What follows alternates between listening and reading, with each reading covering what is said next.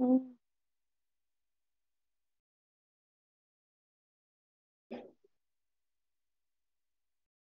I've written him, Dr. Jahil. Let's see when he will join. I think he may be waiting for 12. Well, it's already 12. I think he will join soon. This meeting is being recorded.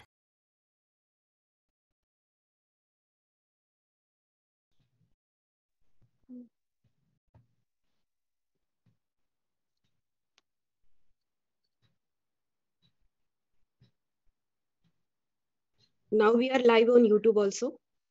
Yes.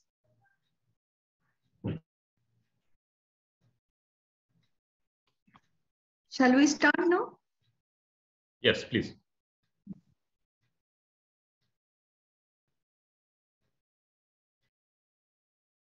So you should start. Okay, okay, sir.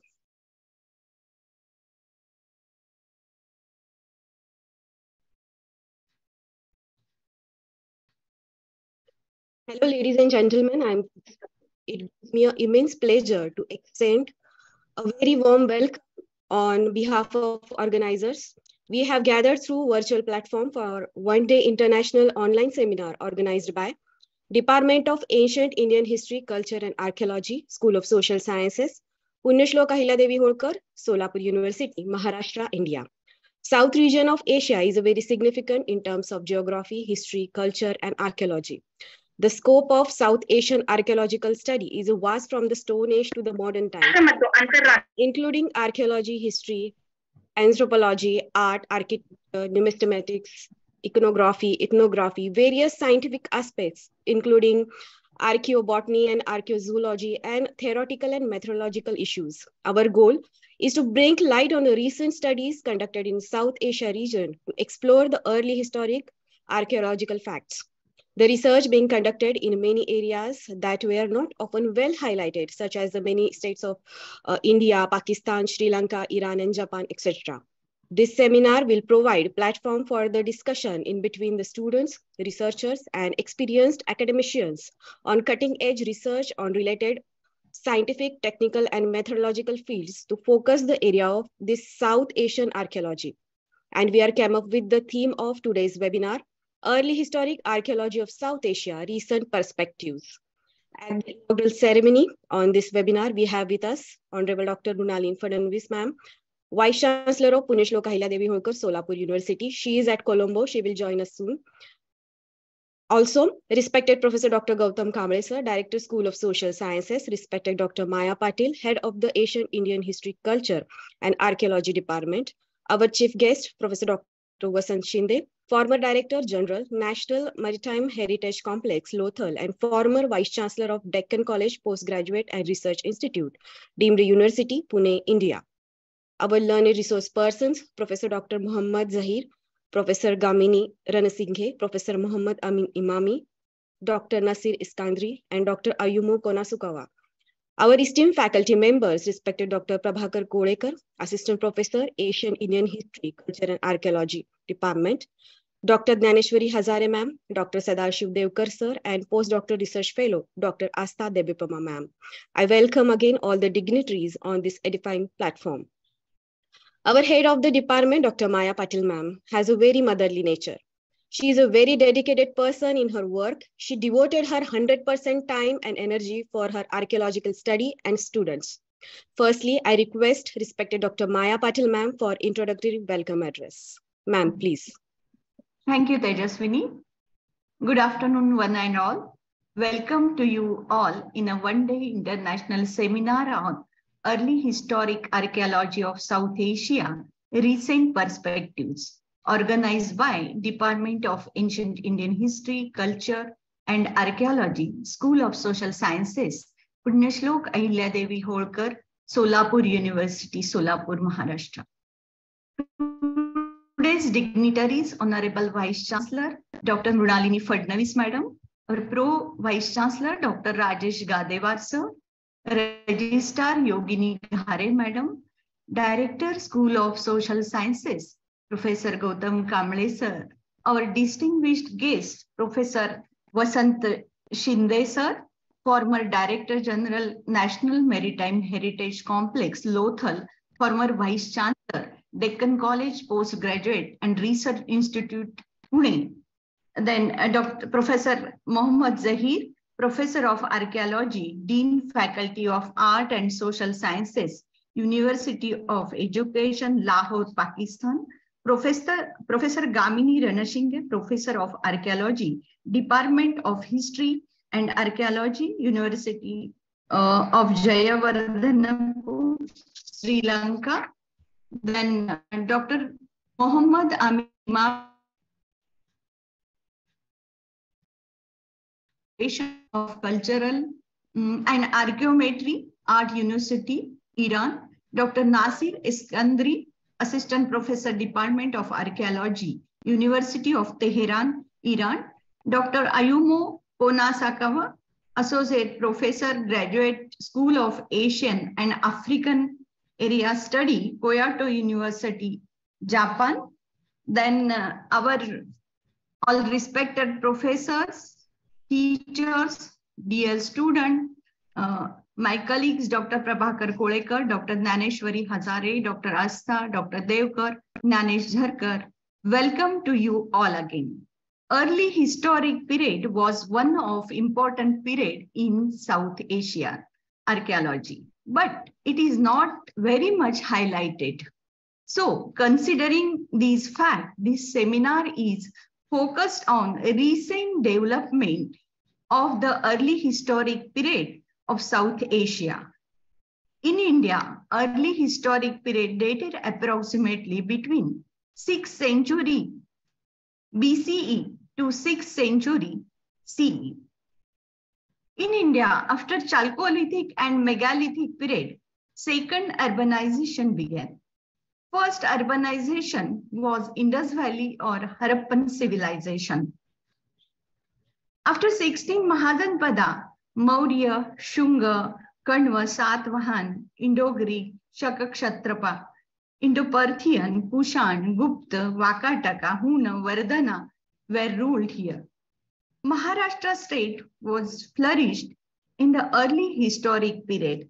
Satvana was the first dynasty who ruled over Maharashtra. Then Kshatrapa, Vakatak, Badami Chalukya, Rashtrakuta, etc. were ruled here. Arthashastra by Kautilya, Gatha Saptashati by King Hal, Periplus of Erythraean Sea and some Buddhist literature are the best literary sources of early historic period. Excavations, inscriptions, coins are primary sources for this to study. Excavations are more important to reveal the facts through the excavated material. It proved that Paitan, district Aurangabad, Ter, district Usmanabad, Junnar, district were the prominent towns of Satavahan, whereas Kalyana, Nalasopara, Chaul were the important seaports. Paitan was the first capital place of Satavahana, and it has been proved that Tagar, that is Ter, Junnar, was an important business town in the early historic period. Excavation at Wakau, Karkal, Narkhed from Solapur district of Maharashtra. These sites are excavated by our department only. This site reveals the antiquities and some potteries which are from early historic period. It means Maurya pre-Satvahana, post-Satvahana period was revealed from this area. I hope we will gain new insights and approach from this seminar. Thank you very much. Dr. Maya Patel, ma'am, for a very beneficial beginning of the seminar. Now it's time to introduce with our chief guest. I request Dr. Prabhakar Kolekar, sir, to give a brief introduction of today's chief guest. Hello, am I audible? Yes, sir, you are. Hello, namaskar, all of you. I'm Dr. Prabhakar, Department of Ancient Indian History, Culture and Archaeology. Today, I'm here to introduce today's chief guest and inaugurator of this seminar, renowned scholar and archaeologist, Professor Dr. Vasant Shinde, sir. He is a CSIR Bhatnagar Fellow, Center for Cellular and Molecular Biology, Hyderabad. He has been conferred the honorary degree by the Vikramshila Hindi University, former professor of and vice chancellor of Deccan College Postgraduate and Research Institute, Deemed University, Pune, and founding director general, National Maritime Heritage Complex, Gandhinagar. He was assistant professor at the National Institute of Advanced Studies, IIC campus, Bengaluru, and director of the Rakigadi Research Project. He has a huge kind of research experience, 42 years research experience. His area of specialization is South Asian protohistory, field archaeology. Professor Shinde has been teaching post-graduation course in archaeology since 1982 at the Deccan College, Deemed University, Pune, Solapur University, as well as the University of Science, Budapest and Hungary. He has been also conducting teaching from the postgraduate diploma course at the Institute of Archaeology, Archaeology of India, New Delhi. Professor Shinde has also the supervisor of vast number of MA, PhD research students. At present, 54 MA students got the degree from his guidance. 37 PhD scholars have completed their research under his supervision, and 59 theses evaluated by him. Professor Shinde has been pioneer in the archaeological research since the last 43 years, specializing in the protohistory of South Asia, maritime history, as well as field archaeology. He has completed 16 research projects. In the process, which he has collaborated with the scholar institute from around the world, from the institute of such as the University of Pennsylvania and Wisconsin in the United States of America, Cambridge in Oxford University, United States, to the International Research Center for the Japanese Studies, Research Institute for the Humanities and Nature, Seoul National University, College of the Medicine, South Korea, and so on. He has also directed as a vast number of excavations around the country, from the Harappan sites in Gujarat, Haryana, to Chalcolithic site in the Madhya Pradesh and the Deccan, protohistory and the protohistoric and the early historic site in the Rajasthan, Maharashtra. Presently, he has been directing the very prestigious international research project in the largest Harappan site of the Rakigadi in Haryana. In the course of his research work, Professor Shinde has also traveled extensively to deliver the lecture in the Israel, Pakistan, Bangladesh, Sri Lanka, Iran, Denmark, France, England, Germany, Belgium, Italy, Oman, Malaysia, China, Japan, Singapore, South Korea, Turkmenistan, and Asia, as well as the North and Central America. He has been awarded the number of honors and scholars from the various national and international bodies. Professor Shinde has delivered not less than 225 special lectures in a different part of the India and 48 institutes abroad. He is a member of 20 national and international academic bodies. His contribution to the archaeology in India and abroad take them from the large number of research papers, edited volumes, other publications comprising 13 books, 2 monographs, 19 edited books, 133 papers in national and international level, and 73 research papers in the international journals, along with the additional 24 popular articles in the magazines and the periodicals. Professor Shinde has established the Society of South Asian Archaeology, that is SOSA. So we are very fortunate to getting this kind of renowned personality to inaugurate this seminar. I welcome you, sir, from the Punyashlok Ahilyaji Holkar Solapur Institute, Department of Ancient Indian History, Culture and Archaeology, and the School of Social Science. Thank you. Thank you. Thank you, Dr. Prabhakar Kolekar, sir. Now it's time for inaugural speech of Professor Dr. Vasant Shinde, sir.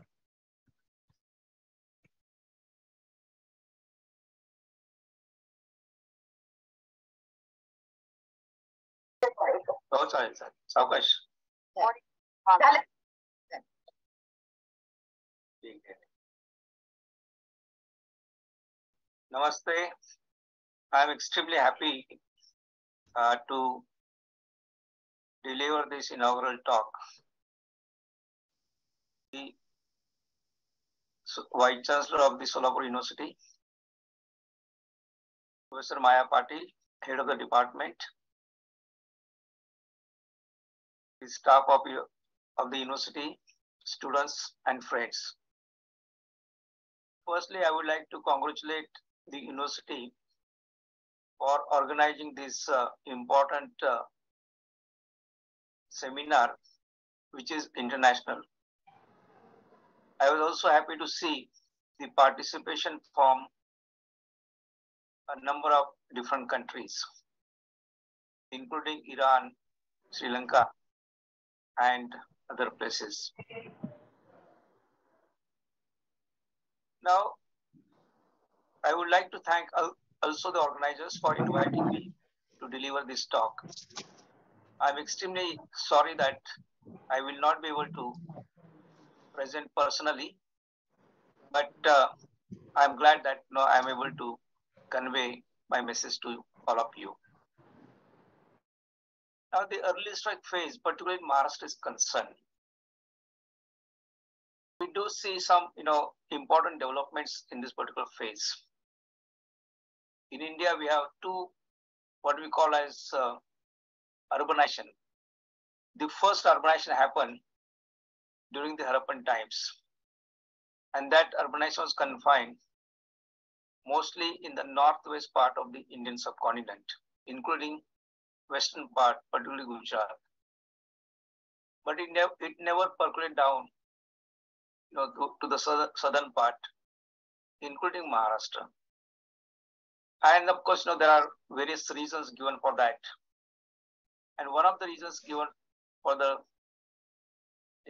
not happening this particular urbanization in that part was that the black water soil does not support good agriculture unless it is deeply plowed. And the Harappan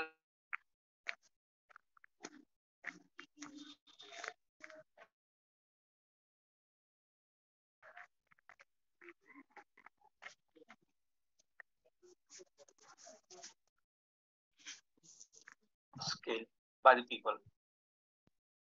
And then only now we see the development happening in the Deccan region, in southern part of the country. Now, why this second urbanization has taken place slightly late compared to North India. In northern India, it had, the process started around 6th century BCE, and by 4th century BCE, the urbanization almost was at its peak. But in the southern part, it was slightly late, maybe around 2nd century BCE. And the reason given for that is that perhaps the elements were developed in the Ganga plain in North India, and then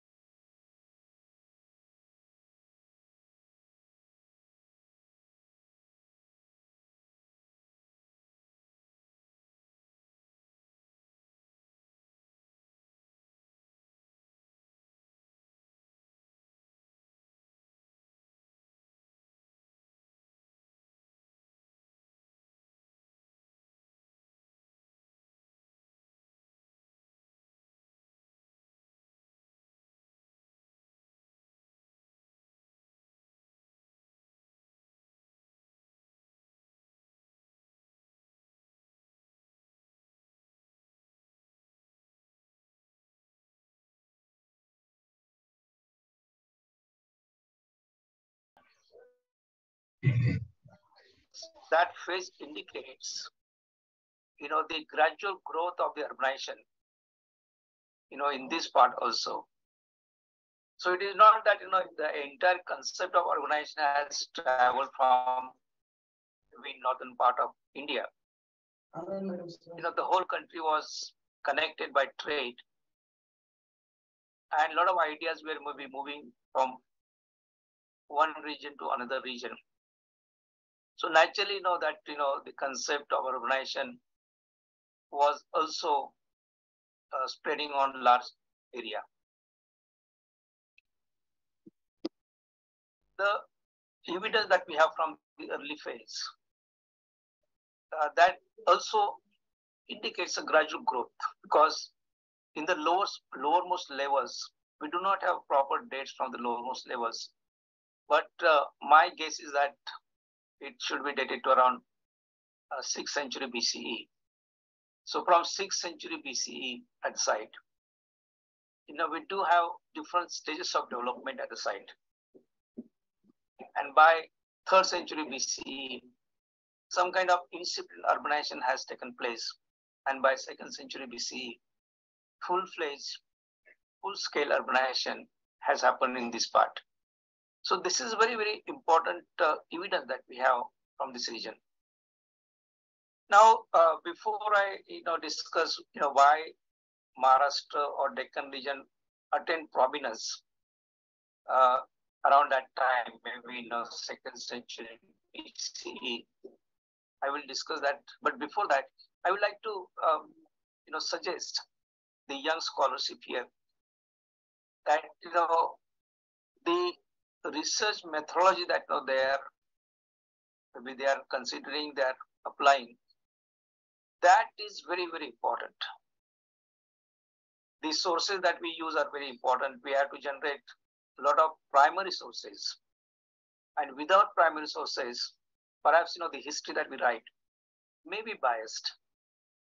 So in that case, and also what is important here, that all the available sources, whether it is primary sources, secondary sources, literary sources, even this the oral sources, oral traditions that we have, they are very important.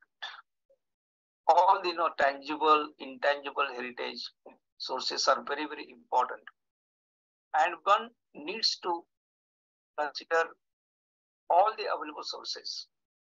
In case only one source is used, perhaps we will be able to reconstruct maybe a biased history.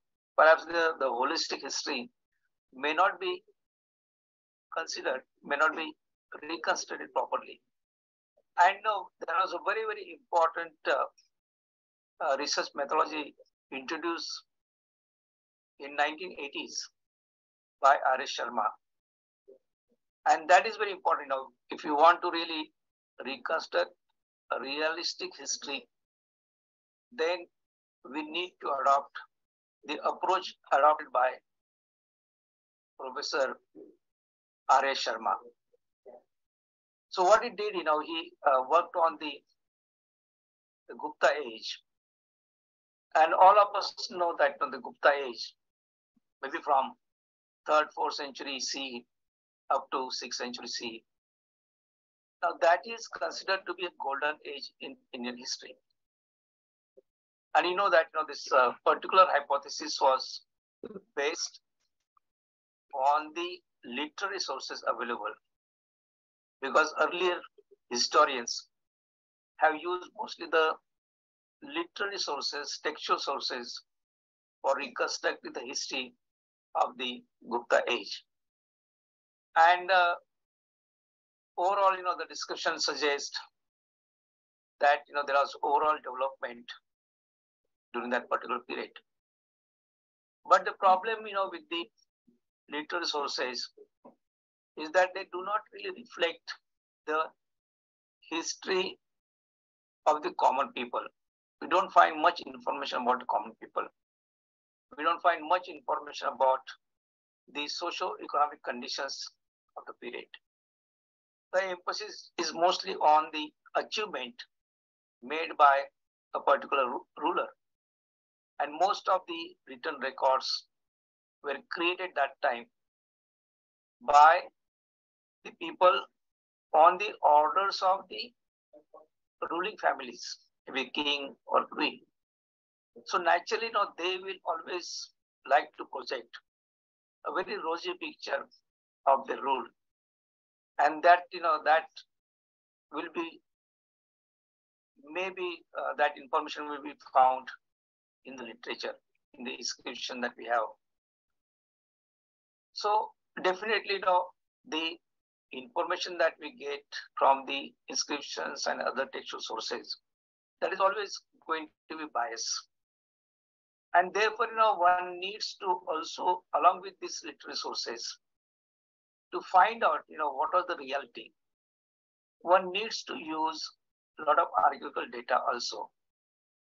Now, fortunately, we also have been excavating a lot of early historic, medieval sites in the country.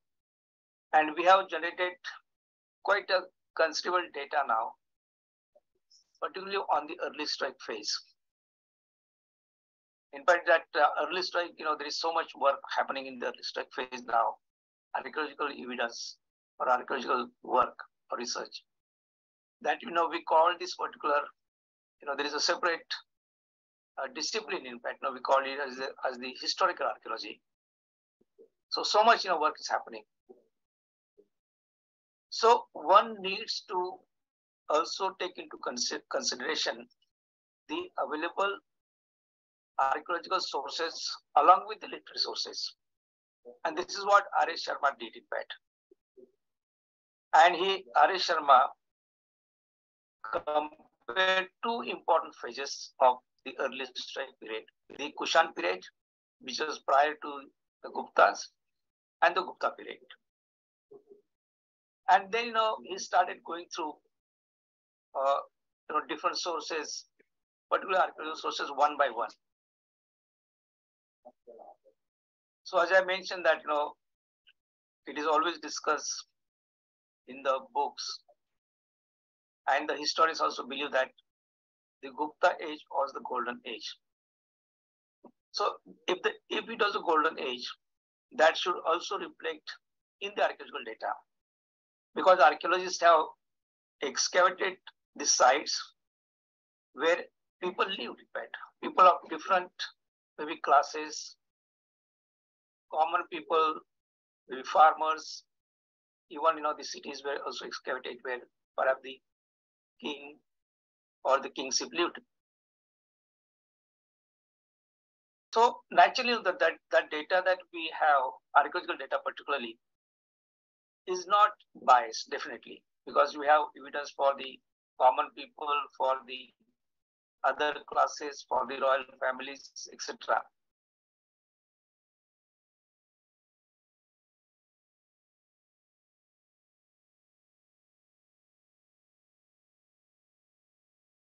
So that is, that is what R.A. Sharma had considered.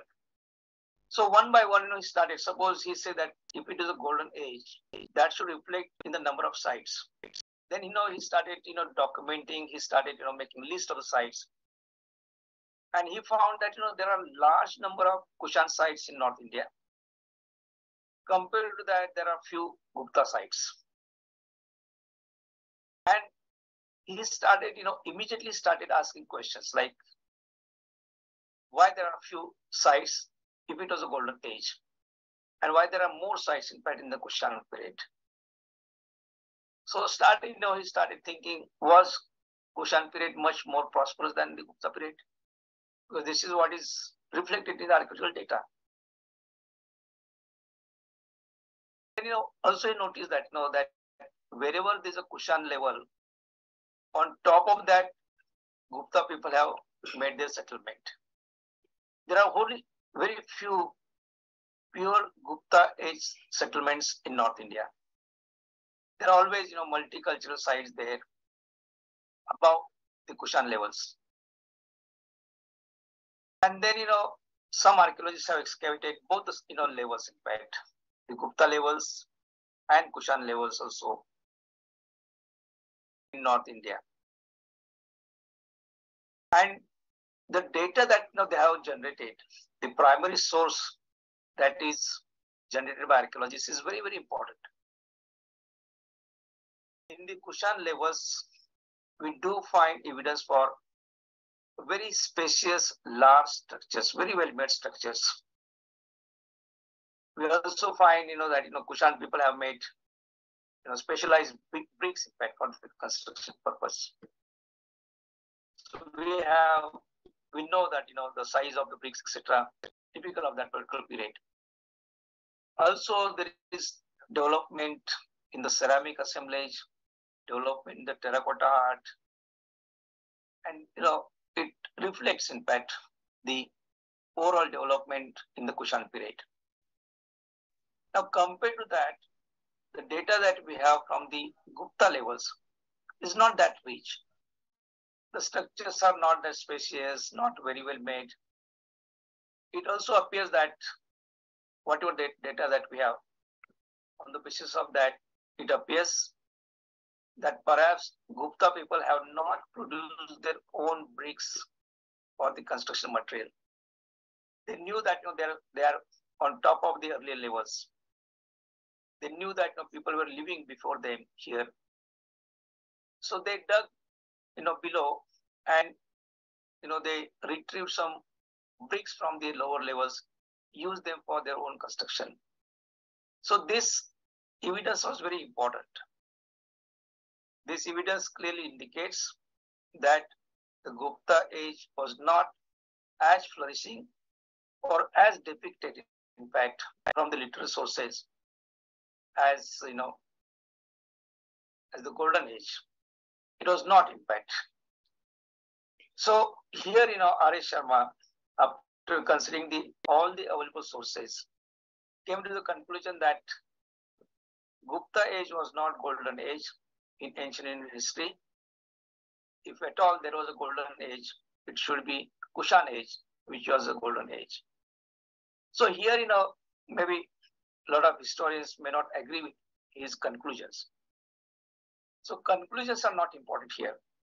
What is important here is that the methodology that we adopt for reconstructing history is very, very important. The sources that we use for writing history is very, very important. So we have to give a lot of emphasis on this particular aspect. And if we can do that, I'm sure that, that the history that will be written from here onward will be true history. And exactly the same method we adopted at the site of Junnar when we were excavating the site. Again, we have excavated the Satwan phase, the first dynasty in the Deccan region. And again, the earlier history of Satwan was written mostly on the inscriptions found maybe in number of caves, the rock-cut caves in the Deccan region in Maharashtra and other parts. And that picture again, was different, but the literary sources again was painting as a glorious phase in the Deccan region. But when we excavate the evidence of the people living at some sites, then we realize that that it was not that golden age. In fact, it was not that flourishing phase. So this is how we were able to use our sources for that.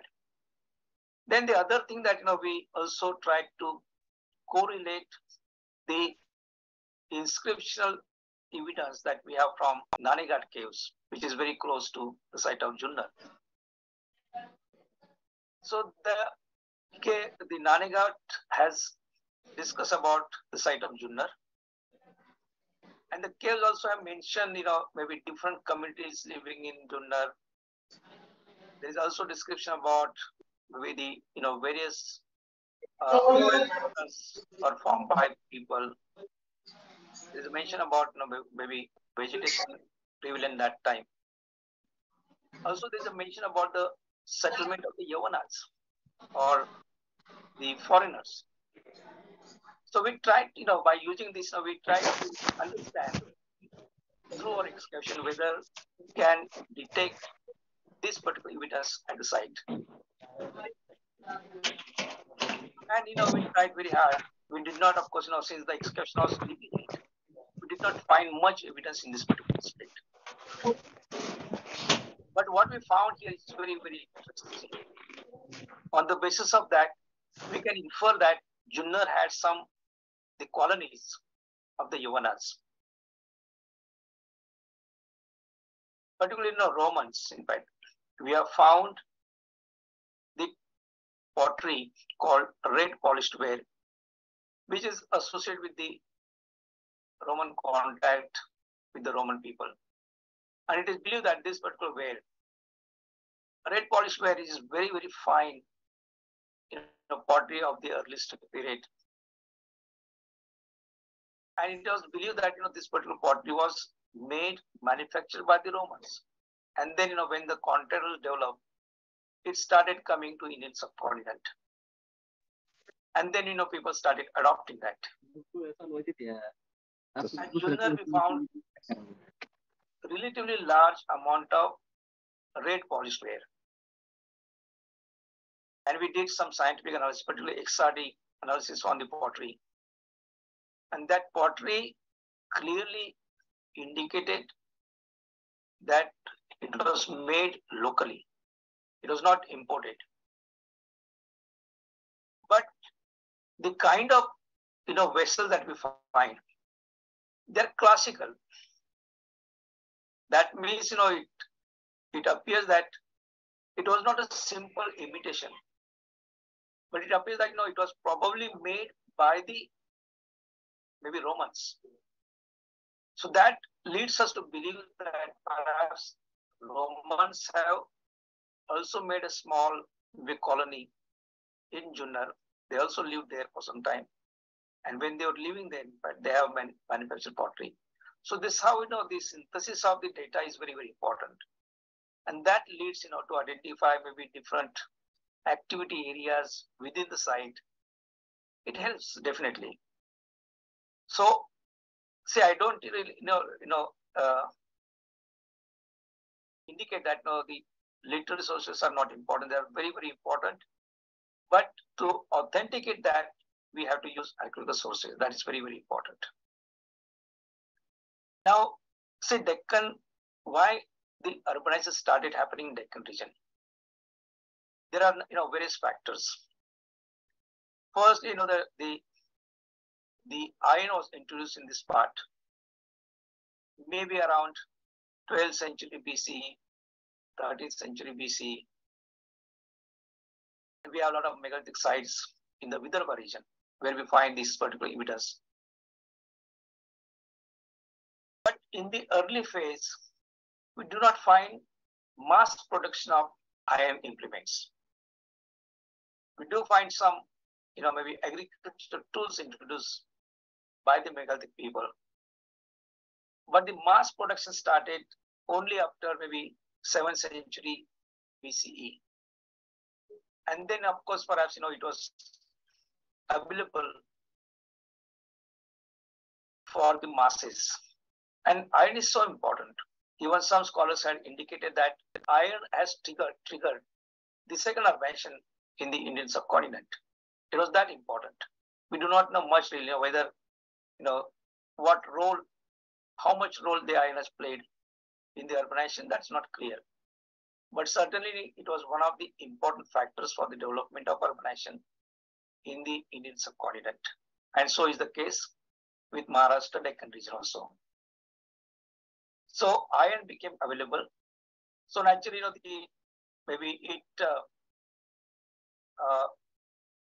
maybe the development became faster because of that.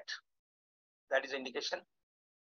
Secondly, as I mentioned earlier, that unless the black cotton soil is plowed deeply, you will not be able to produce surplus amount of food grains.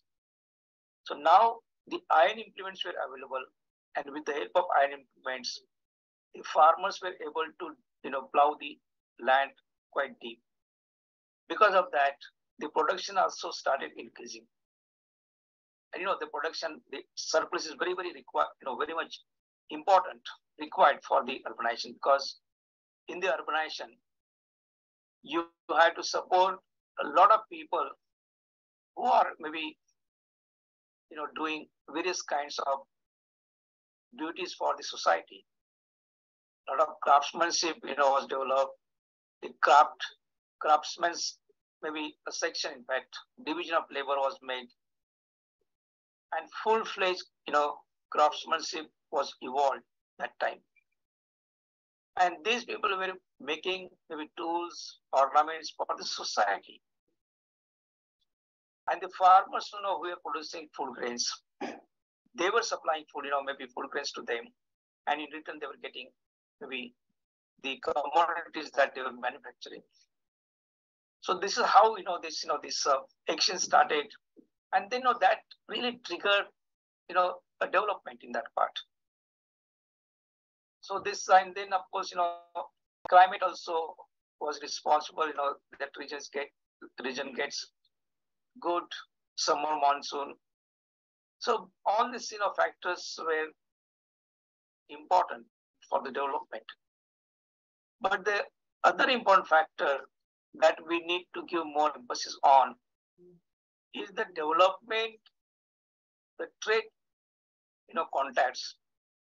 The Deccan people or the people from Maharashtra or the coastal part of maybe Western India, they started developing very extensive, intensive contacts with the Roman Empire. And Roman Empire was very flourishing. We have the evidence of that.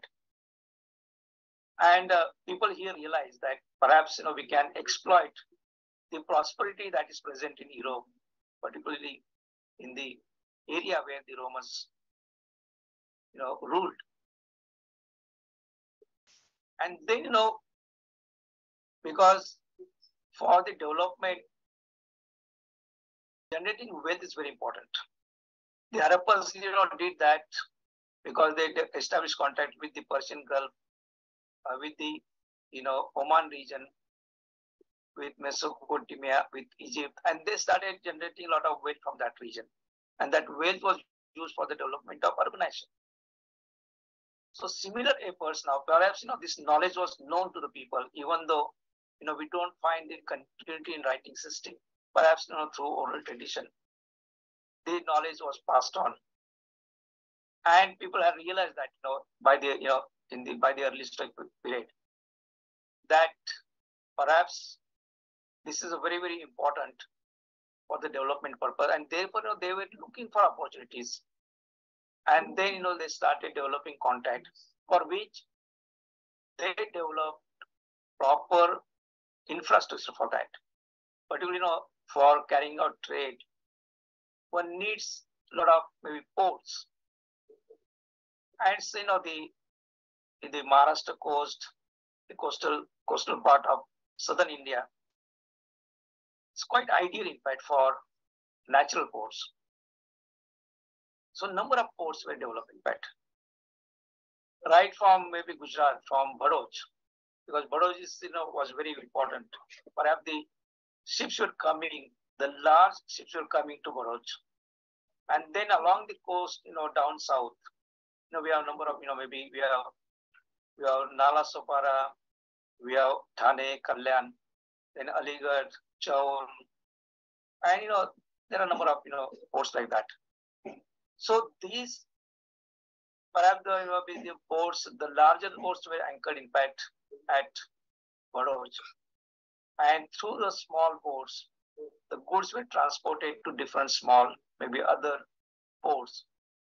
So that facility was created, and because they were able to develop this facility, the Indians started exporting a lot of goods to the West, and through that they started generating a lot of wealth, a lot of ideas. When we talk about trade, it is always two-way traffic. Not that only things were going from India to that part. The Satwan kings, perhaps they started importing a lot of gold from that part. They started importing wine, some precious things from that part also, and the essential commodities were sent from here. But it was spices were sent on very large scale from this part. So that is how this the trade was developed, and that also was responsible for the development of cultures in this part. So we do find very strong evidence in this respect. We have also evidence to indicate that not only the Romans were trading with India, even the Persian Gulf region also was trading on a large scale. At the site of Junnar, we have found one ware called BI ware. It is maybe some kind of lustrous ware, and this ware was produced in Persian Gulf region, and we have only a couple of shards of this ware. So that is also indicator. This pottery was not made here; it was imported. So that is also indicator of a contact with other regions also. So because we have maybe sufficient or ample evidence to indicate contact with Roman. Most of the time we talk with the contact with the Roman Empire. But along with the Roman Empire, they also had developed contact with other regions like Persian Gulf region also. So now we need to really understand. We need to understand the impact of this on the urbanization in this part. And then once it was triggered, the urbanization was triggered in this part. Then the pace was very rapid. Then it continued, of course. Then of course there are ups and downs happening. So for understanding this process now, see, we have understood the contact with outside region, definitely. We also realize that urbanization has taken place in this part at some stage, maybe around 2nd century BC. But the preceding phase, that is not known. Only we have found some indications at Junnar. So now we have to give a lot of emphasis on the preceding phase, work more on that. That is a big challenge, in fact. Maybe the younger archaeologists will maybe think about this. They will start working on this. Also, we need to understand maybe the sea level, that was, what was the, condition of the sea level that time? What were the, maybe climatic condition? Climate is very, very important. So we need to generate data in this respect. And also,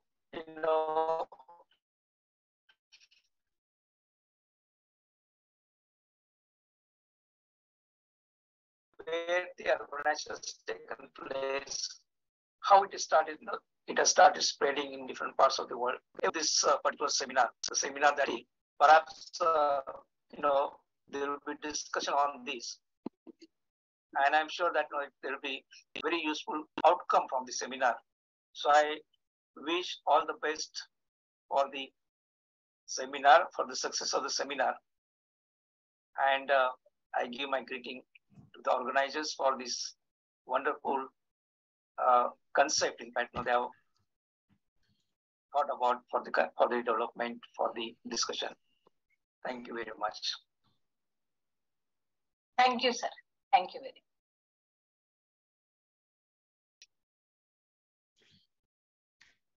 So that was the inaugural speech by Professor Dr. Vasant Shinde. I must express my gratitude to eminent Professor Dr. Vasant Shinde, sir, for his efforts and perceptive inaugural address.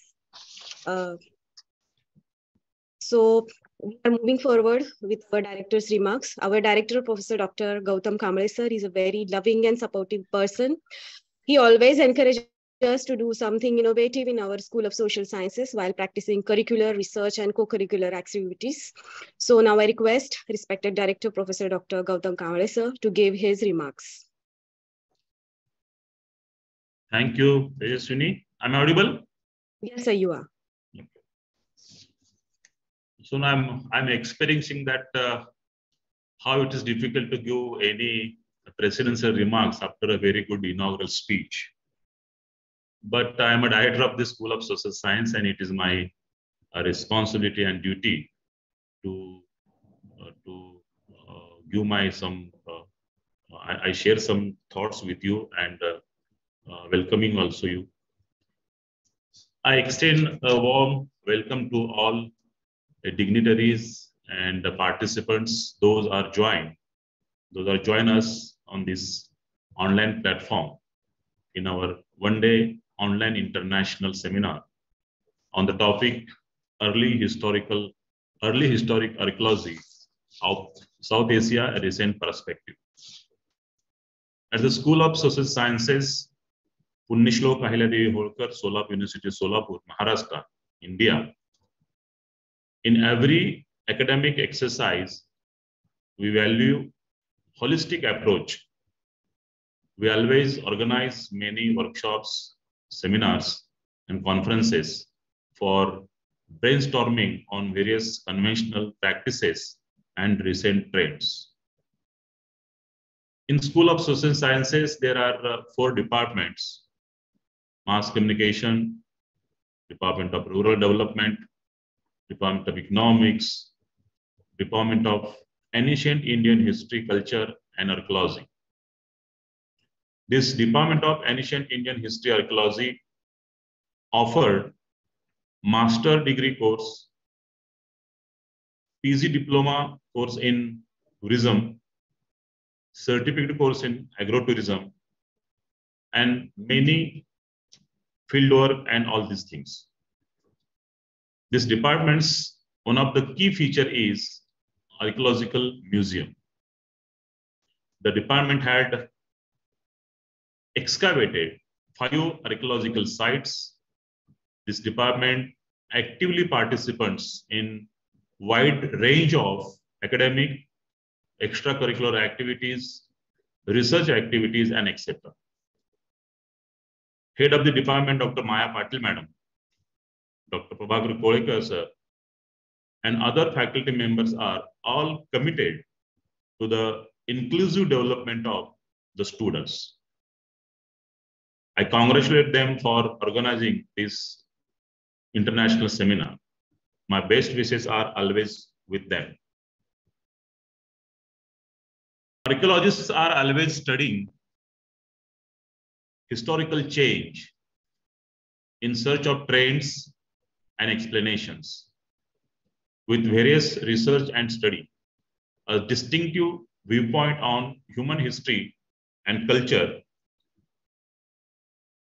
is provided by early historic archaeology in South Asia, especially Sri Lanka, Pakistan, Japan, Iran, and India.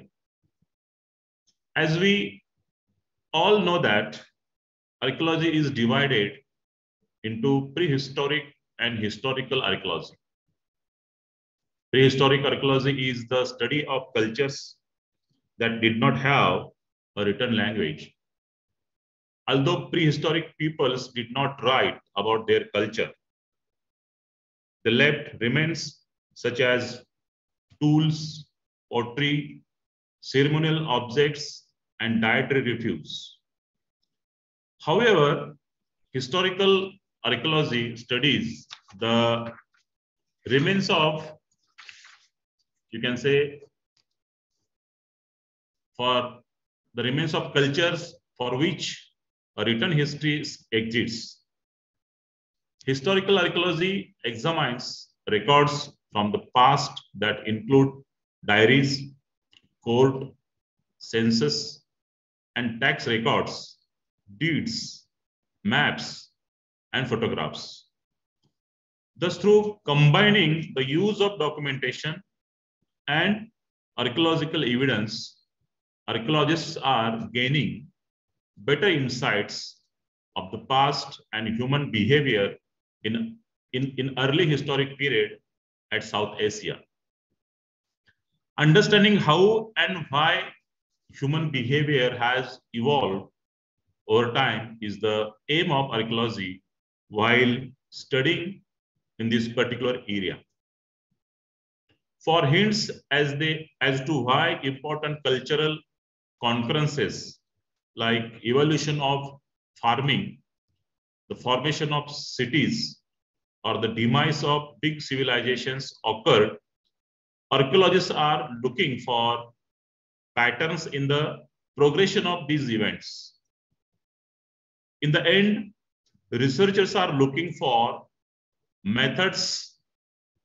Researchers are looking for methods to more accurately forecast how civilization, including our own, will evolve and how to better plan for the future. In the seminar, experts will give more insights on early historic archaeology of South Asia recent perspective. I think that just we listened a very excellent speech delivered by Professor Vasant Shinde, who is a very well-known archaeologist in our country. At the end, I must express my gratitude to our Honorable Vice Chancellor, Dr. Mrinalini Fadnavis Madam, for her tireless efforts to advance the institution and for her active participation in all of its endeavors. I'm grateful that Professor Vasant Shinde, Professor Dr. Mohammad Zahir, Professor Gamini Ransinghe, Professor Mohammad Amin Imami, Dr. Nasir Iskandari, and Dr. Ayumu Konasukov accepted our invitation of this seminar. Their experts' talks will definitely offer a better understanding to the students and researchers. Thank you and have a fruitful seminar ahead. Thank you very much. Thank you, Professor Dr. Gautam Kamble, sir, for your valuable remarks. Dr. Maya Patil, ma'am, Honorable Dr. Mrinalini Fadnavis, ma'am, have joined the seminar. No, Tejas, she has not. So shall we proceed with the vote of thanks? Yeah. Okay. So we have reached at the last point of this inaugural session. I request Ganeshwari Hazare, ma'am, Assistant Professor, Department of Ancient Indian History, Culture and Archaeology, to offer a vote of thanks. Good afternoon, everyone, to one and all present here. Respected Director Gautam Kamble, sir, our Head of the Department, Dr. Maya Patil, ma'am, Dr. Prabhakar Kodekar, sir, and other faculty members, and our most distinguished Chief Guest, Professor Vasant Shinde, sir, and all the other participants.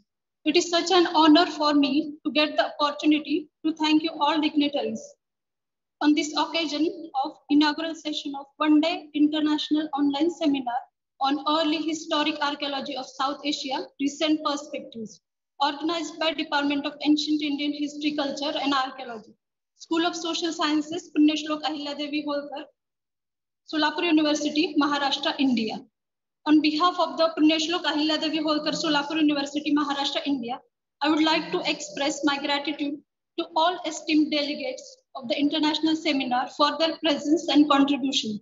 First of all, I would like to propose hearty vote of thanks to our Honorable Vice Chancellor, Madam Dr. Mrinalini Fadnavis, for giving us an opportunity to organize this seminar. I extend my gratitude to our Pro-VC, Dr. Gadevar Sir, and Registrar Ma'am, Dr. Yogini Khare, for their encouragement and support. A special thanks to our Director, Professor Gautam Kamble, sir, for providing immense support to make this seminar successful.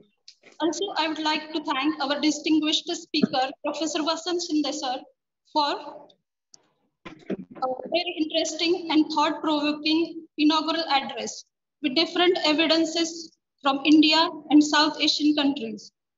I would like to express our profound gratitude to our distinguished speakers, Professor Mohammad Zahir from Pakistan, Professor Gamini Ransinghe from Sri Lanka, Dr. Mohammad Amin Imami, sir, and Dr. Nasir Iskandari, sir, from Iran, Dr. Ayumu Konasukava from Japan, to take out time from your busy schedule to grace this event. I'm happy to express vote of thanks to all our respected faculty members. Finally, the wonderful students who have turned up in such great numbers, not only from our department, but also from other departments of Maharashtra, Kashmir, West Bengal, and various parts of India. Thank you so much for your cooperation. Once again, I thank all scholars, participants for your cordial cooperation. Thank you. Dr. Ganeshwari Hazare, ma'am, with this inaugural program is concluded by the vote of thanks. So I announce, with the permission of prior permission of our organizers, the inaugural ceremony is over. We will continue first session after 10 minutes. We will taking the second session ahead with the Professor Dr. Muhammad Zahir sir from Pakistan and Professor Gamini Ranasinghe sir. So we will join after 10 minutes. Thank you. Thank you all of you.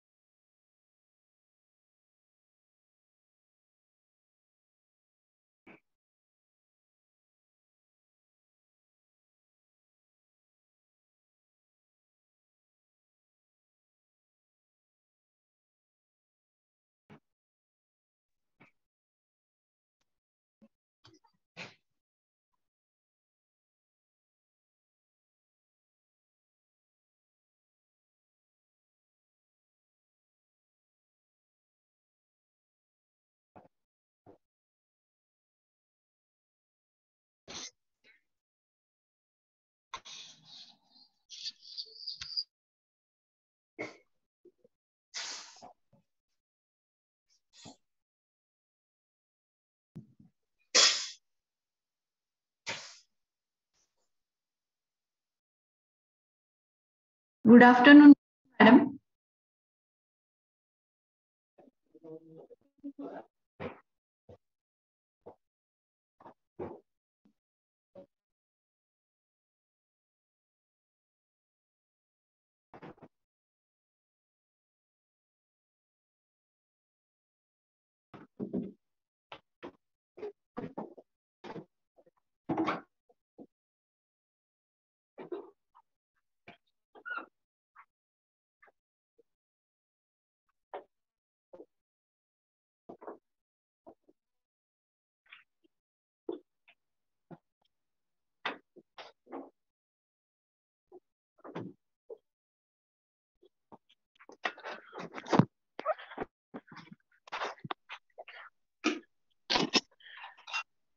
Hello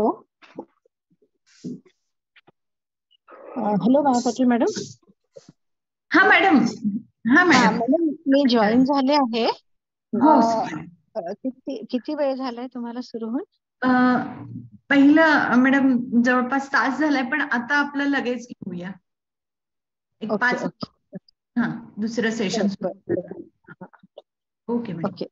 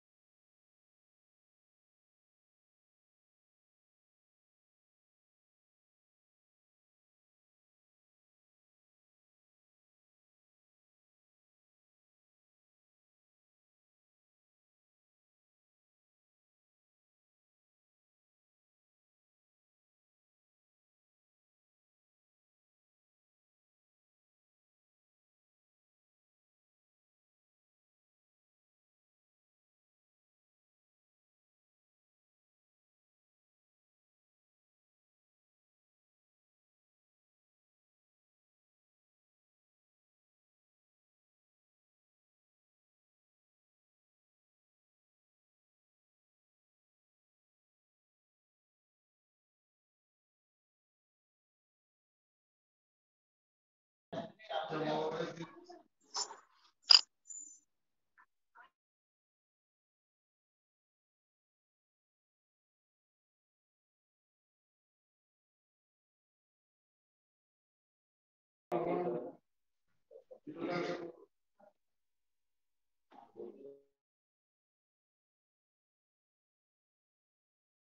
all dignitaries and participants for one-day international online seminar organized by Department of Ancient Indian History, Culture and Archaeology, School of Social Sciences, Punyashlok Ahilyadevi Holkar, Solapur University, Maharashtra, India.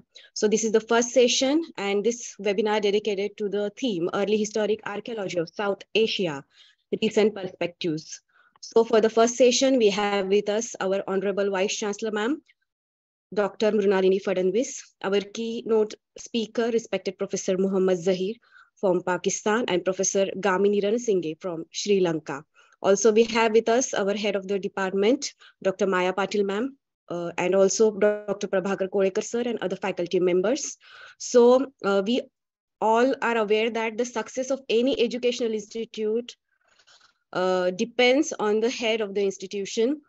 The Vice Chancellor of our university, Honorable Dr. Mrunalini Fadnavis ma'am, is a very driving force who manage, coordinate, guide, and supervise various activity at our university.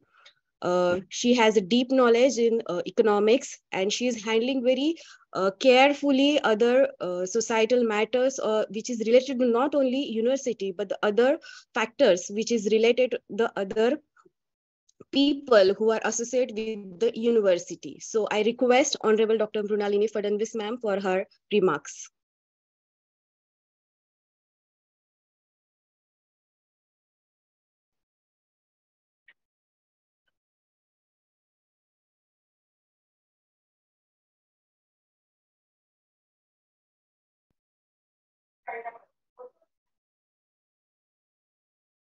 Hello.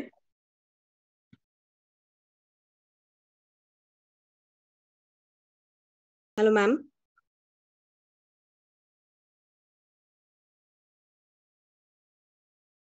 Yeah, now can you hear me? Yes, ma'am. Yes. Yeah. So let me just give a minute only because I am at Sri Lanka and I have to connect the system well with you people. Yes, ma'am, please. Yeah. I think the video is not coming. I think it's okay if it is not coming. Yes, ma'am. Now, yeah, it has got the video as well. So thank you very much, Tejaswini, and all the dignitaries present over here, especially those who are the invited speakers. I'm really welcome you on behalf of Punyashlok Ahilyadevi Holkar, Solapur Vidyapith, Solapur, for joining us. Welcome to all keynote speakers and other dignitaries, those who are the part of this international program, and all my dear colleagues, those who have really worked hard to carry out this particular international seminar, or rather we can say the webinar for the understanding of the issues which is related to the archaeology, as well as the issues which is very important from the point of view of understanding the development of South Asian growth through the archaeological system. So again, from my side, I welcome you again, and I'll now move to the topic, because here also I was having a session. So I have completed one, and in between I have tried to collaborate with you. I'm so very happy that I can do this. Now coming to the part of this archaeology or the indigenous thing, which we supposed to or need to understand first, preserve it, conserve it, and can move to the area where a collaboration, cooperation is necessary in the Southeast Asian region, or the, you can say, the SAARC region, which has been a regional group, but still it is important for all of us. So coming to the area where these are the historical places in which we are working from many years, not only that like the archaeology department, but the related areas which is close by, like history is one part, tourism is another part, then also which is related to the studies of the environment, which is very close to our heart as well. So we are trying to focus on these issues from the point of view of understanding that how this can be worked out for a better collaboration and cooperations in this region. Now coming to the part that considering the research and studies as well as the learning part of these things, I would like to say this is a little bit setback that in a few years back, we have not given much importance for the preservation of such type of historical monuments, archaeological system, which they are in the scientific nature, our forefathers have developed it. So what must be the science behind that? What must be the social science behind it, and what must be the mathematical calculations they must have done in that era, which is so much important for all of us to understand. Why I'm saying this, suppose a temple has been designed, suppose a fort has been designed, and something like that, which is close to the human development or the human protection. Normally, as a student of economics, I say it's a human capital. And human capital is also related, if everything is which has been made for the development of the human society, that is the human capital. And your subject is also the part of this. Like this system of archaeology is for the human, by the human, and you can say it is always for the human development. And therefore, the first part is that, are we ready to protect it as it is? Because they say a lot. The stories of this type of human intervention for the development of different type of monuments is a part of which we need to understand that why the time must have been invested, maybe from the point of view of art, maybe from the point of view of understanding the boundaries of particular regional group, as well as for the political purpose, or maybe some issues which is close to the like water management and the system which is need for the human being. As we are very proud, privileged that we are from the university which is named after Ahilya Devi Holkar. She has also made such type of or articulated such type of areas, which is the artistic, which is beautiful, but also giving benefits to the human being, and human being were benefited, and still they are benefited through different type of actions which has been taken 300 years back. Similarly, many other people, those who are associated in and out in those days, they are the part and parcel of such type of development. So what I mean to say that protection is one area where we need to understand that this is the part of our own culture, not only the culture of one particular region, like we are talking about the South Asia, it is also the part of the world culture as well, because we are giving some messages to them from the point of view of the scientific nature. There are some ideas which has been proved that if such type of protection has been given, such type of temple has been made, such type of dharmashalas has been made, or such type of areas has been developed, that will give boost to the human society, or that will be protection of the human society. And therefore, we need to protect. If you are destroying, making them to such areas that which is not been utilized properly by the human being, I think that will become a challenge in our life. So that should not happen. Another part which I would like to say, that these are the study materials for the research as well as for making some practical aspects to understand. So research in the sense, suppose and designing of a tank has been made. Suppose there is an area which has been very indigenous, but it has been taken care because of the soil of that area is like that, which protect the water management system, which can protect the rainfall, or which can protect the different type of philosophies which we have. So that research work we need to understanding will the generation, or giving back to our young generation, and they can also able to understand that what was the importance of such areas. So research is always like transforming knowledge in a such a way that it should have a logical reasoning behind that. So this is the research area in a wider perspective, we can say, but that is very important.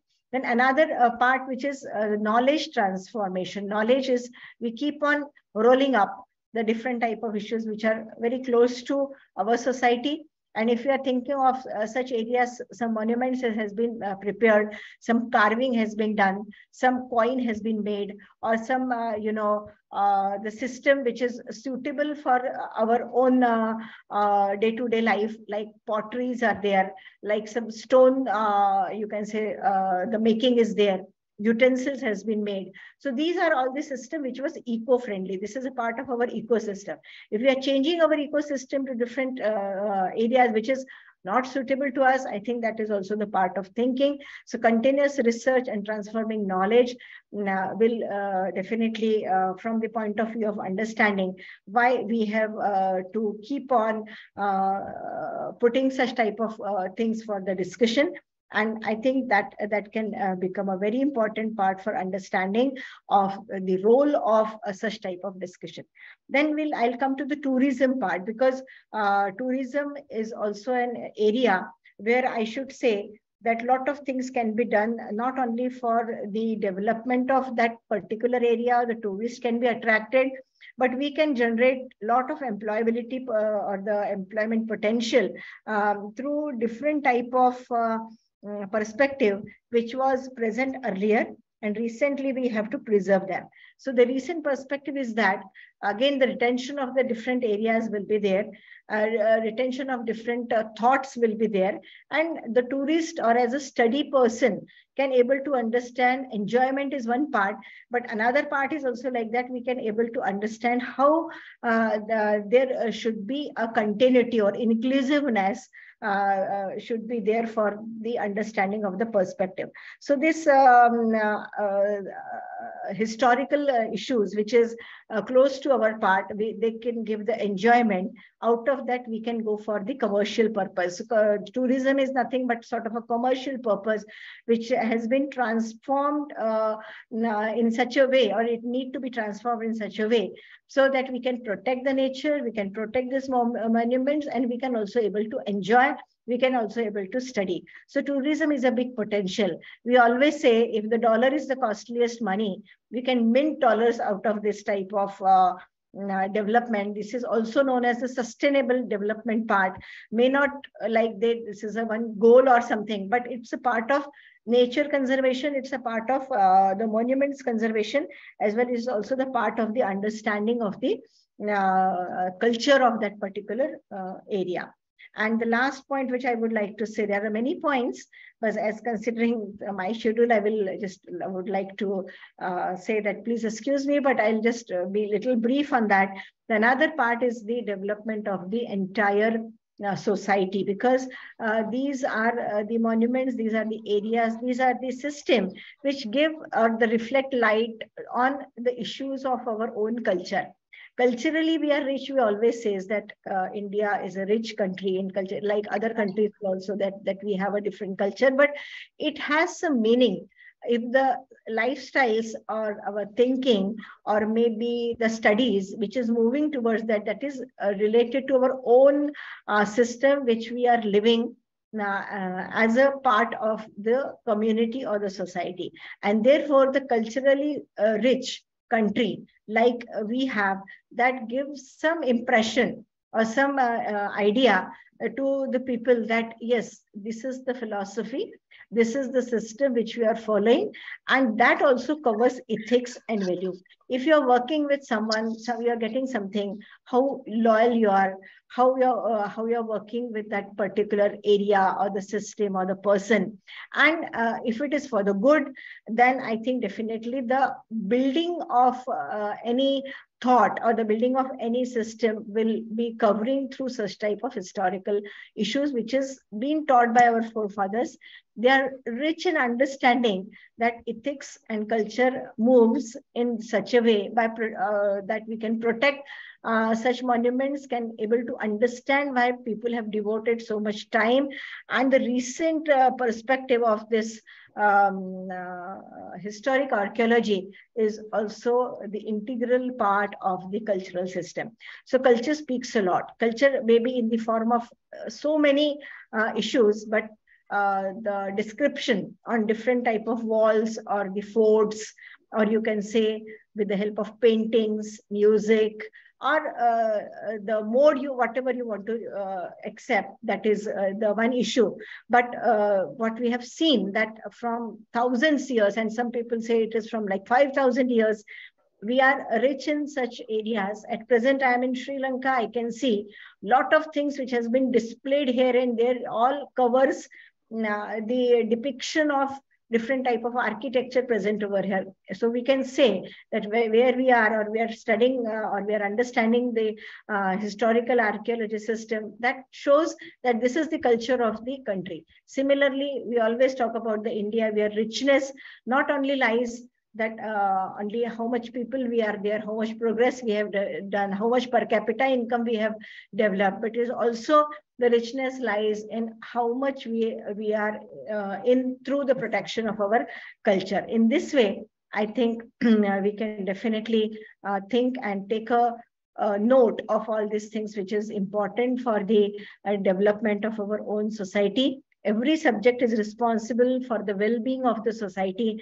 And I think this particular topic has been chosen by our Department of Archaeology, and that entire team needs a big congratulations, because they have given a focused attention for whatever we have and what next we have to do in coming years. The recent thing which we need to understand and keep on shifting towards the next generation. I think that is most important part, which we can say it's a hand holding for all of us, and that is the duty of this particular you can say the humanity, the present people, those who are working in this, that it should be carried out for the betterment of the society. And I think that can be very important part of thinking, and on that basis different type of issues which are correlated to each other. The employment can be there, studies can be there, research can be, and like that, so many things which we are talking day-to-day life, but that makes a big impact on our all economic system, all our commercial system, value system, education, that goes always hand to hand. So again, my congratulations to the Department of Archaeology and that team. You have taken a well effort and good topic for the understanding of the culture, history, and related all related things, even the sustainability also the part of this type of issues. And I wish you a very good luck. And I also declare that this conference is open. The day-long discussion will be definitely used for all of you. Thank you very much. And I will take leave after 2 to 3 minutes. So please excuse me for that. Thank you so much. Thank you, madam. Thank you, Honorable Dr. Mrunalini Fadnavis, ma'am, for your valuable time and mindful remarks. The first session we have with us Professor Dr. Muhammad Zahir, Professor of Archaeology, Dean, Faculty of Arts and Social Sciences, University of Education, Lahore, Pakistan. So welcome, sir, at this seminar. Thank you very much. It's really a pleasure and honor to be here with all of you. I'm very much thankful to you. Thank you, sir. Looking forward for your keynote address. So firstly, I request Dr. Asta Debyapama ma'am, our postdoctorate fellow, to give brief introduction of today's keynote speaker. Thank you so much, Tejaswini. On the behalf of Punya Slok Ahilya Devi Holkar, Kolhapur University, Department of Archaeology, it is my pleasure to introduce keynote speaker of today's one-day international seminar, Early Historic South Asia, Recent Perspective. Professor Dr. Muhammad Zahir is one of the well-known scholars, archaeologists from the Pakistan, and he keeps getting invitations from various institutions from India. But we are grateful to him for choosing to be part of our international seminar to benefit our students from his valuable research experiences. Professor Dr. Muhammad Zahir is currently working as a professor in archaeology in Department of History, Arts and Cultural Heritage at University of Education, Lahore, Pakistan. Professor Dr. Muhammad Zahir is also Director and Dean of the Faculty of Arts and Social Sciences at the same university. And he is also the Director of the China Exchange Center in the same university. Dr. Zahir is recipient of gold medal from University of Peshawar for his master's degree in archaeology. His PhD is from University of Leicester, UK, and he has successfully completed his postdoctorate from Harvard University, Cambridge. And if we see the regions in Pakistan where he has done his extensive research, and those are Khyber Pakhtunkhwa, Balochistan, Punjab, Gilgit-Baltistan, etc. The main theme of his research interests are like emergence and decline of Indus civilization, uh, Gandhar grave culture, ancient DNA studies, Buddhist archaeology, and various aspects of theoretical and methodological issues of Pakistan archaeology. He has been co-authored 2 books, and he has authored more than 50 articles on different aspects of Pakistan archaeology, South Asian archaeology, and world archaeology. He has been involved in the excavation and exploration of many archaeological sites within Pakistan and around the world globe. Most important is like he was a part of the excavation of Harappa. And on the lighter note, Harappa and Mohenjo-daro, I think this is a dream site for all the Indian archaeologists. And me and Professor Maya Patil ma'am very eager to visit that site with your help. You're more than welcome. And apart from the Harappa, Dr. Jahir was also part of the excavation and exploration of a team of Peace River Valley, Pelo Peshawar, Deer Valley, Swat Valley, Takshila Valley, Kohistan Valley, and Chitral Valley. As already I have said, apart from the Pakistan, he has been also part of the archaeological expeditions carried around the globe, which are like Gibraltar, United Kingdom, Germany, Switzerland, Italy, Saudi Arabia, and Europe. He has been invited by US Department in its International Visiting Leadership Program during year 2006. The same year, he was also invited by the American Institute of Pakistan Studies. They have arranged and funded his lectures at University of Wisconsin Medicine, California State University, Bakersfield University, and Harvard University. He was the first visiting Pakistani fellow at the Ancient India and Iran Trust at Cambridge, UK. And he has been also recipient of inaugural Aman Fellowship at Howard University, USA. He has been awardee of multi-country research fellowship and grants by Council of American Overseas Research Centers. And he has been nominated as the first Pakistani fellow at Department of Archaeology and Ethnography at Novosibirsk State University, Russia. And he has been also presented and co-scripted the 2 most successful documentaries for Pakistan television. First one is Buddhism in Gandhara, and the second one is Story of Mighty Indus River. So once again, on the behalf of Department of Archaeology, Punyashlok Ahilya Devi Solapur University, warm welcome to you, Professor Jahir. And we are extremely grateful to you for sparing time for us from your busy schedule. Thank you so much. Thank you, Dr. Asta Devapoma ma'am. Sir, we have with us our head of the department, Dr. Maya Patil ma'am, and Dr. Prabhakar Kolekar sir. So, shall we proceed with the keynote? Yeah. So, I request you, sir, to deliver your keynote address. Professor Dr. Muhammad Zahi, sir. Okay. To start, I need a little help. How can I share my screen with you? You just share. Yep. Is there an option? Yep. You can share your screen at the bottom. At the bottom, I'm not seeing any options. Green one. Okay. Got it. Okay, sir.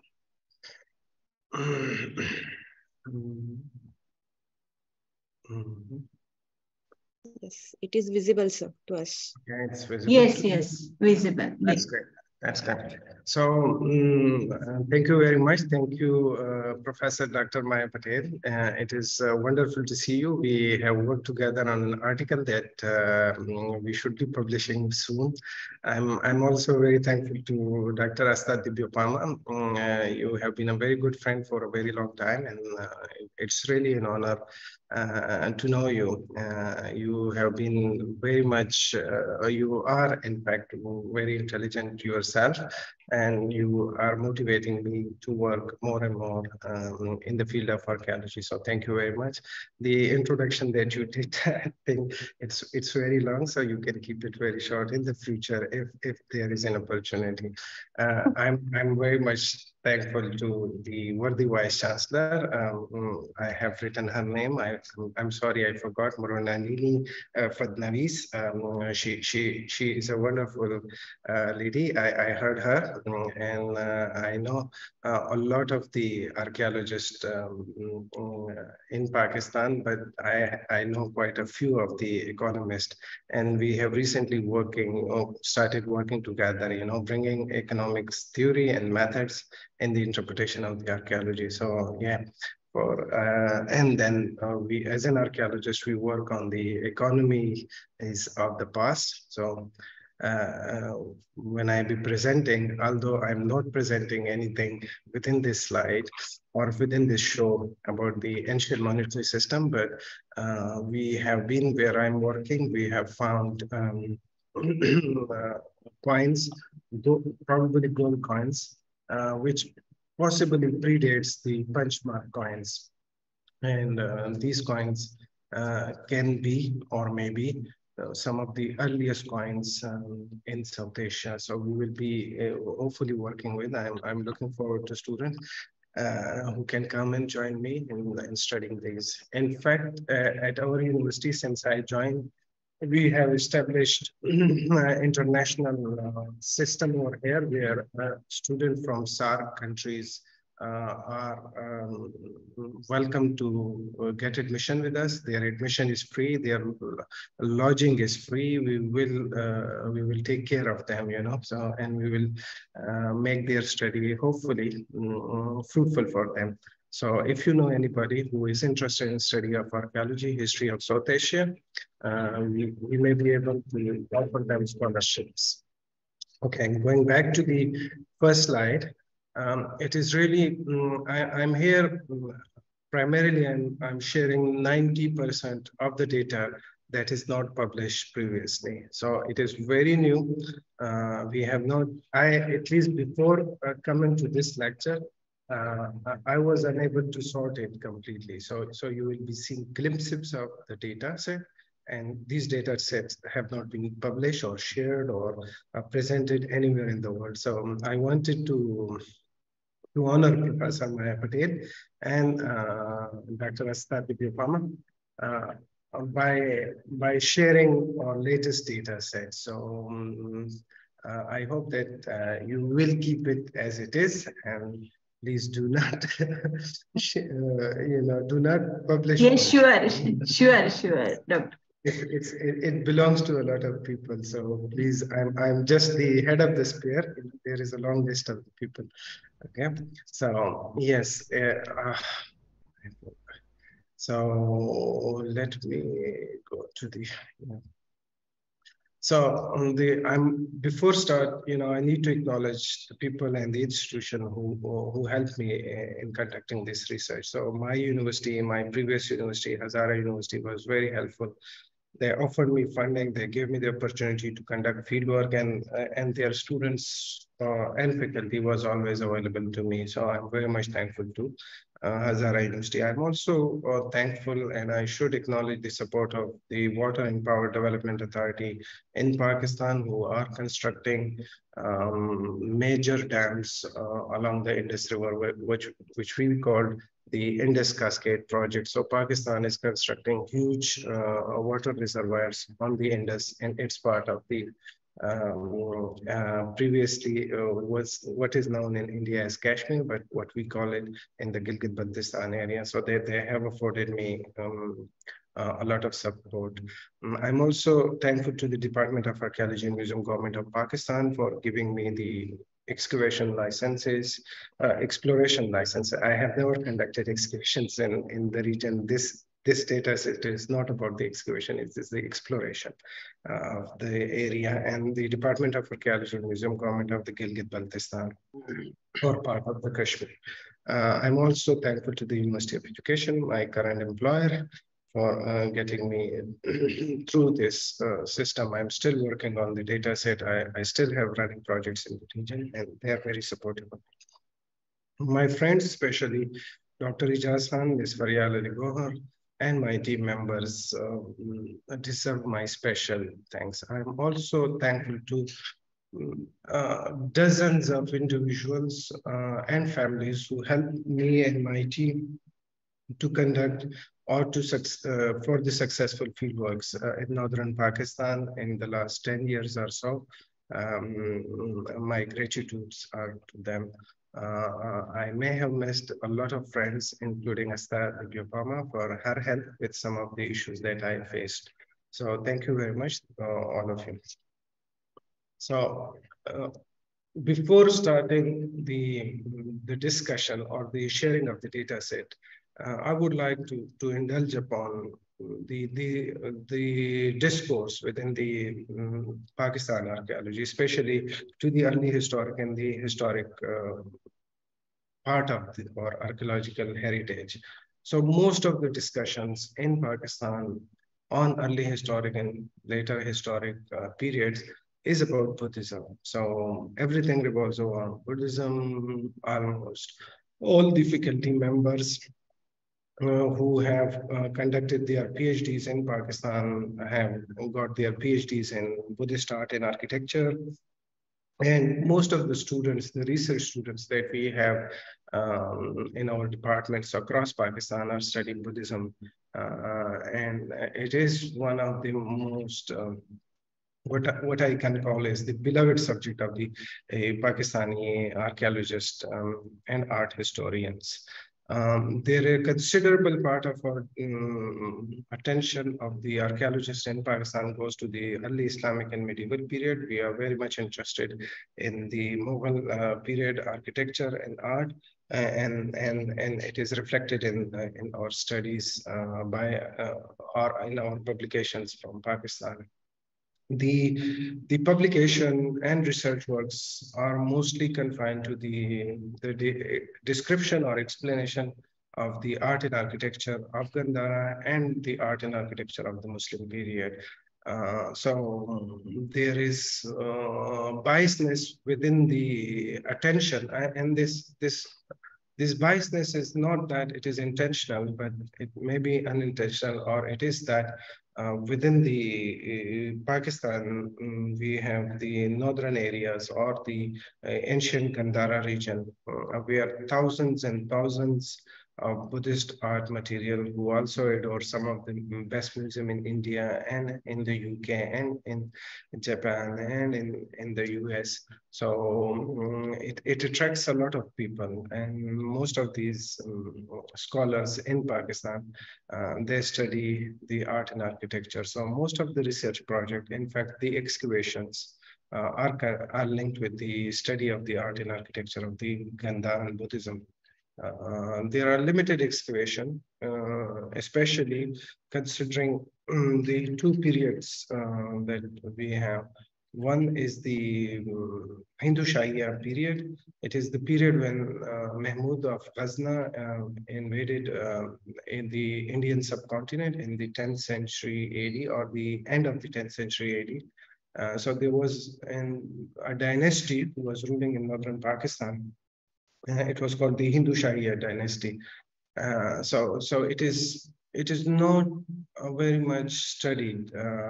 In fact, if I have to empirically represent the attention of these scholars from Pakistan in the study of Buddhism versus the Hindu Shahi period, I think there are, it would be to the scale of 1 to 10. The Hindu Shai, and 9 out of 10 for the Buddhism. So it is very limitedly studied. Similarly, the rock art, especially rock carvings, have not been studied by the Pakistani archaeologists. We had a dedicated team of research from Germany, the Heidelberg University. We had Professor Hoffman and his team working in the region for quite a long period of time, and they have documented a lot of rock carvings in northern areas, especially around the Indus River. In fact, my work, my interest in that region are due to Professor Hoffman and his work. He was not alone in starting this. In fact, he was not the initiator of the research work, but he dedicated his almost 30 years of his life to the study of rock art in Pakistan. And they have documented what is said to be about 50,000 carvings and about 5,000 inscriptions along the Indus period in a very limited area. They have probably documented about 100 archaeological sites with rock carvings, and they published about 20 of them. The rest are still unpublished. And these are the documentation is imperative for Pakistani archaeologists because of the fact that these will be inundated by the construction of one big dam over them. And there is no way that we can salvage all of the rock carvings or all of the rock sites. We are doing our best in Pakistan, but still we cannot salvage all of them. So that needs to be done. So that incited me to study these and to create a database of these sites and rock art in Pakistan. And then in the last 1 decade, I have been going to the region and exploring it. So part of the research that I'm doing is thanks to the German Pakistan Archaeological Mission, who are working there since 1984. And it is wonderful. But the Pakistani archaeology generally have not studied rock art. So the study of the early historic archaeology is also changing in Pakistan. So although the majority of the archaeologists in Pakistan are mostly interested in the descriptive part of the art history and archaeology in northern Pakistan, there are new methods and new approaches are being applied. And fortunately, I'm part of most of these new approaches. So in this one paper, which my friend Dr. Ijaz Khan studied for his PhD studies, we studied the about 400 square kilometer area in northern Pakistan. And within this, Dr. Ijaz Khan discovered more than 220 plus 26. I don't remember the exact number of sites in this region. Before it, we understood and we did it for understanding one particular period, and that is called the Hindu Shahi period. So we were very much interested. We knew that we have a limited option, and we have limited options. We have a limited space area, and we have identified a single period to study. And this study was so successful at all levels that you cannot. This has not been replicated or done before in Pakistan archaeology. So if you can see the maps, it was a landscape survey. So we were studying the landscape, and within the landscapes, Dr. Ijaz Khan discovered these Hindu Shahi sites. So if you notice, say, for example, the sites, they are all converging upon one area. So when the Muslim defeated the Hindus, Rajas of the Peshawar Valley, most of the population migrated into the mountains area. So this mountain areas was the last abode, and we believe that it was here that they fought valiantly for the next 40 years against the Ghaznavid onslaught. So they were not wiped out as usually we are led to believe that they were wiped out in a single event or in a single battle or in a few battles, but we have now evidence of them being present in this area for the next 40 years. For the 40 years, Hindu Shahi dynasty were rising, and they were fighting, they were protecting their own lands from the Muslim invasions from Afghanistan. And so there are clusters. Most of these sites, if you look at it closely, you will see that the Hindu Shahi sites are located near PAHSUS. So these are the PAHSUS. And these sites are located to protect them. This is Peshawar Valley, the major stronghold of the Ghaznavid at the beginning of the 11th century, around 1000 AD. So this was a stronghold, and all these sites, if you see, they were to stop them for coming into the Swat region where the Hindu Shahi has established their last stronghold. And then the sites are also, if you notice in the previous slides, these are defensive structures. So they were covering the passes, the crossings where the river could be crossed, and then they were also covering what we believe as the center, the last capital, possibly the last capital of the Hindu Shahi dynasty. So this gives us the studies of the early historic with the help of the latest technologies. For example, what we were applying is the RGIS study and the latest methods in the landscape archaeology over here has broadened our perspective. It has brought into a new dimension in the study of the early historic archaeology of South Asia. It is wonderful. We are still working on it, the data sets. In fact, Ijaz and I are working on, and I should not preempt him, but we are working on the defensive strategies of the Hindu Shahis against the Muslim. And then we have data sets from the Peshawar Valley as well. So we will be seeing, what led to the different choices of the landscape in the long term. So this is one part of the study that is going on in northwestern Pakistan, and that is different from the rest of the Pakistani academia in archaeology.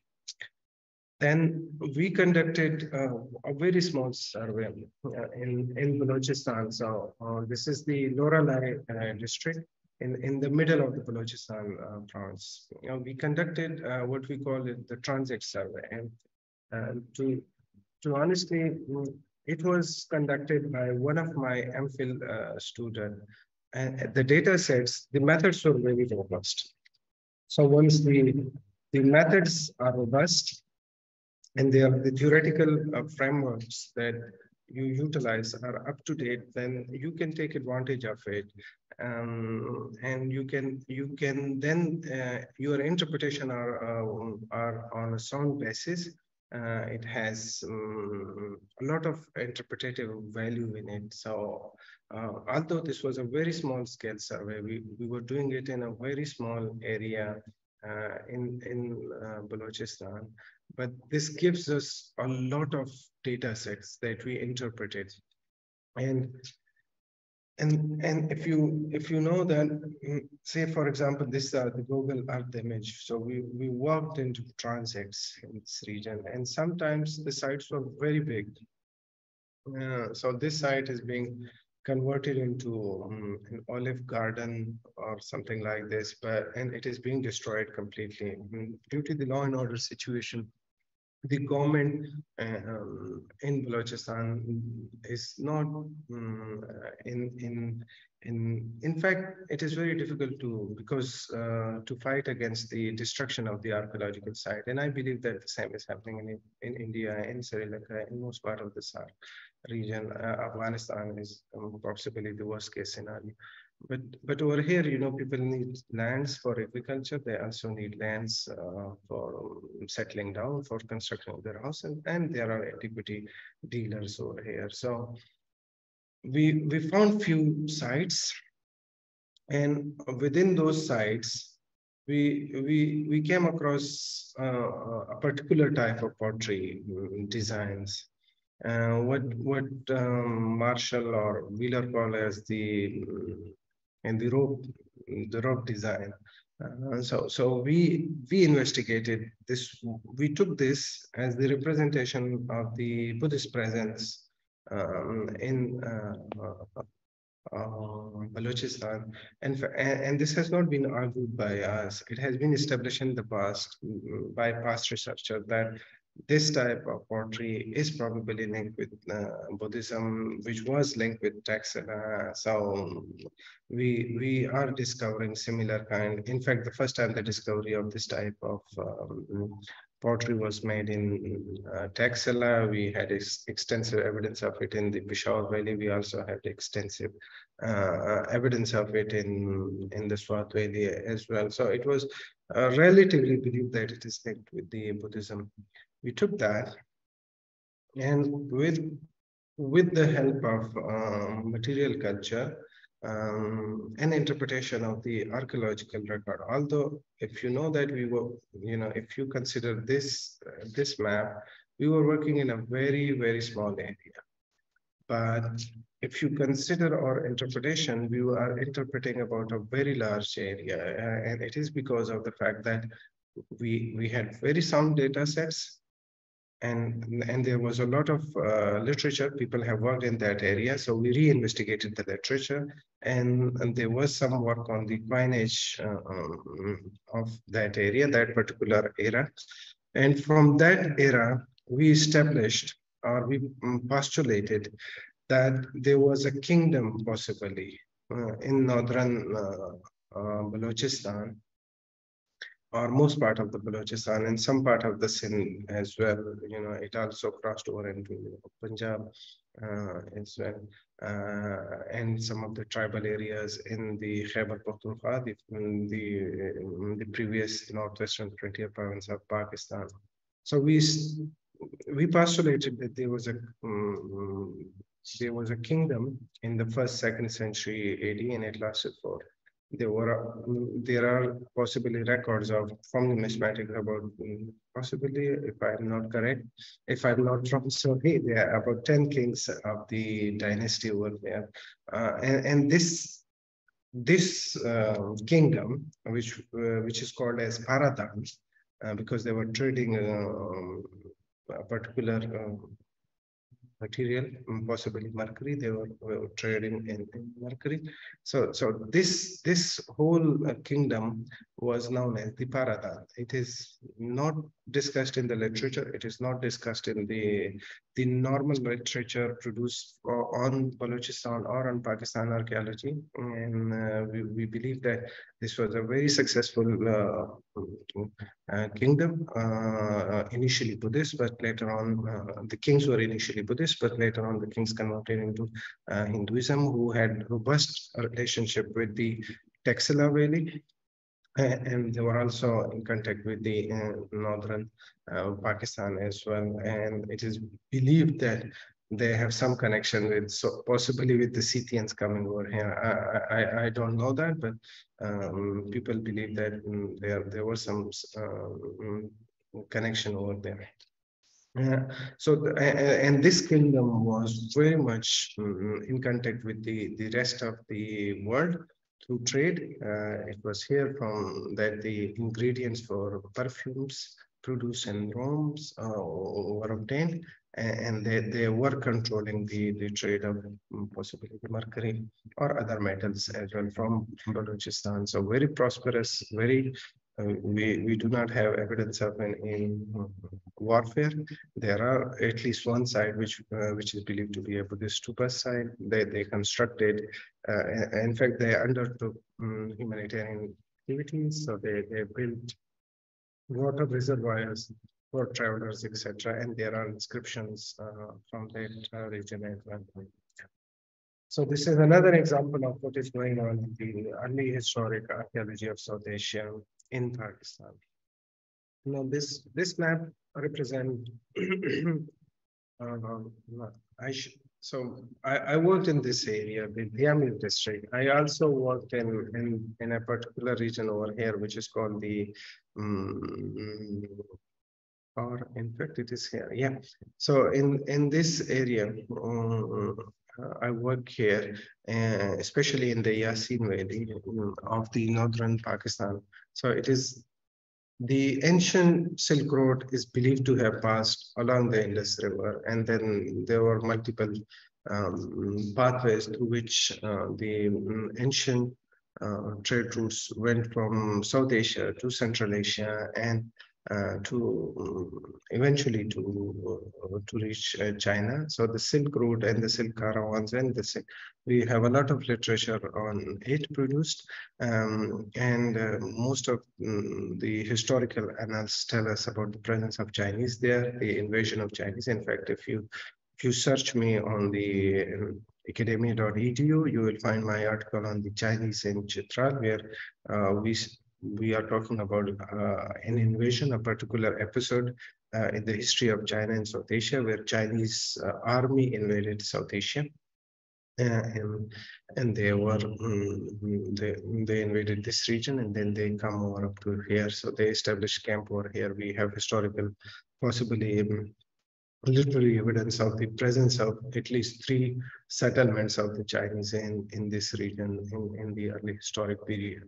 So I worked in this area, and we worked along in this area on the carvings, that I told you, first brought to light by the German archaeological mission to Pakistan. Now, what we are doing, I told you that they possibly discovered 100 archaeological sites with rock carvings along the Indus River in this very particular, this very small area.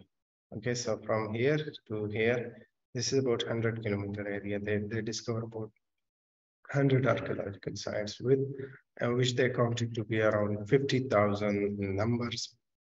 Although this number, we do not have the detailed breakup, or there is a breakup of it, but it is not contextualized site-wise, so we do not know the exact numbers of it, and only 1/6 or 1/5 of it has been published. The data set has been published, but the publications are very detailed. And they are very detailed records, cataloging records. So the Germans are very good in documenting everything. So, and they published it. There is a degree of opportunity in interpreting them, but they published this. So what we did, we took their data sets and applied statistical methods to it to see any patterns within the data sets.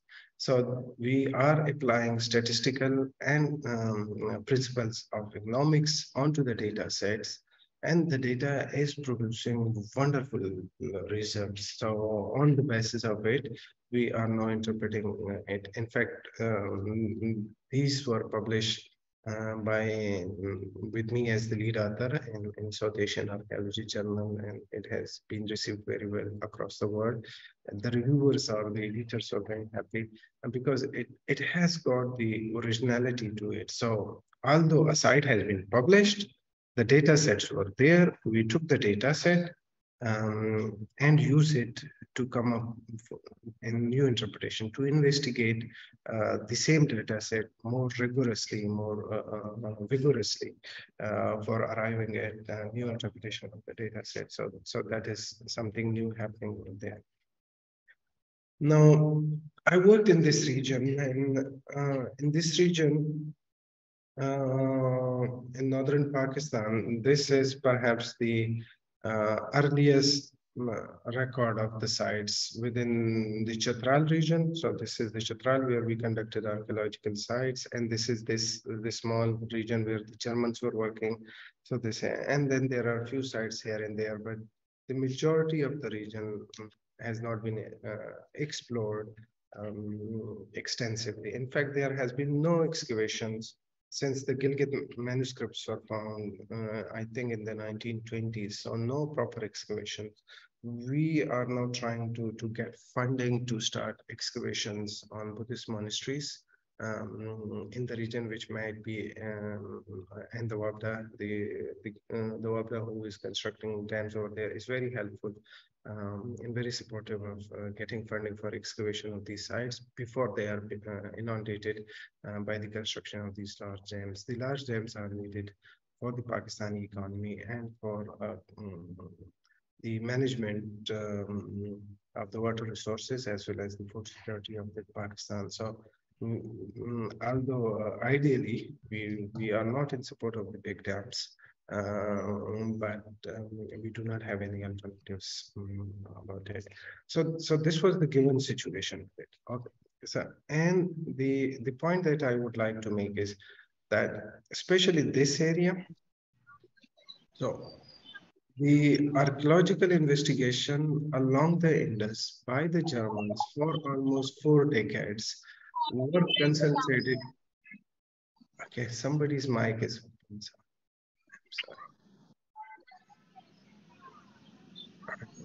I'm sorry. Asta, can you tell someone mic is open? Muted, sir. Please continue. Okay, so this area is very important. So, and it talks about the method. Most of these sites are early historic in nature. So they come from the 1st to the 6th, 7th century AD period. So this is the period that we have got. And it is within this period that most of the rock carvings and inscriptions were engraved in this area. But the Germans who were working over there, although they were very meticulous, very productive, very persistent, and very hardworking, they were only recording the rock carvings. And they, although they had the mandate, but they did not investigate these small valleys over here. So the archaeological understanding of this part of the Kashmir that is now under Pakistani control is mostly based upon the understanding of the rock carvings. And these rock carvings are mostly believed to be linked with the caravans or the trade routes that pass through it. So some of the larger sites are either considered to be nodes on the Silk Road, or sometimes as the should I say, as the bazaars or the markets or the controlling points on the highway. But there was no so these are rock carvings, there are inscriptions, there are images, but there is no archaeology. So we did not know what is happening within the archaeology over there, what is the buried archaeology is saying to us. And in fact, I published one article on the Buddhist images from, Buddhist sculptures coming from illegal excavation in the area. This is the first time that we found Gandharan Buddhist images over here. So if you consider the geography of the Pakistan, Gandhara is primarily located over here. So the Peshawar Valley is almost synonymous with the Gandharan Valley. So the art that was produced over here had traveled over here, and we have exact imagery in stucco over here. So we postulated that the artists were traveling as well. We have recently found a sculpture. Somebody has shown to us, and we were able to photograph it. A sculpture in the material is possibly the material and the artists who made it were from Gandhara. So they brought this sculpture, very small head, very small Buddha statues, and it is very unique in the archaeology or the Buddhist art of Gandhara. I would not indulge into the detail. Hopefully we will be publishing it soon, but it is very unique. I have never seen a 4-dimensional imagery in Gandharan art that is authentic. Most of the fakes that come, but this is very authentic, and this is the Gandharan Buddhism presence over here. So the absence of buried archaeology was very perfect. I was very much interested in investigating it, and we did start investigation of it. Now, in the last 2 to 3 years, we have been studying these. I'm sorry, these maps were mapped last night. In fact, they were made this morning at around 4 o'clock. And these are not very refined. So I was telling you that the data sets are not refined. It is not has been published. We are working with it still now. So these are very basic maps. So we started investigating this area, and if you see this is a cluster, but this is a relatively big cluster. So for example, the rock carvings that the German's archaeological mission have produced, I think it does not go beyond 100 sites, and we have more than 250 rock carving sites within this region, and in this region, the Yasin Vale, and we are following the path, the ancient path. So this is if you are familiar with the geography and archaeology of the northern South Asia, and this is a very important pass. It is called the Darkot Pass. It is the most easiest scalable pass connecting South Asia with Afghanistan, Wakhan region, and then with Central Asia, and then with China. So this is the most easiest way. So we were investigating this area, and we found a lot of the archaeology within the region. So these are just the rock carvings. So we, in terms of sites, I with my students and myself, we have been able to almost triple the number of the rock carving sites in the region. We have thousands and thousands of rock carvings that are new, that has not been published. In fact, this map does not include more than 50 rock carvings that I did not want to include it because one of my MPhil students is studying it, and I did not want to preempt his understanding. So there are hundreds of archaeological sites, rock carvings in the region. So the previous interpretation that were based on a very limited number of sites, about 20 of them, can be reinterpreted. And there is a lot of room for reinterpretation of what it could have represented. Then so I was telling you that if you go back to it, all of these, with the exception of one, possibly, are rock carving sites. Okay, and there was no settlement in the region. We investigated it, and our investigation is not complete. So out of the 20 subvalleys, I think we have now been able to explore to a large extent about 5 of these valleys. So most of the valleys are still need to be explored, but the number of the archaeological sites is exponentially increasing from 1 to around 200 settlements in the region. So these are carving sites which were there along the Indus. They did not exist in a wide. There were settlements in this area. I'll be showing you, I'll be giving you the glimpses of those settlements and what people are finding from it. We visited that. We were not allowed to excavate. We did not excavate, but people have shared their antiquities, which they have recovered through chance find or illegal excavations. So some of them have been shown to us, and we were able to photograph them. And in this region, settlements, some of the settlements are very large. In fact, in one of the areas, we have a Bronze Age city. There is no historic material. There is no Iron Age material. It is only the bronze is coming. And it is a huge city.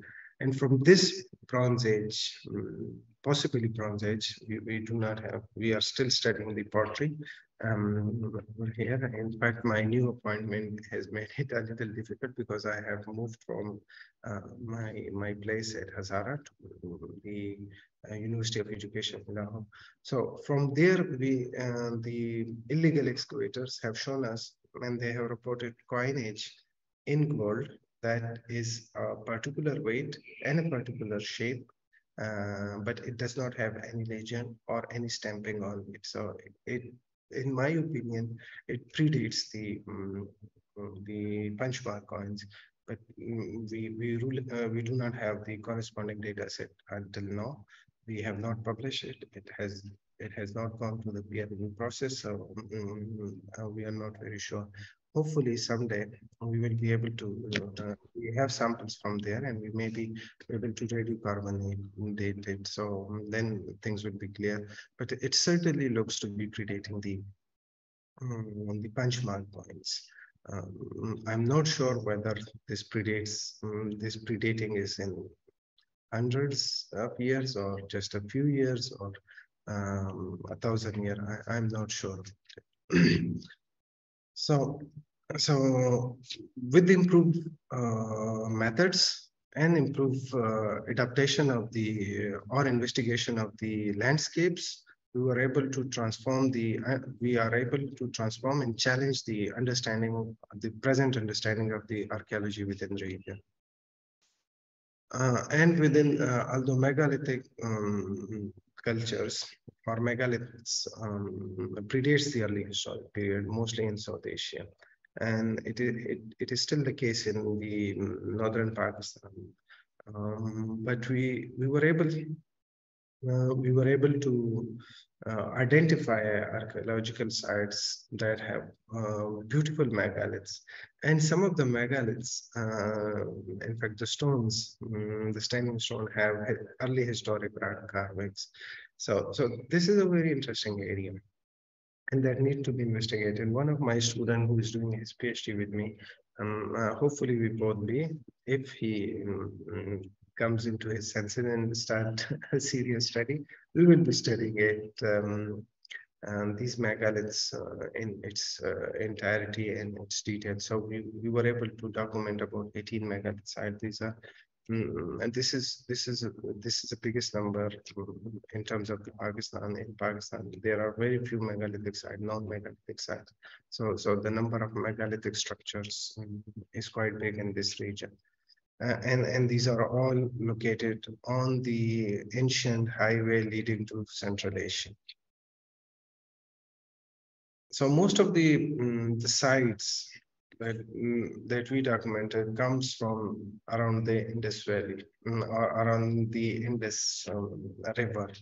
And these are mostly on the junction, the crossing points. So the sites that you are seeing, this is called Talpan. This is possibly the largest rock art site in Pakistan with thousands and thousands of rock carvings on almost every boulder over here. And this is called the Chalas Bridge site. I did not have the time to include all the images, but there are hundreds of images. So for our statistical investigation, we investigated 199 Buddhist stupa carvings from this site alone, and we are investigating about 1,600 Buddhist stupa carvings for similar study from this region. So you can, it is almost 8 times the site which is very nearby. So this bridge was initially constructed. Excuse me.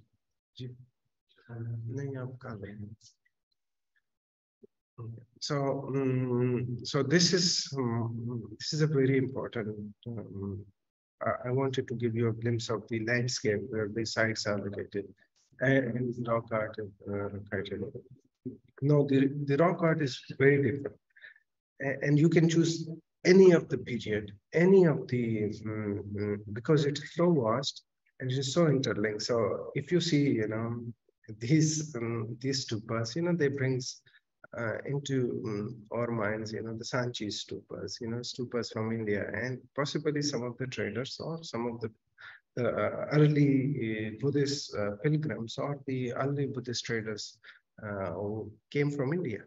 And there is a lot of literature on them, but it is, engraved on the stone. So these are very beautiful representations, and you can see they are along the Indus. This is probably there was a crossing over here, possibly a boat was crossing over here. So it is near the Chilas Bridge side, but it is not the Chilas Bridge side. It is just below, side downstream from there.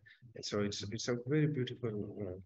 And one of the scene is it is called the King Mouse, yeah, the court of the King Mouse. And it is for the first time that we find this Greek kind of imagery on the rock carving. So there are Greek, there are Chinese, there are Zoroastrian, there are Christian symbols, there are Hindu symbols. Buddhist is by far the largest religious representation on the rock art in northern Pakistan.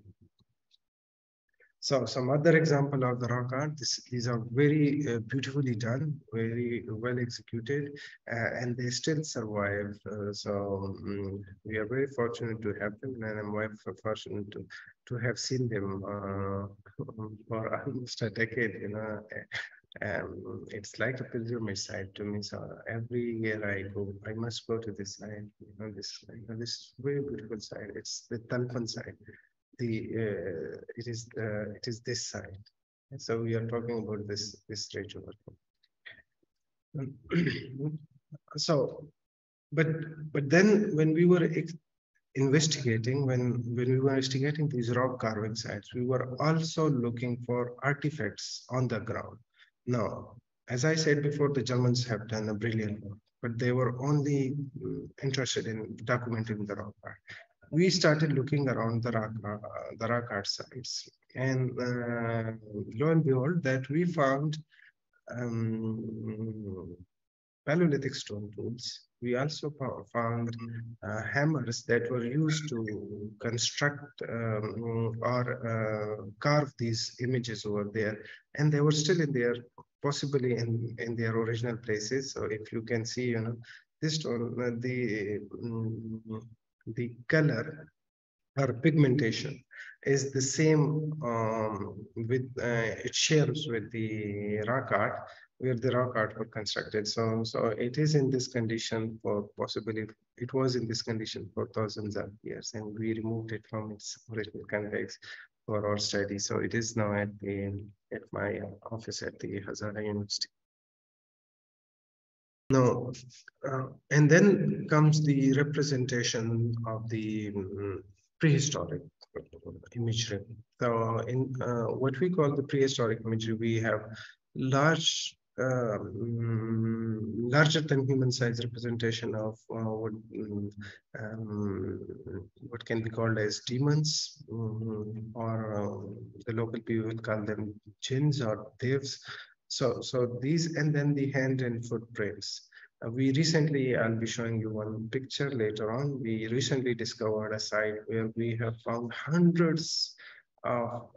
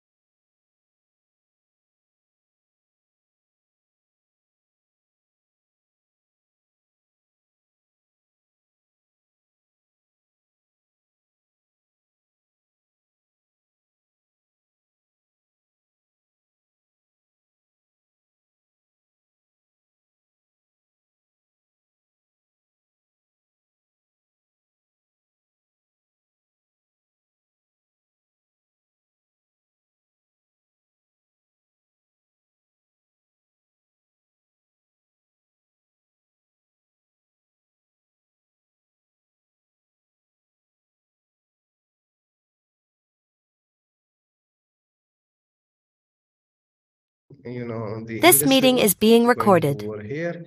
So these are agricultural plains, and the interior valley is going in this direction.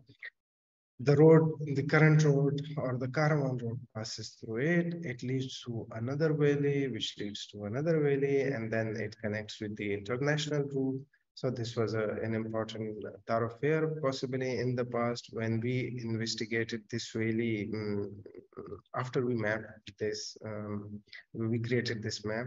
We discovered around 50 archaeological sites of different periods within the small valleys along the Indus River. Now, we from this site alone, we discovered around 130 coins. And this is the distribution pattern of these 130 coins from this side. So we are weaponizing the data set in a way that it helps us in understanding the archaeological and the agricultural settings of the region. No, this is also compounded by the fact that we were encountering, and these are terraces, agricultural terraces that has been abandoned. These are early historic agricultural terraces that the people are no longer using because possibly due to environmental changes. In the past, the water was coming from this area. There was possibly a local glacier over here which melted away, and so does the agriculture. So the agriculture activity stopped when the water stopped. So the people abandoned these ancient agriculture plains. But this also suggests that within the early historic period, there was an early robust agriculture activity going on. Within these fields, we are also sporadically finding ones as well. Sorry. From our archaeological survey, we are finding implement that shows us on the subsistence pattern. So I hope that all of you archaeologists or otherwise, we come from a rural background and we can distinguish a sickle plant. So this is a sickle, possibly for harvesting the wheat or barley or rice. We do not know what was, and we plan to investigate these ancient terraces for future studies of them. And then if some of you have or come from agriculture background and they have sheep, two things that this is the comb, which you use it to smooth the hair of the sheep on the sheep, and this is a shearer to cut that, and it tells us that there was a lot of domestication going on of the animal, and people were keeping a lot of animals. So this shows that the people were based on their economy was based on agriculture. They were based on trade, controlling excess, and also on animal husbandry, possibly trade into the different byproducts of the animals. Or local guides or local people who during the construction of their houses, illegal excavation, they showed different metal objects. With the coming of the age of the metal detector, which is destroying the archaeology of South Asia at large, people are going to this area to destroy and find. They are going in search of the gold, but they are finding this iron quite a lot. Although within one valley, they are finding a lot of golds to the tunes of hundreds of kilos of gold and gold artifacts are coming from single grades, so which we consider possibly that these were possibly Scythian grades, but we don't know evidence. So these are coming from the settlemented graves. We do not have the real context, but we have the regional context. So we know that it comes from this village. We do not know exactly within the village from where they are coming. You can see, the different tweezers, these are needles, arrowheads, bangles, These are some of the beautiful golden objects that people are discovering over here. You can see that there is a lot of artistic rendering in these artifacts that people either have sent them to us from mobiles, but they have excavated it. Some of these are these type of designs we are encountering on the pottery as well as in the rock art of the region. And I hope all of you, in fact, I suspect that there will be many students from Gujarat region. So carnelian in its hundreds and edge carnelians beads, they are coming from these sides. You know, people everywhere where we go into this region, people would reach to their pockets and they will show you the carnelian beads. It is such an amazing find. You know, if you understand that most of the carnelian started in Gujarat and then it's reached to the northern Pakistan, which is very, very far from each other. So, and this contributes the finding of the carnelian, which fetches some money for their excavators, finders, is contributing to the destruction of the archaeological sites. People are looking for the edge carnelians, especially what they consider as the eye motifs, you know, these round circles etched within the carnelian beads. They somehow, I don't know, but they somehow consider it very precious, and they are after it, and it leads to a destruction of archaeological site. But this also tells us that there are enormous amount of these carnelian beads in northern areas.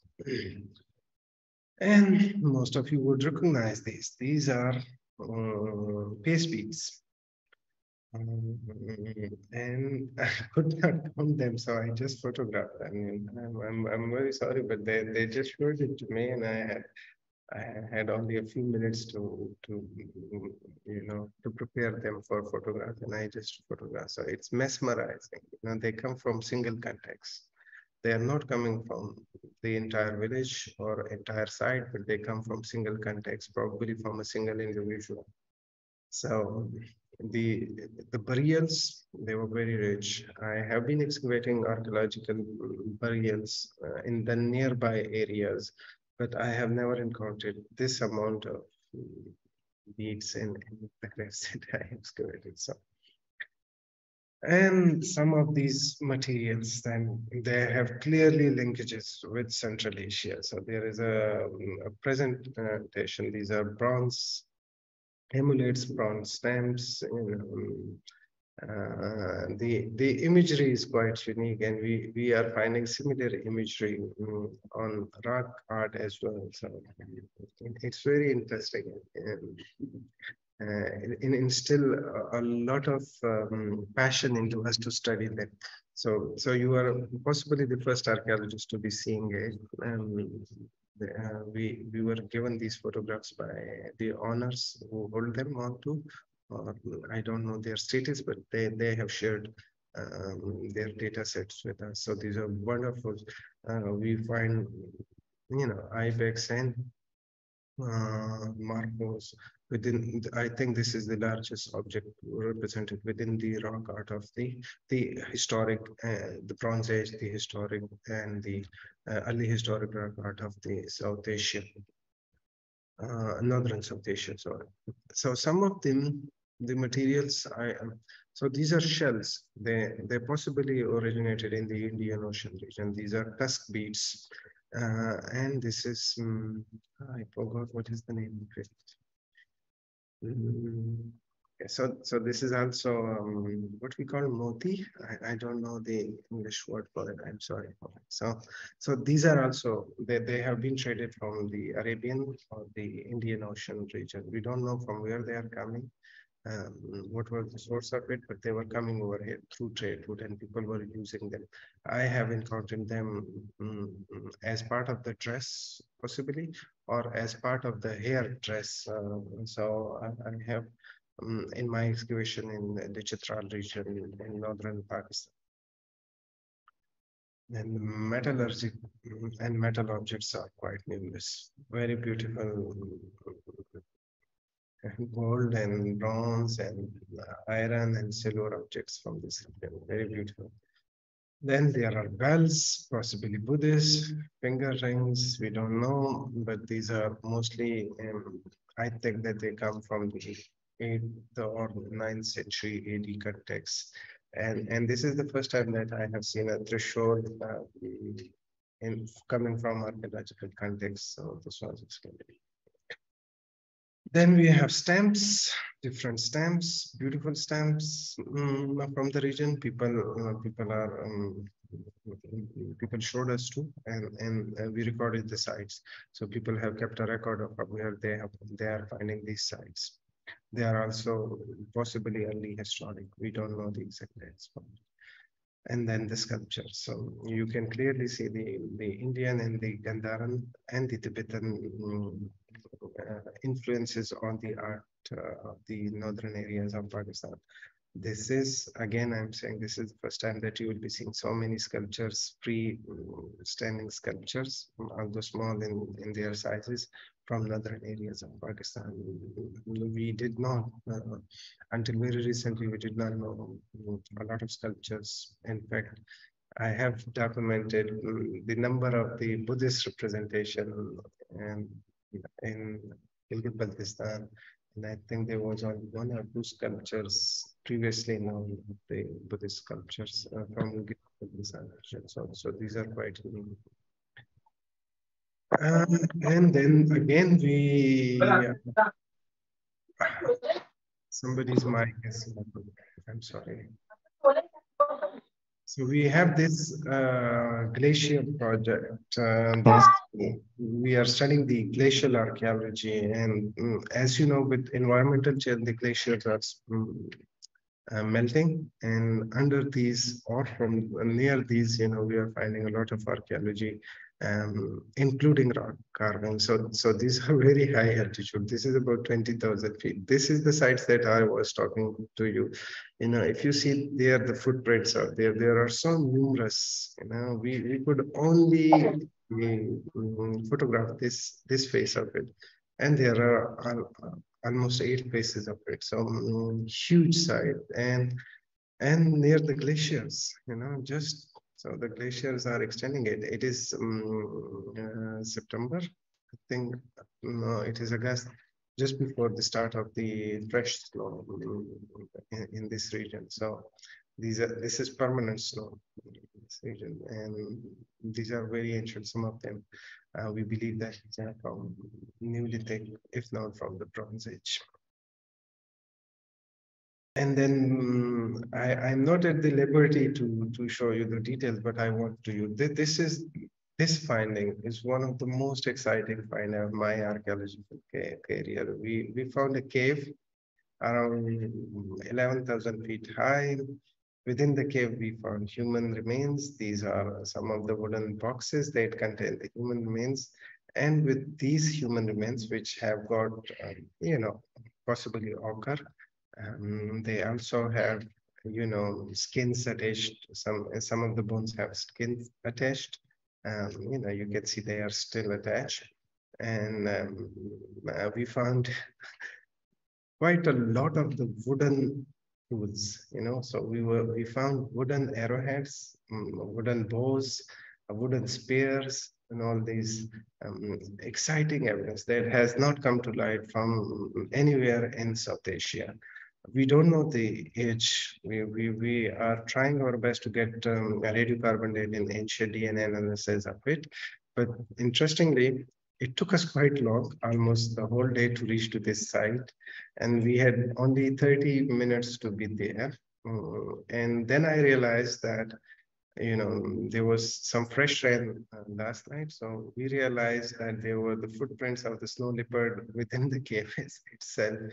So I had to rush back all my team members. It is almost at a 90 slope, so it was very difficult terrain, but I'm very much excited, and hopefully in future I'll be able to excavate, document, and get more evidence from it. And these may be early historic, but these may be early historic. I don't believe that these are early historic, but I just wanted to show you that within doing the archaeology for early historic, we come across this.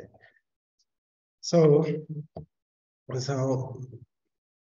I would like to conclude that the previous understanding of the early historic periods are actively being challenged, and you can actively challenge them through robust methods. So new archaeological data sets and previously unseen documented site is bringing new perspective to the early historic archaeology in South Asia. We believe that if you improve your methods, if you adopt the modern techniques, and also, modern interpretative regime, post-processional, or postmodernist the data sets. I believe that you can make a lot more contribution to the archaeology of early historic archaeology of Pakistan. And these data sets are showing us, that the earliest understanding of it, although they were also based on very robust data set, are in need of some improvement. So you cannot trust them at their face value. So it is, as all research is all about, you are going to research, and research. So you can always reach me at my email address. Thank you very much, Dr. Maya Patel, Dr. Sulma. I think it's enough for now. Thank you, respected Professor Dr. Muhammad Zahir, sir. It was a really nice presentation. And students definitely have really interesting ideas about this particular Asian archaeological facts and throughout this presentation. So thank you for your contribution in this particular seminar, sir. Thank you so much. Thank you. Thank you very much. Very nice lecture, Professor. It's a pleasure. It's a pleasure. I'm very much obliged to you, and yes. I have an apology to you as well that I'm working on the article that we have started, and that you have. It's all right. But I'm no problem at all. No, I'm very busy. Asta is a little bit of my schedule, but I'm very busy. I'm very sorry. Now he became dean after, so because of that he became. I guess, and now you have become dean of your university, so because of that you have no, it's not like administrative work. Yeah, it is not like administrative is part of us, and it gives us the opportunity to promote our field. So I'm taking keen interest in the dean office in promoting my own subject, and you'll be glad to know that.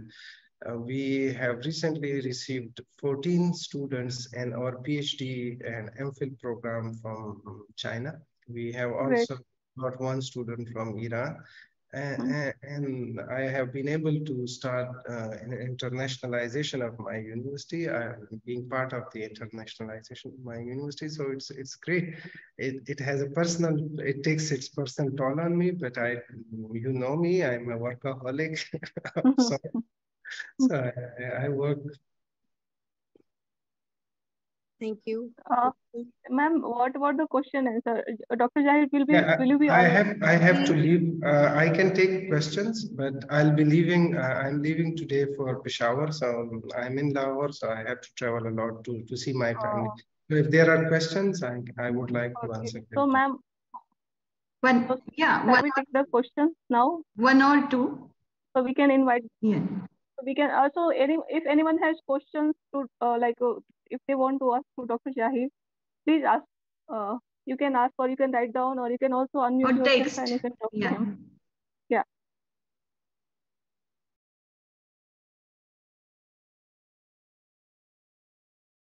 Professor Gamini sir is appreciating your work. Dr. Zahir.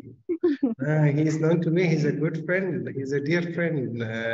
We have not been in touch, but he's a very dear friend. Very, very dedicated person that I know. Professor Gamini sir, his PhD is from China only. Yeah. So Gamini sir, Dr. Jahir, he has got the lots of students from China. Yes.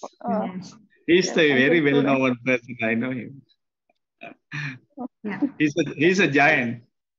I'm human. Yeah, I'm not giant. I have not shown you the photos of the giants.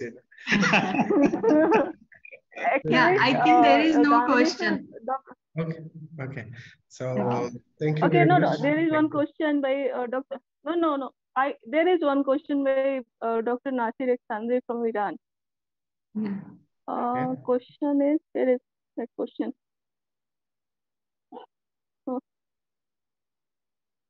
Just I asked it. Dr. Nasir Eksandri, can you unmute yourself and ask? Yeah. Thank you so much, Professor Zahir. And thank you for your informative talk. My question is about your survey sites. I'm wondering if you found any site related to late bronze, early Iron Age period. Yeah, definitely. We have a late Bronze Age and early Iron Age, both within the carving and in the settlements. Yes, in fact, we have. Let me rephrase it, but we have found certain sites where there was a lot of bronze related smelting going on. So if you know this area, this is home to the largest mines of copper as well as iron. And people have been mining them for centuries now. Now we have big Chinese companies mining in that region as well. So there was a lot of the bronze cauldron from these regions were very famous in Central Asia. In fact, most of them end up in Central Asian museums. When people find them, they end up in Central Asian museum. So they come there. There was a huge in terms of and how sure you are about their chronology? Is there any controlled excavated site from this period in the region?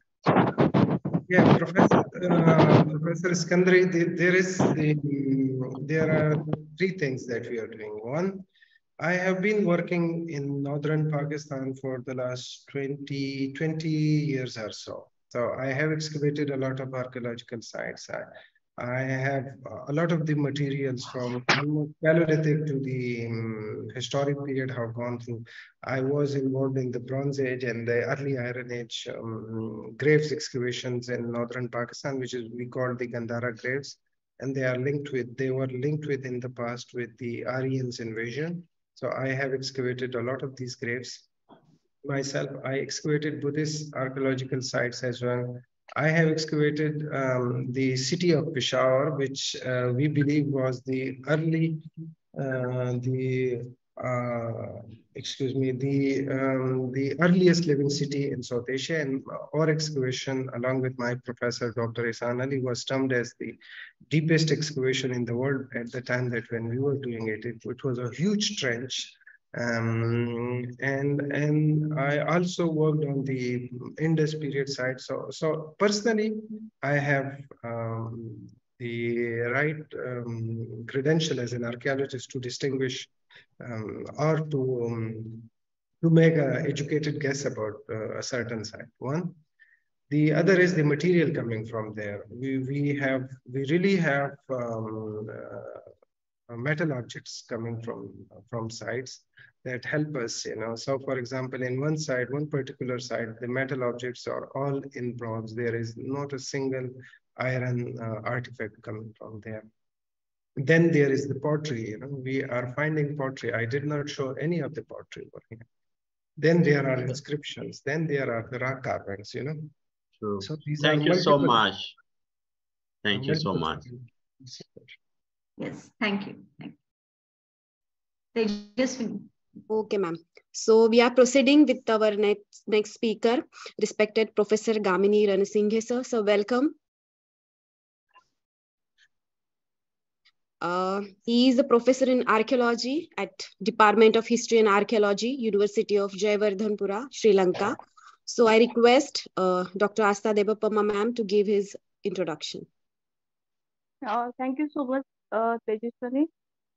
Um, uh, uh, we are very delighted to have you with us, Professor Gamini sir, in our one-day international seminar on the theme Early Historic South Asia, Recent Perspective, organized by Department of Archaeology, Punyashlok Ahilya Bai Holkar, Solapur University. Professor Gamini Rana Singhe is professor in archaeology at the Department of History and Archaeology at University of Sri Jayawardene, Korea. During year 2021, he was nominated for prestigious position of Director General of Central Cultural Fund, Sri Lanka, which is leading heritage management institution in the country. Professor Gamini has obtained his bachelor degree from University of Sri Jayawardene, Sri Lanka, and he has received his master's degree from Institute of Archaeology, Sri Lanka. Professor Gamini is first Sri Lankan to pursue PhD in the field of maritime archaeology, and he has received his PhD degree from Xiamen University, China. He is one of the principal investigators of prehistoric and early historic archaeological site Rajagala, which is situated in the Ampara district of Sri Lanka. This site was excavated between years 2018 to 2020 in collaboration with Department of AISC and Archaeology, Deccan College, Pune. And Professor Gamini has nominated as an expert for the working group to propose measures to strengthen the implementation of 1970s UNESCO Convention on the means of prohibiting and preventing the illicit import, export, and transfer of cultural property. Professor Gamini also holds an open water Australia diving license from the Professional Association of Diving Instructors since year 2014. Professor Gamini is one of the members of the Board of Management of the Postgraduate Institute of Archaeology, University of Kelaniya. Recently, Professor Gamini has represented Sri Lanka as an expert and director of Central Culture Fund Sri Lanka to international forum held at Kazan, Russia for the 50th anniversary of 1972 convention concerned to the protection of world cultural and natural heritage, and it was held during 5th to 8th December 2022. Professor Gamini is actively engaged on the research fields like ancient technology, traditional water management, and he has published several research papers associated with these themes. Professor Gamini sir, considering that you had invitation from other places on the same date, we are grateful to you for choosing us and being accessible to our students. Thank you so much. And you are most welcome to our university, and we are very much looking forward for your lecture. Thank you so much. Thank you, Dr. Asta Debipoma ma'am. Now it's time for our speaker's talk. I request respected Professor Gamini Ranasinghe sir for your talk. Thank you. Thank you for coming, Professor. Thank you, madam. So first I will share my PPT with you. Can you give me the co-host? You can share, sir. Okay.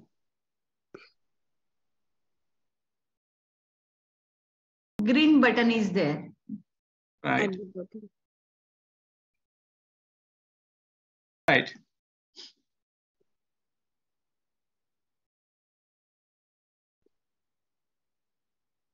I think already shared. Is it? Yes, it is visible, sir. Now. Okay. Yes. Right. Okay. First of all, thank you, Madam Maya Patel and Madam Asta. And I know that Neil is also here, my friend, and Professor Muhammad Shahir, so and others. So I would like to thank all to inviting me, and because most of Indian scholars, they are trying to keep warm the academic culture while the COVID-19 and other even the crisis season. So once again, thank you all the organizing committee, and I am going to turn to my topics. It's not early history, but quite similar, and I'm talking about the Vedas people, our endemic people and indigenous people. Sri Lanka, this name Vedas people. I hope all you know just something about even Vedas people.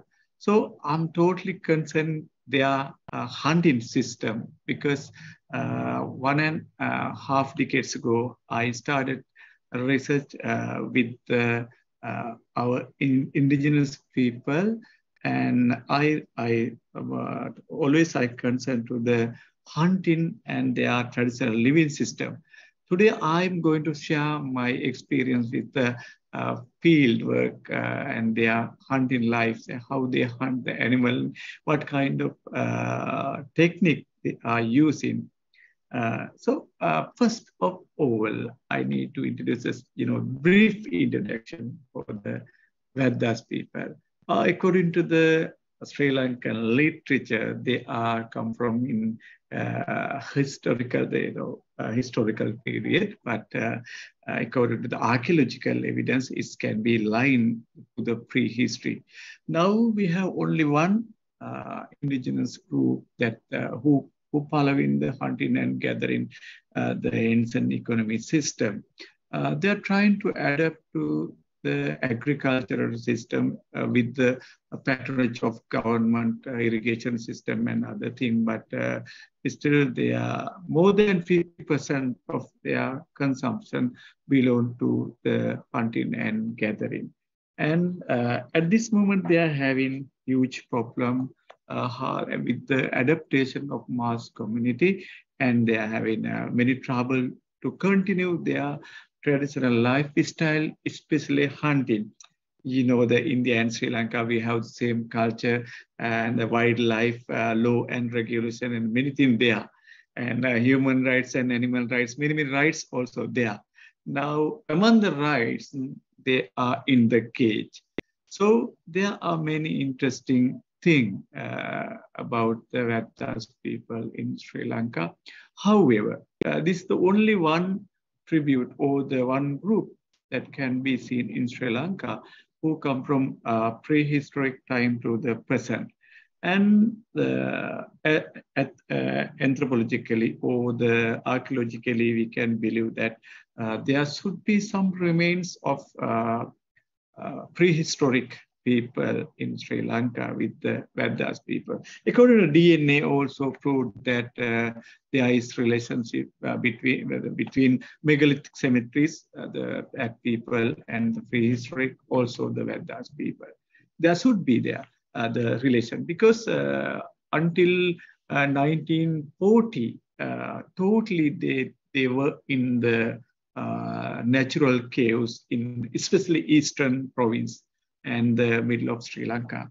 And within last 2-3 decades, the community totally changed into the new situation. But up to that, they lived in natural caves, also man-made caves. I mean that we don't have much man-made cave like India, Kale, Ajanta, and something like that. But it is a drift cave. That just cave small decoration for the monk, Buddhist monk. I think the Asta madam and the Nilesh have visited number of Vedas cave with me last several years, and they have good idea about the Vedas people and their cave.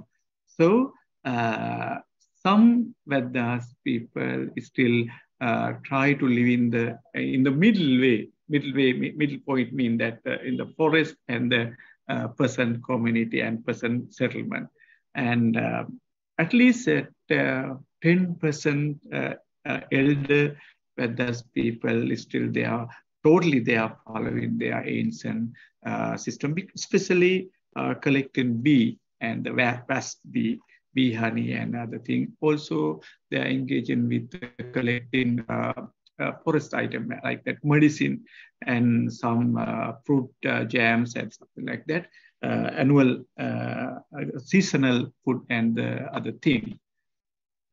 Somehow Vedas people are very important groups for the archaeologists and anthropologists. Okay, let's see. And so we have 5 main villages. It still remain Vedas communities, Dambana and Ratugala. Asta madam visited with me that 2 places. Also the Hinnanigala, Apollebed also she visited with us. And Wakari. We have 5 main villages.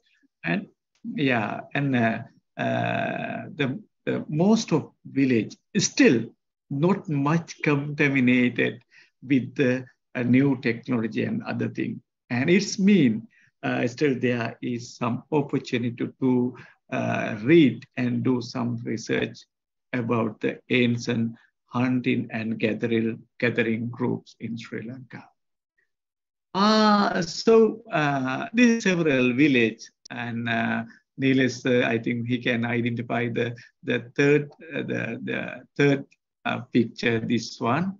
And now he died, Asta madam, and recently he died. He was the most oldest indigenous man in Sri Lanka. I think you can remember the Goba. He talked with you too through me, and they are leaders, and yes, they are leaders still living, except Goba, Atto, Nila Atto here, and nearly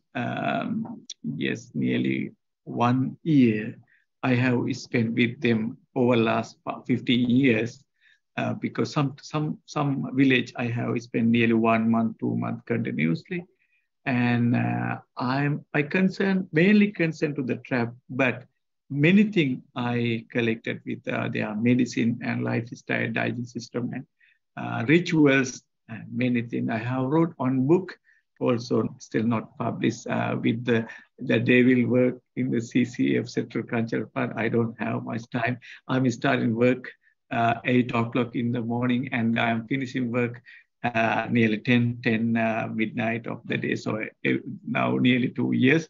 Just I have taken only 2 days leave out of the 2 years. So this is some leaders, Vedas people, some interested in villages, and still they are depend on the land and tree animals. So I say that I'm here concerned about trap system. So it can be divided several topics as the traps categories, foothold traps, body creeping, deadfall, snares, net traps, and trapping pit, and cage traps, something like that. So let's go to the next. So why they hunt the animal? That's the important thing. Hunting means just we can see just eating meat or the other thing. No, not only that. Mainly they hunt the animal for food. It's the main thing. And the second thing, body parts of the animal, maybe at this moment all over the world, it's prohibited to selling or buying animal parts, nails and bone or any other thing. But China is not much prohibited. They can sell anything, body parts of the animal, even the tiger's teeth and the nail and the thing. And several decades ago, there was a huge, wide demand on pie, skin, teeth, and other things, because young people in rural area, they were used to use wearing the tiger teeth for the necklace, like that pendant. I want to say we don't have tiger actually. We have leopard or the dotted animal. We don't have tiger. And the tiger teeth, they are using as a pendant because they want to show that their braveness and other thing. And so, in Vedas community, they wear the tiger teeth in the necks. So they want to show I killed that animal. So it's myself. It's my work myself like that. But in later, it was an ornament for the braveness. So the third one, for destroying animal. So, and you may think why they destroying animal, because if they disturb much more their living style or coming to their the agriculture system, or they are not thinking twice to kill the animal if not can't be controlled. So that's the thing. So that's the third purpose, also very popular. And the punishment, another thing. So they don't need to kill animal, but they need to punish the animal, especially this kind of punishment receiving for the monkey. In Sri Lanka, we have the two kind of monkeys in Sri Lanka, but the white colors. I have a picture you will see later. It is most dangerous and most harmful animal for the agriculture. They are less eating, but more destroying for the korakana or the corn or any other thing. They're eating just 10-20%, but the more than 80% the grains they are destroying. And that's why farmers and also the PAHSUS people very angry with the monkeys. So they are making some traps to give the punishment. There are many wonderful punishments. I will explain if I have time in the end. So last one, for the catching animal, for alive, they want to catch alive for sometime that they are growing as a pet, or they need to sell alive, maybe not to eat, many purpose. So that's the main 5 purpose. They arrange the traps. So this is some pictures.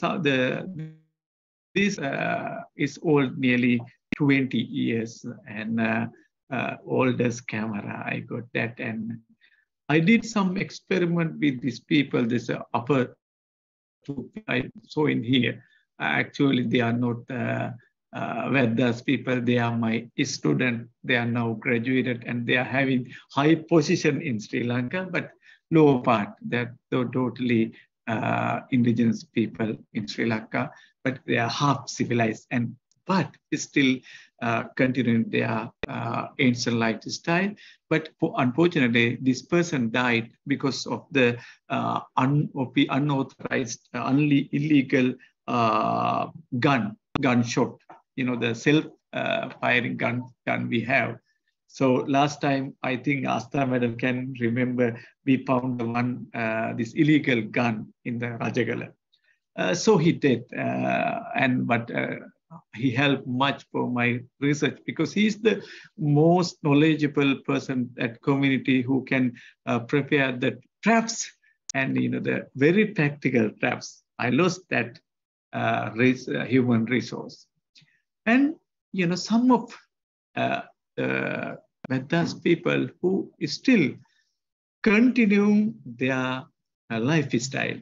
I selected that people, he's died, the middle one already died, but other all are living. Now they are not they're not willing to join with the mass community. They're always trying to go to the jungle. They are good, all are my good friends. They always say that they are not comfortable with us or with the present mobile and the community. Just they want to touch their body to the forest and leaves and that winding they need. And also they don't like to eat that the wheats and the bread, buns and other things. Just they want to eat some barbecue meats, and it means that they own the forest product. And still they are having forest medicine, and the most of them, they never go to a hospital. Sri Lanka now in the present hospital system, still they are following the Ayurvedic system, and I want to say they have very powerful medicine. Many things. For example, they have medicine for the poison snakes. So they are not believe the hospital. They have oven medicine, and within several hours, they can remove all the poison from the human body. It's very, very wonderful medicine. But, we believe the chemical and the lab. So we are kick out the traditional system and we are running by the Western medicine. The Indian situation also not so changed compared to Sri Lanka. And still they are living this style. They don't want to think much about the comfortable. Yeah, we can't say it's not comfortable. Actually, it's comfortable because when I was with them and I got the good sleep without any net or any bed or mats or just nothing. And tree leaves on the tree leaves. It's a wonderful sleep. It is the most comfortable sleep that I have got. So those are very primitive, but it's not mean that it's not comfortable. So still they are following. This picture is very old. Nearly 3 decades ago, they have the long distance hunting pattern. So several people, they are gathering together and they are going more than 5, 6, 7, or 8, or 10, or more than 10 kilometers far away from their settlement. So at that time, they are living on the tree. Totally, they are living on the tree in the night time because they want to protect from bear and leopard. So, and other poisons snake. In Sri Lanka has a 7 kind of poison, very poisonous snakes. So they want to protect themselves. So this is the style that they are using to sleep.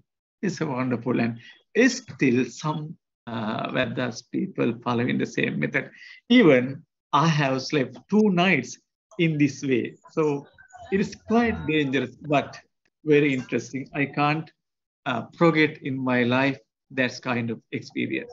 So the first category and first traps, it is for the Sri Lankan national bird. This is a Sri Lankan national bird. So wildfowl.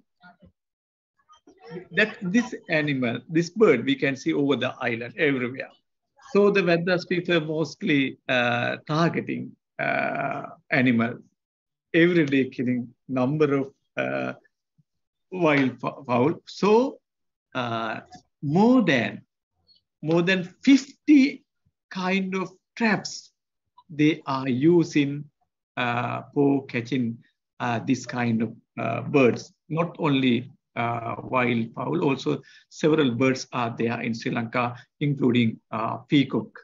So so many traps, but a small difference. And when I check the 5 village, they have nearly 50 traps for catching wildfowl, but a very small difference we can see. So this is open area trap, like the same as it is.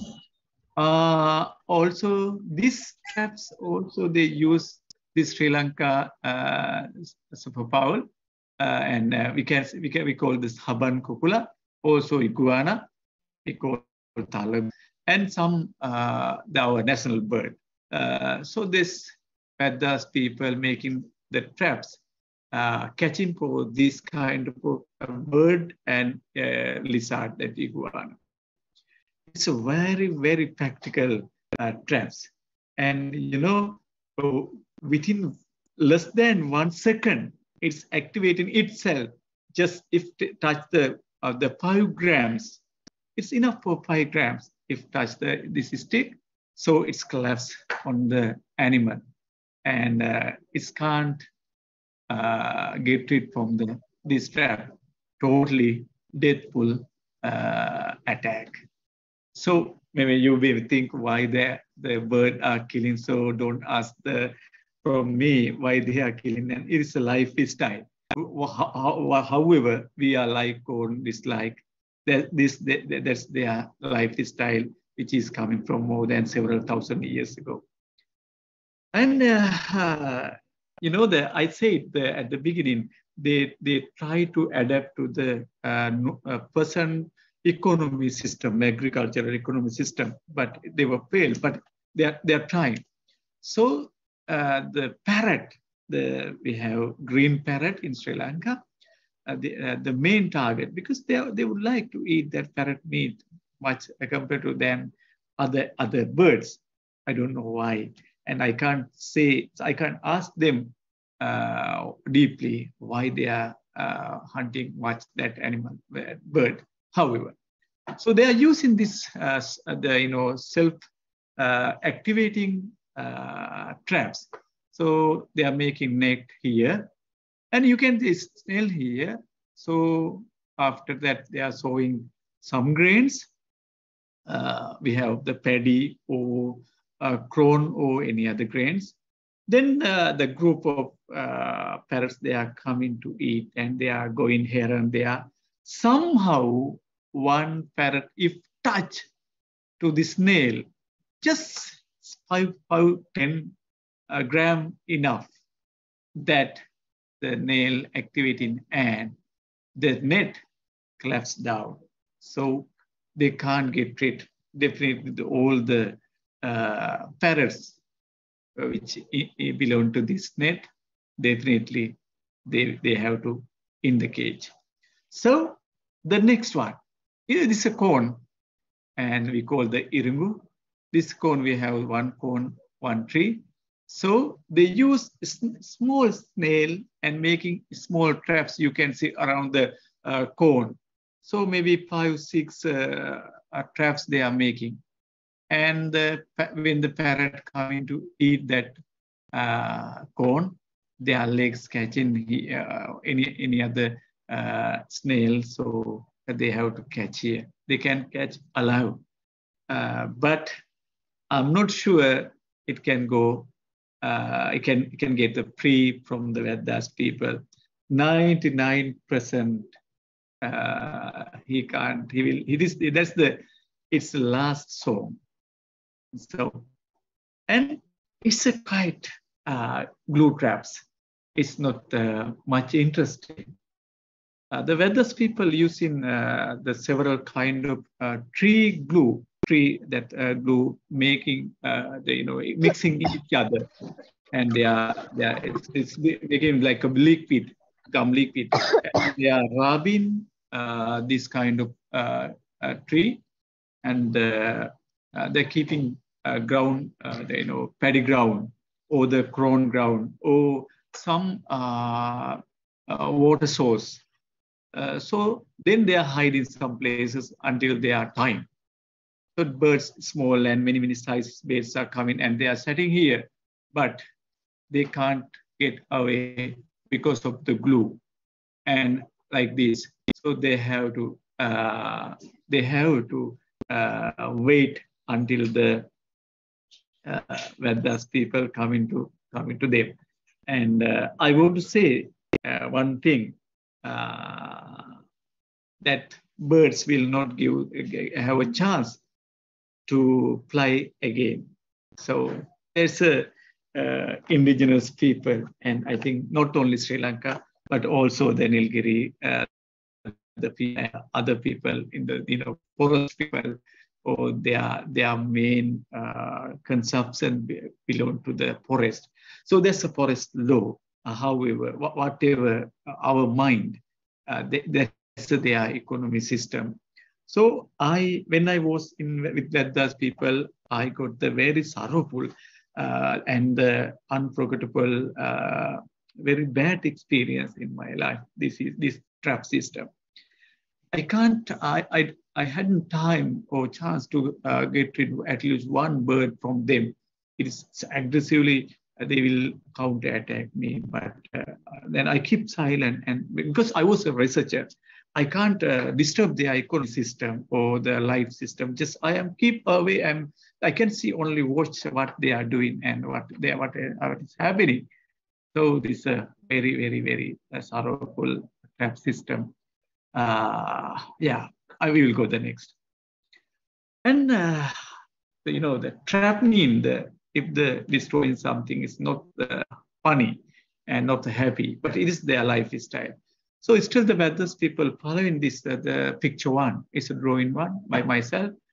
So they are gathering as a group, and they are making noisy and the lighting and shouting, and they are coming with the group end of the mountain, and sometimes animal trees, rabbit and other animal, they don't have the way to back, and they are jumping out of from the mountain or some areas and some mud area or like that are the unsafe area.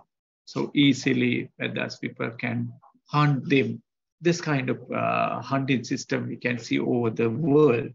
And also this one, it is they are the deers. The life is that they are jumping nearly 5-6 meters. They are jumping when they working. So some geological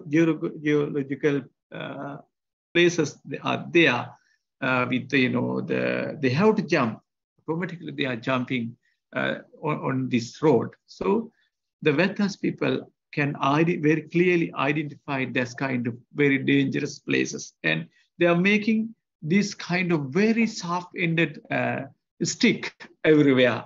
So when they jump through the tree, they don't know. Then they are dying themselves with this soft, very soft stick.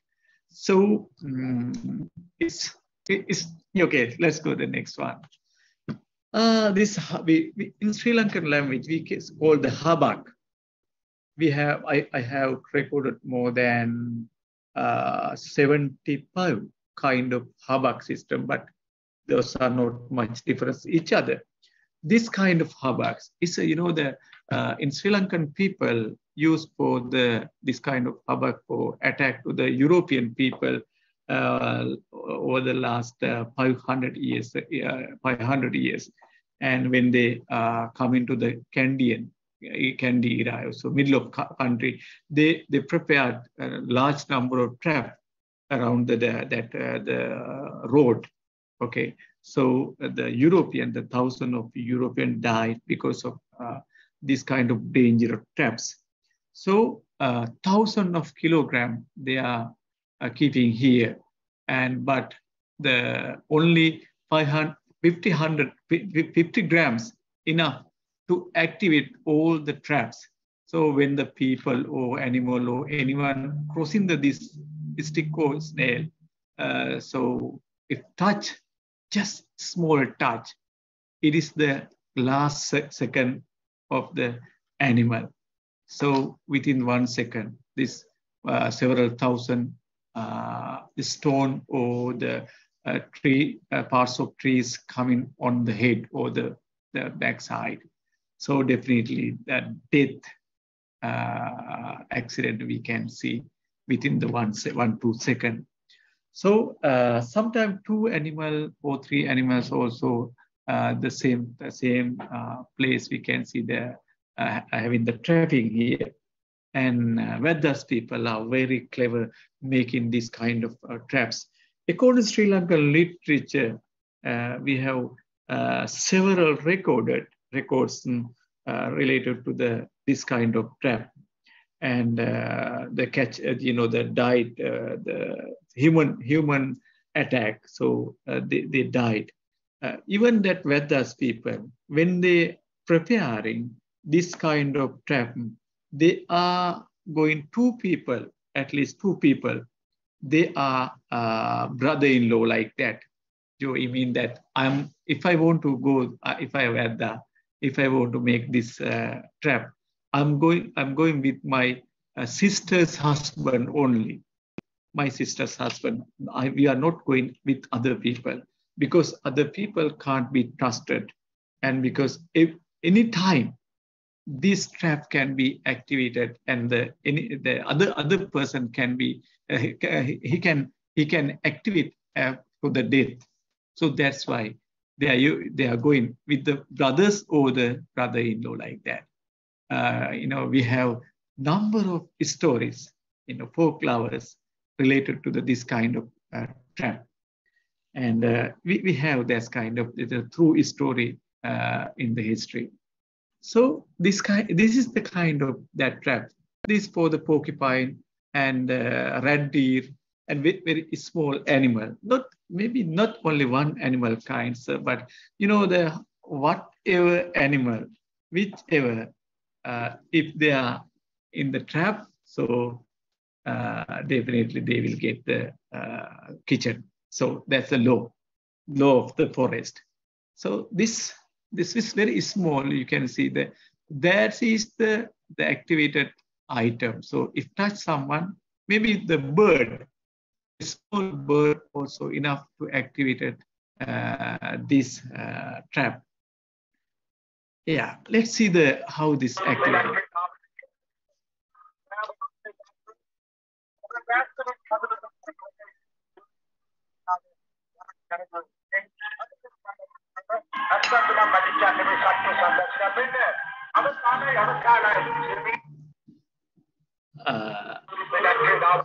This trap I made in my university for the national exhibition.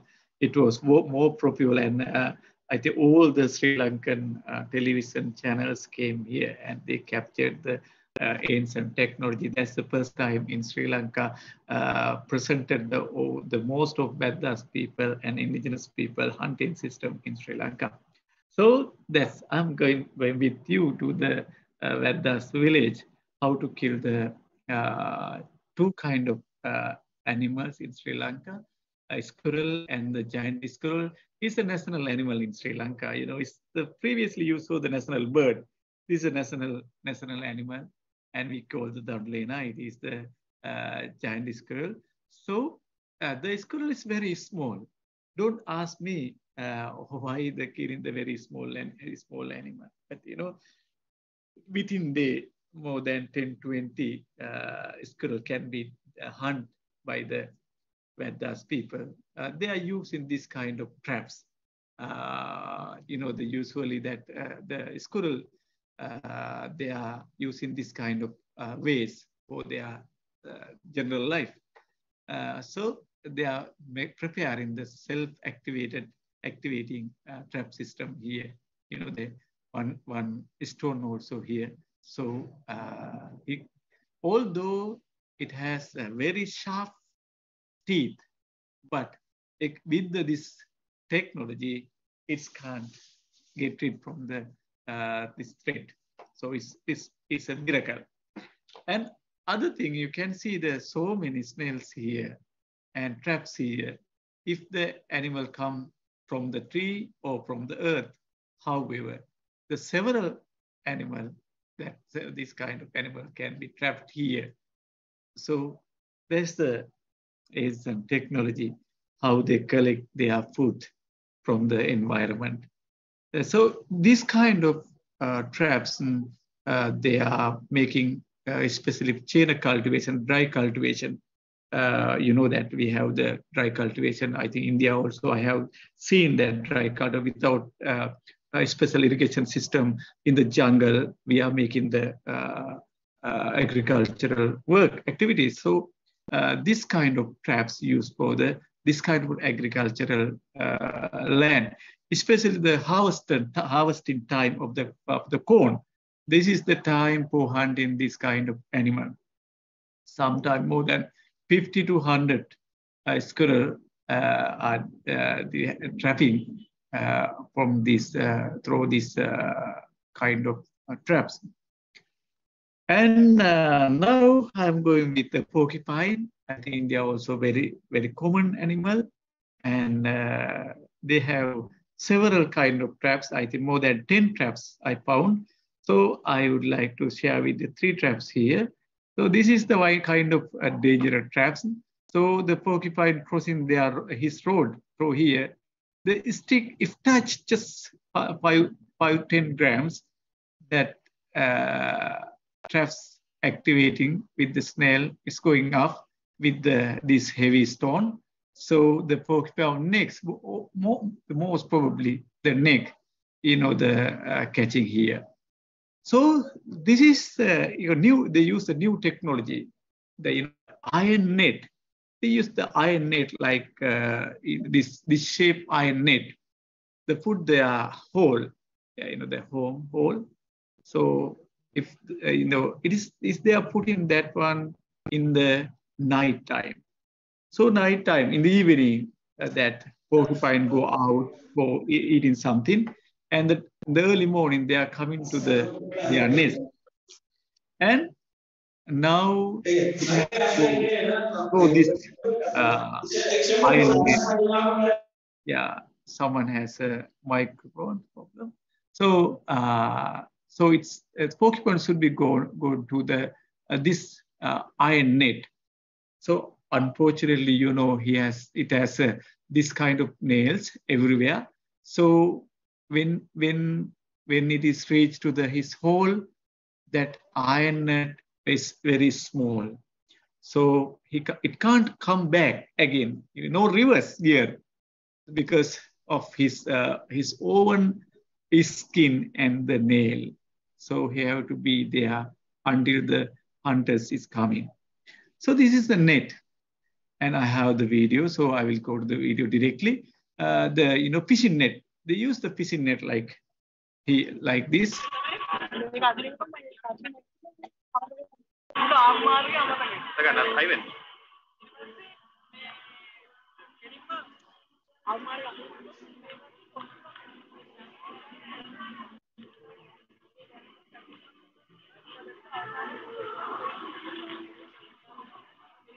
They make the spirally that fishing net. Then the porcupine can go and eat the yams or any other thing which is hiding inside the trap. So when after eating, he have to come back on the way. But because of his nail and his skin, he have to trap in with the net until the hunter is coming. So and the Vedas people using number of this kind of traps for several kind of animal. This is for the wild buffalo and stag, also spotted deer, and this kind of traps for rabbit and all the animal, the small type animal. These two used for the small type animal. Maybe that the sometimes less than 10 kilograms animal. That rabbits, mongoose, iguana, and the bird or something like that. But this kind of strong traps they are making for the stag or wild buffalo or deer or this kind of animal. That's technology. They have the two snail here. So the two side. When it is go through here, definitely the necks, who is in a head and necks, have to trap here. So when it is go forward or back, wherever the two sides, the snail or threads making in his life. So it's very, very tactical and very normal. Primitive traps here. Yeah, here like that wild buffalo. I draw here. How they can, you can see how much strong it is, because most strong, one of most strong animal in the jungle is the wild buffalo. It's very strong and very dangerous. So that's why they use the two thread and snail here, the stone one. This kind of the equipment made by animal skin, and so like deer and other animals, they are making made by skins. So it's very strong, and I think Indian people also using this kind of thread and snail for control the cattle and other things.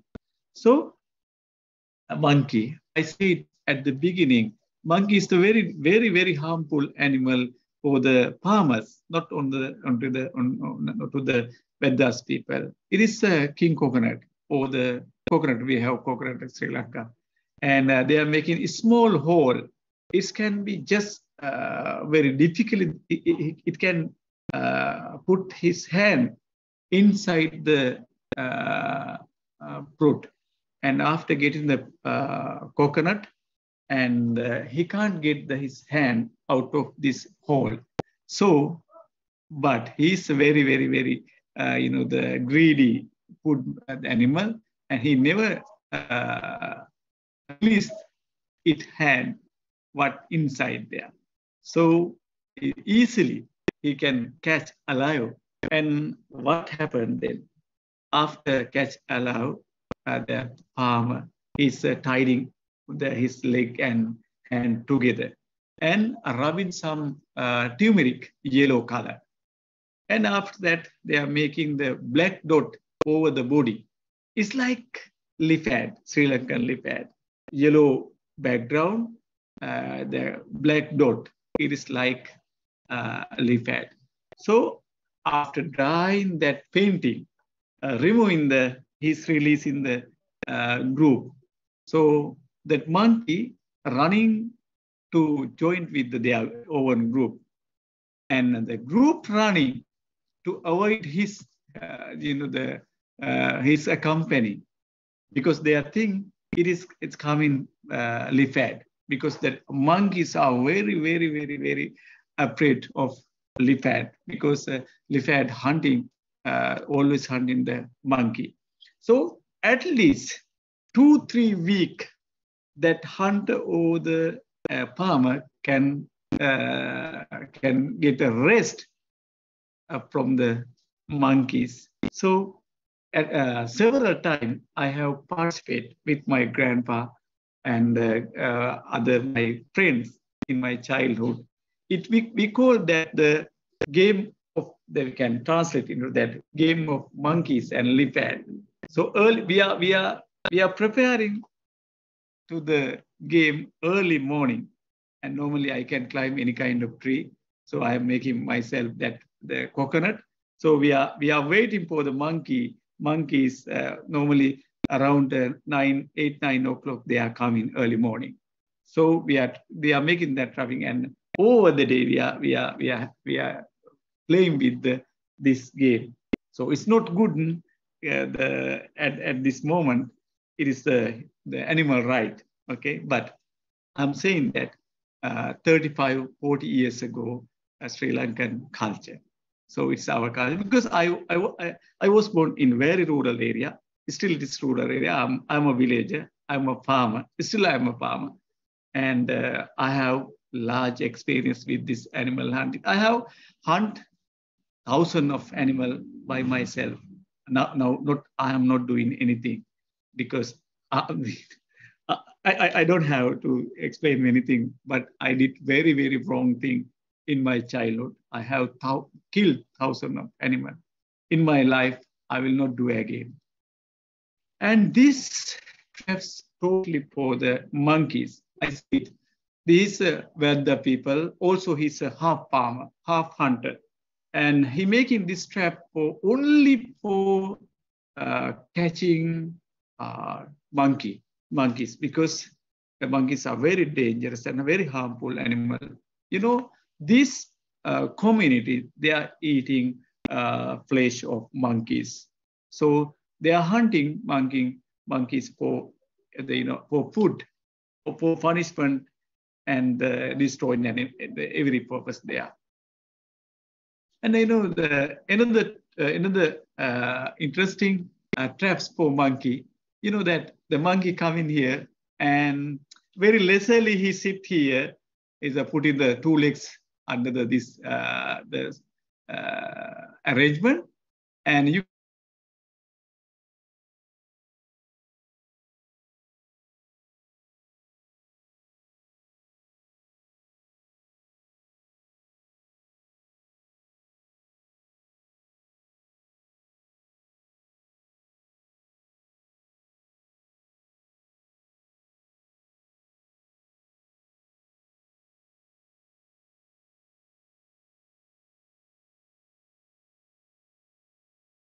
Hello. Hello. I think hello. Connection. Kamini, sir.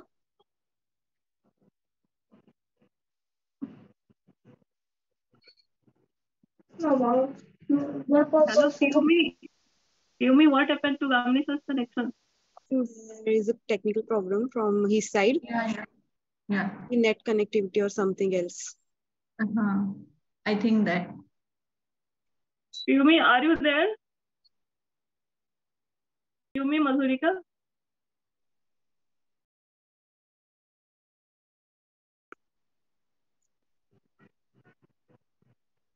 I think he will come. Yes. Yeah, we'll wait few minutes. Yeah.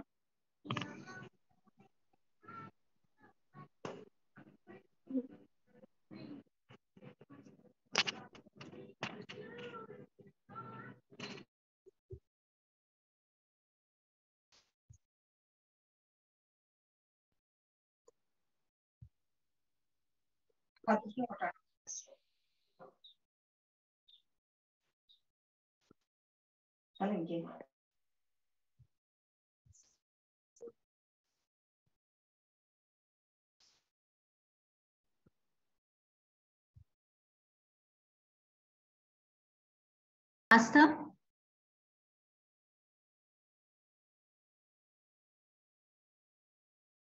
Asta, can you message Yes, him? sir. Yes, sir. I'm trying to connect with him.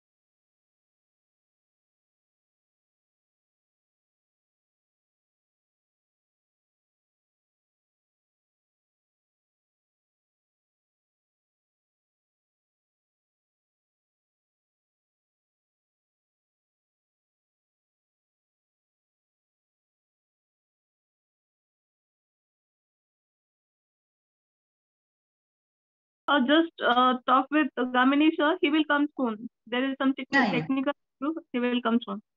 Yes. He said, wait for a few minutes. I'm just coming. Yes, sure. Yes, sir. And Dr. Nasir want to present first, no?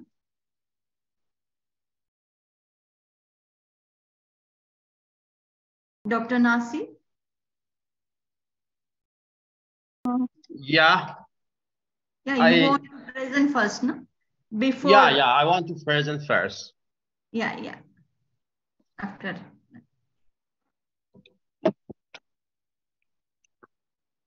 Gamini sir, join us.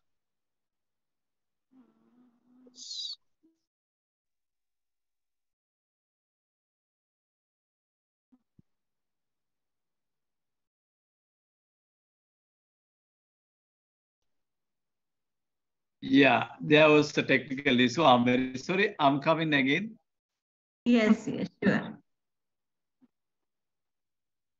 Yeah, I think I've already talked about this one, and please help me because I didn't notice that. I think I explained this one. Is it, madam? No, madam. Before. Yeah. Yes, sir. Okay, right. Last that monkey and he was holding this coconut. Coconut. Right. Coconut. That was the last time. Right. Okay. So this is the another traps they made by the Vedas people, especially killing for the monkeys because I say that is the more harmful the animal. So Wi-Fi, right? So another interesting traps here. So the monk is coming here and they are setting very lazily, and it is pulling the when he is pulling this crone. So definitely he will trap through his belly and other places. So he can't get rid until they come in Vedda with the hunter. So this is the practical one. When I was there, I saw in my overnights number of monkeys are dying because of this traps. And some wild boar traps also they are using, and it is a very, the sorrowful death.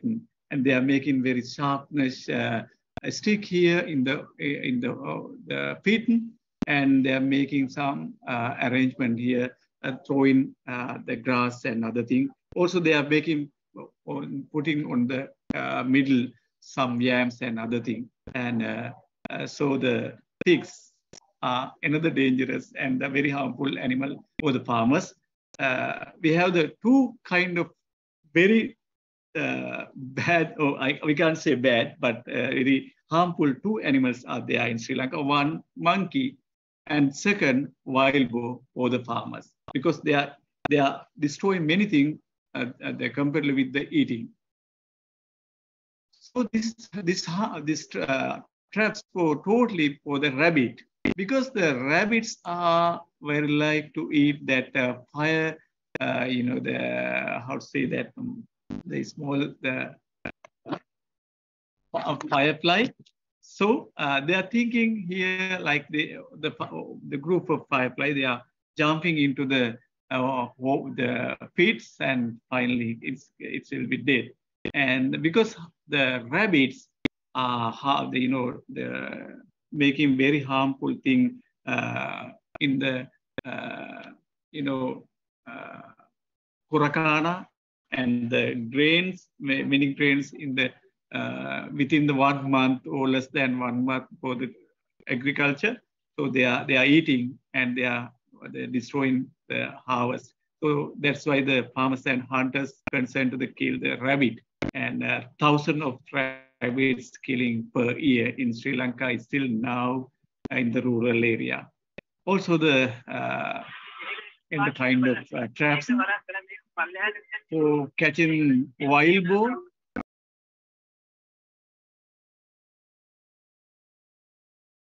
When it is coming touch to that's young, the wild boar can catch alive. Yeah, it's the fake traps. The elephants, we have the numbers of elephants in Sri Lanka, and Rajagala also we have seen several times. So they are making the large size fake traps. It's not actual trap. So they are making this kind of the arrangement around their village. So the elephant are coming. They are thinking this is a trap for catching the elephant.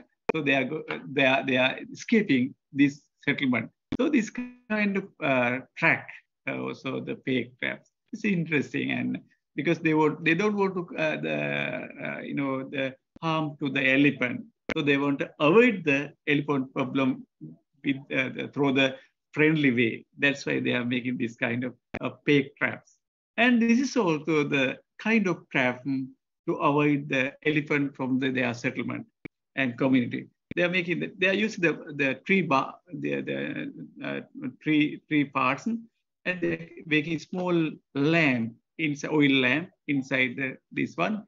Or nowadays they are using some barrel and some iron equipment.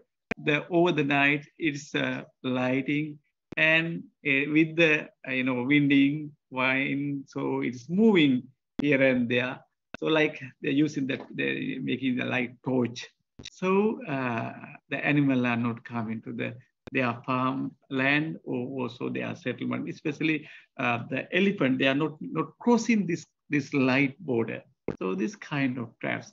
So you can see that they use this kind of traps, several traps here, and three kind of here. So nighttime they are lighting here small lamp over the night, and they can protect their house from the animal, and especially from elephant, because the elephant, if not eat much eat, but if they work here and then in the paddy field or the chain cultivation, so many houses will be gone. So that's why they are trying to avoid the elephant before entering their field. So if not answer the elephant, that's symbol or sign. So they are making small pits for the baby elephant like that. So it's not, that's the trap not for the killing the baby elephant. So they don't want to kill. And they want to trap several minutes or several hours in the pit. So definitely the elephant mom can get rid or release from the pit. It's very easily can, but they have to wait at least several minutes. They have to try, and they have to waste time. So the elephants are very, very wise animal in the world. So that elephant group or the tree or the person, they are not coming again that area because of the threat of their puppies or pet like that.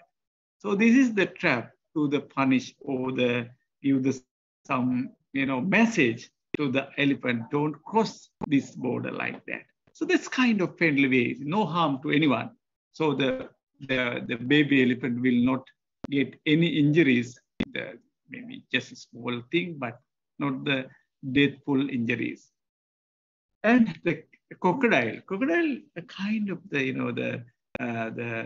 would like to eat flesh of crocodile. Also, they want to kill the most of crocodile around their water sources, because the Vedas people always depend on the natural water source. So most of crocodile are dangerous, and they are making several kind of traps. These traps or the equipment made by themselves, made by wood, and they are arranging with the meat or something. That you can see the inside, the very sharp and two sharp ended the strong stick there. That the crocodile, they are not eating food, they are just they are having to the stomach directly. So definitely that crocodile can be trapped through this trap. Because I have seen, I have joined with the two times the killing the crocodile, the large size. I'm not agree with them, the killing animal, but I was a researcher. I have to participate, or I have to see, the away from their community. I have seen how they hunt. It's very, very primitive technology they are using. And rat, they are not eating rat, but the rats are harming for their harvest. So they are making inside their cottage or the home this kind of traps.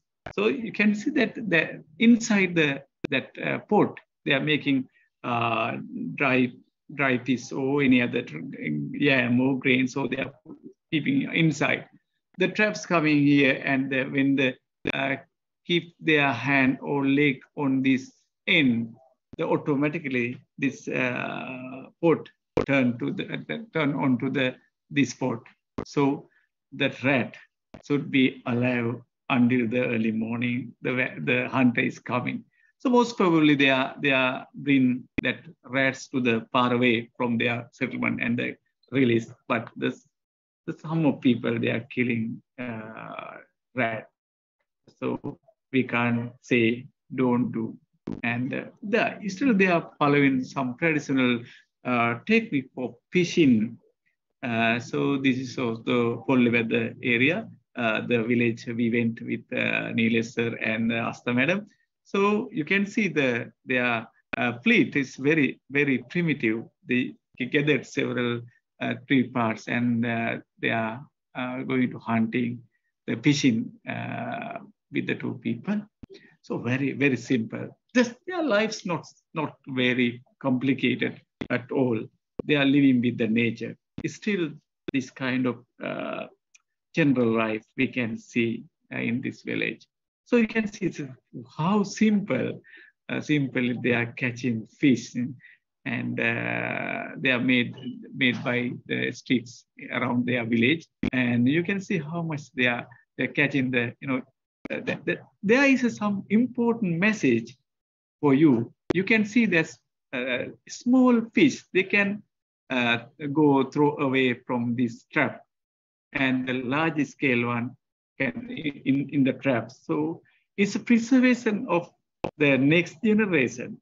So they don't need to eat all the fishes in the lake or the water source, and they are keeping it like it is like a natural resource management. So they made that one. They don't want to kill all the fish. Just they want the large, big size fish only, and other fish can be survival until the grow up in. So yeah, that's the ancient people. So they are now with the mass community. They change their lifestyle sometime. So I got this very close to the Vedda community. They use the iron net to making the trap. You know, you can see the 3 traps here, very practical traps. Also, the small size fish they can get rid from the trap. Other or are inside the cage, inside the trap.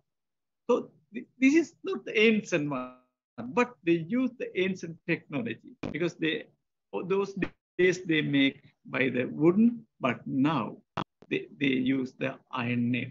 Even this one, you can see how they change with the comparative contemporary society.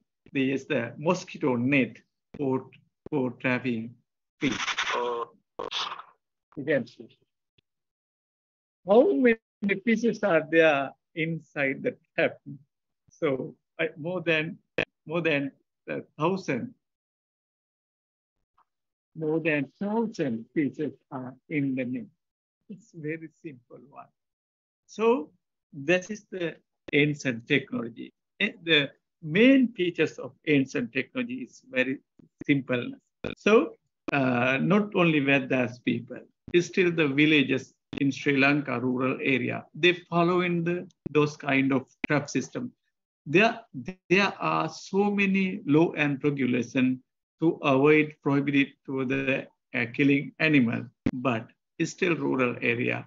The following so many traps to fishing and the sea and also inland water sources. Also the other many kind of animals are killing per day in rural area. We can't argue with them, don't kill the animal, because so many hunters are farmers, so they have to protect their harvest from the animal. So that's why they are making trap and other things. They want to eat meat, and because this kind of practice come from very far from the prehistory. So not only Vedas people, it's still the Sri Lankan normal society also, they are using this kind of trap system. So I have collected more than 500 traps, but the category is very, very less category.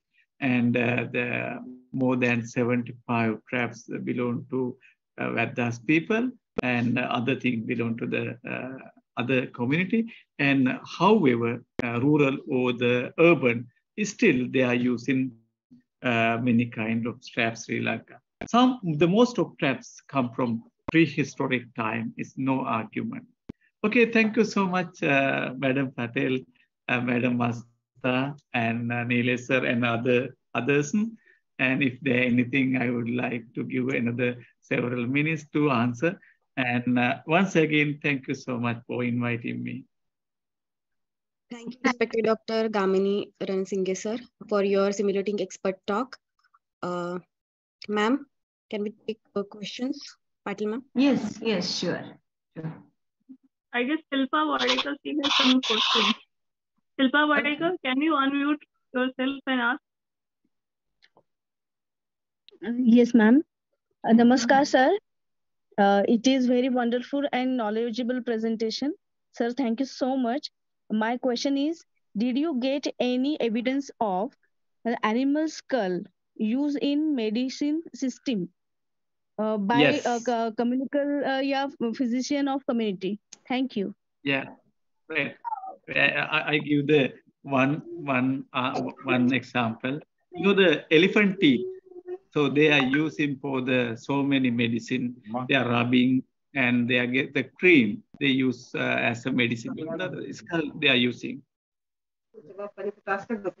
Yeah, we have evidence. Even in my childhood, I have used one or two times some bones as a medicine.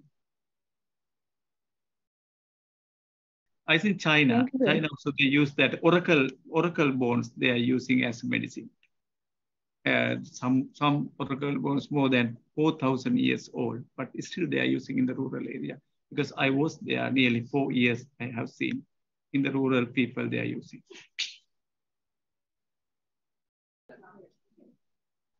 Thank you so much, sir.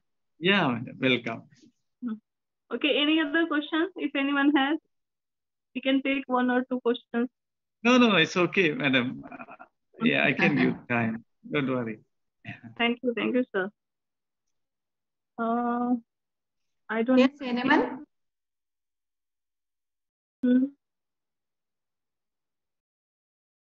I don't think anyone has any question because our chat box.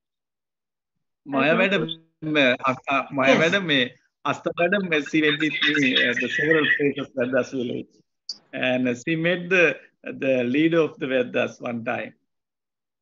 Asta madam. Yes, I was part of Rajagala excavation, so that time I got opportunity to go for the survey around the Rajagala and various places with sir, and he has shown lots of local sites and local historical important places.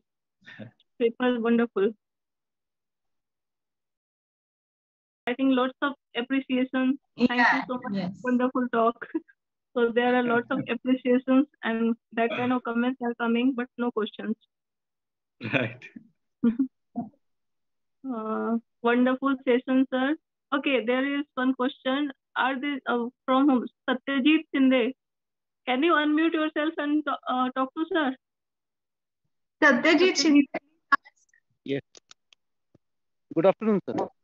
Good afternoon. Yes, please. Are these people using modern weapons for hunting today? Yes, they are using modern weapon. Okay. Especially gun. They have Sri Lankan man-made gun. We have one gun we found in Rajagala with Asta madam also. So it's a self-activating the gun. It is a dangerous one even for human. Every year we are having the large number of the gunshot over the island. It's a headache for us, and that Vedas people also they are using because of influence of the mass community. Yes, the new guns, new equipment, weapons they are using. Not only Sri Lanka, I think over the world that the primitive society now they are using that new technology.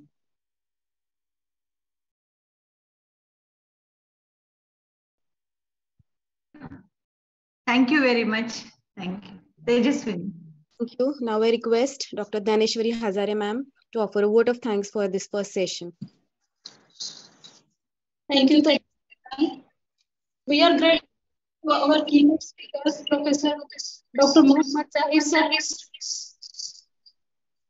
Professor of Archaeology and Dean Faculty of Arts and Social Sciences, University of Education, Lahore, Pakistan, for his very informative presentation on new perspectives on early historical archaeology, from new exploration in northwestern Pakistan. Also, he emphasized on archaeological remains, including Buddhist stupa, monasteries, graves, megaliths, painting, rock carvings, settlements, and Stone Age tool sites, various tombs, investigation of landscapes, ancient trade relation between India and Pakistan, and rock cut carvings of Greek, Chinese, Zoroastrian representation on rock art. So these carved images are very meaningful for the present scenario. So covering all aspects of this topic, he enlightened us with the very rich archaeological data. So thank you so much, Professor Mohammad Zahir sir. Again, we are also grateful to our next distinguished speaker, Professor Kamini Ranasinghe sir from Sri Lanka. He's professor in Archaeology, Department of History and Archaeology, University of Jayawardhanepura, Newgate, Sri Lanka. Professor Kamini sir gave an excellent presentation on hunting trap of Vedas people in Sri Lanka. So these Vedas people are indigenous people in Sri Lanka, and they are one of the ethnic groups. And he also focused on different hunting methods of different animals with live examples of tribal cultures. Hope this ethno-archaeological data will be definitely useful for comparative analysis with Indian cultures. So thank you for being with us in this international online seminar. Shukriya Professor Mohammad Zahir sir and Oyat Stuti Professor Kamini sir. With this warm words, we move to the next session. Thank you so much. Thank you, ma'am. So we are at the second session of today's international Thank you so much, Kamini sir. Yes, yes. Thank you, sir. Thank you. Yes, sir. So, okay.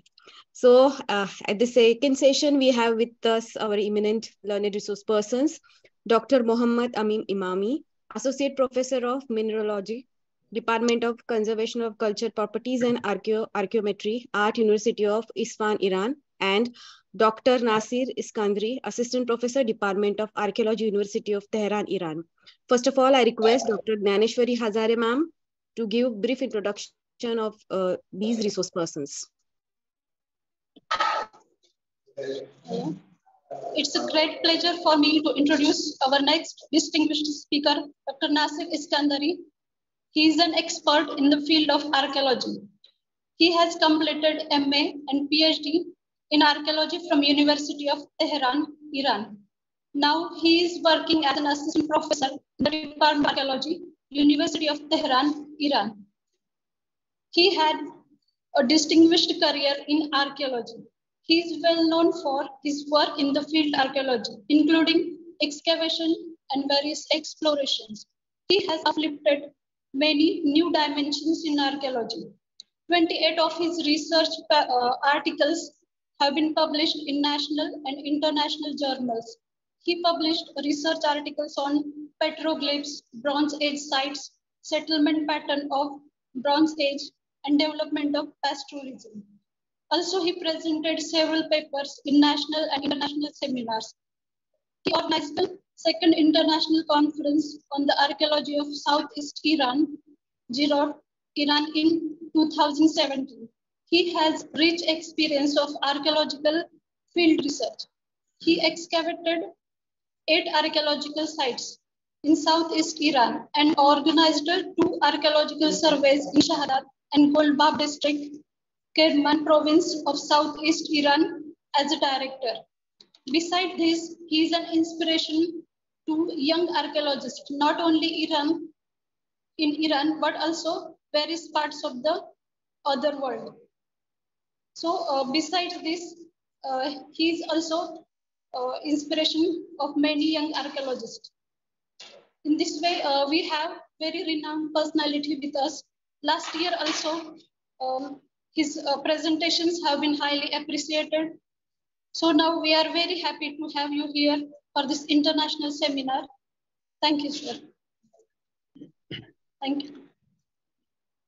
Thank you so much for your kind introduction. Before I get into my talk, I would like to thank the organizers of this seminar, especially Dr. Maya Patil and her colleagues in Solapur.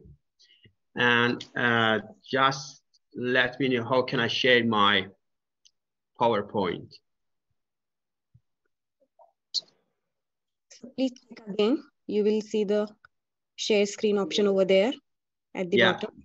Yes. Yeah, I found it. Good. Can you see my screen? Yes, yes, it is visible, sir. Good. It's a screenshot. काढलेत number. हे आता आपल्या ह्याचे आहे बघा. Hazare ma'am, please unmute yourself.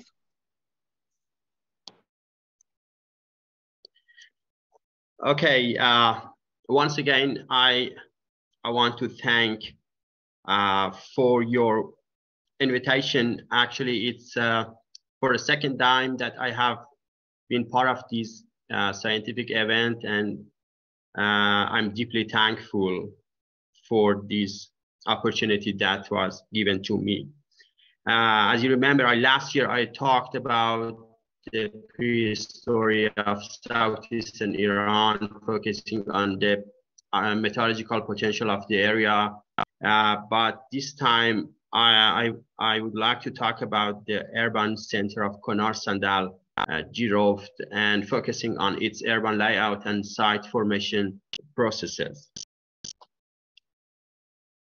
Then I pass microphone to my colleague, Dr. Emami, to talk about the ceramic developments and technology in prehistory of the region. Here you have the geographical position of the Jiroft or Halil-Rud culture and other civilized cultures of the Bronze Age, Western Asia. And as you know, one of the most glorified ones is Harappan civilization that you all are familiar with it. And here you have the geographical locations of important excavated sites of the region. For example, Shahdad and Shahr Sukhte in Sistan, in Helmand area, and in southern Kerman province, where I'm talking about today, is the location of Konar Sandal archaeological site complex.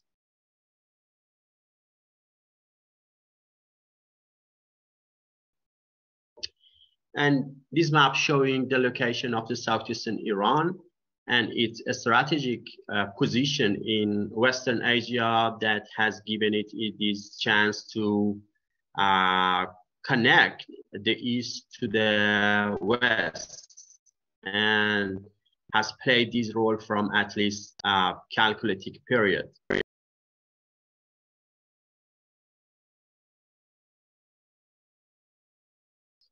Halil-Rud Basin or Jiroft area is located in the southeastern Iranian plateau, not far from the Persian Gulf, that has given this privilege to the Tweed to take advantage of the maritime exchange networks besides the overland routes.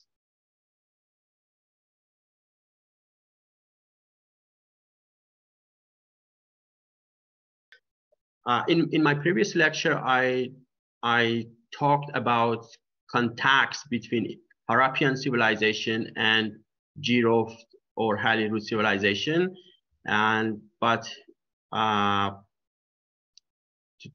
today I just have a glimpse and summarize these contacts and show you some evidence, archaeological evidence, that there was close links between South Asia and the Jiroft region in 3rd millennium BC.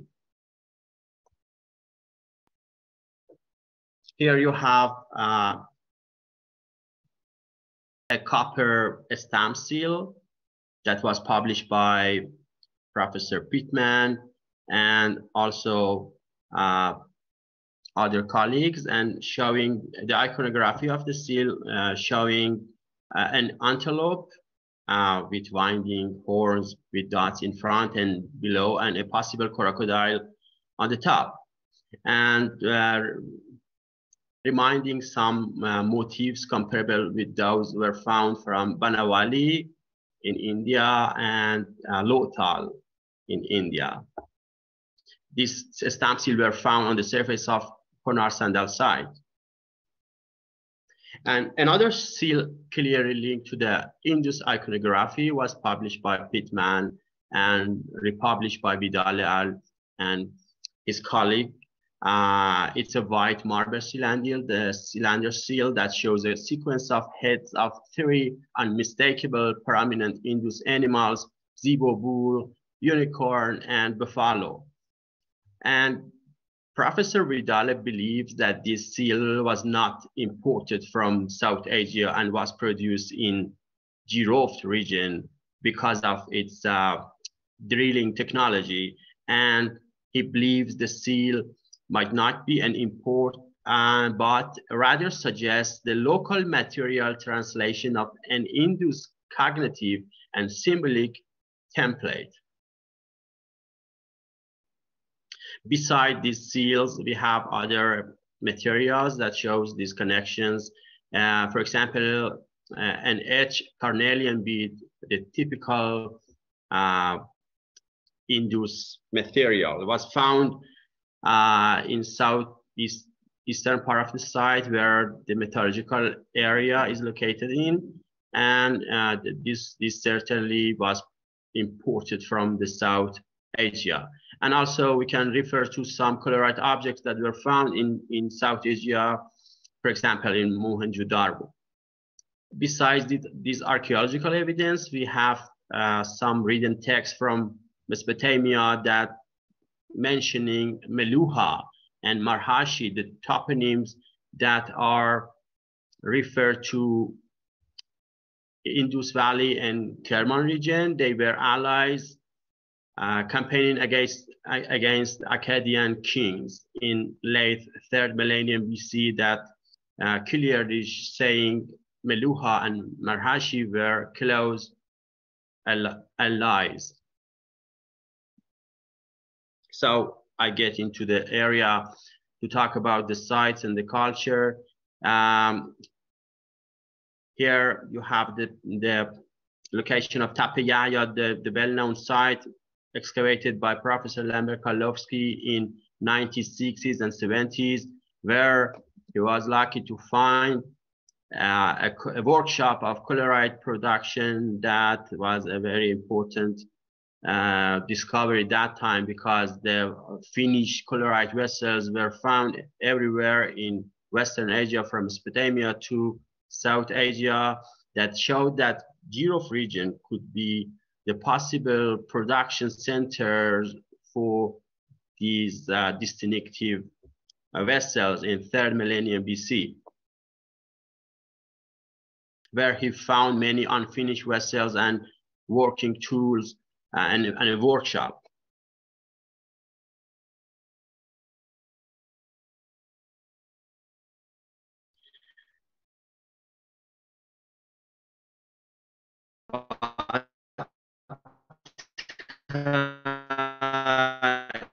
In 2001,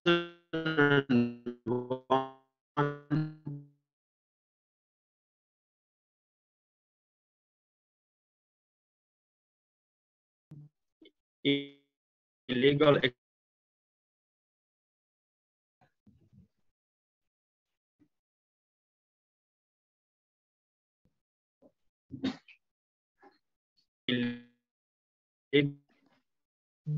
excavation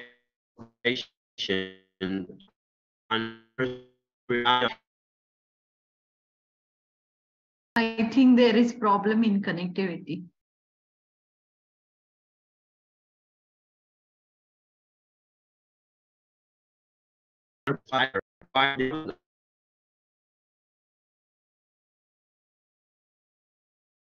Hello.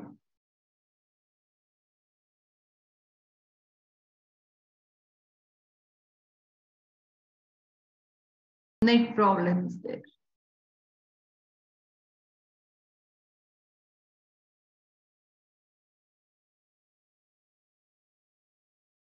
Hello, Tejaswini.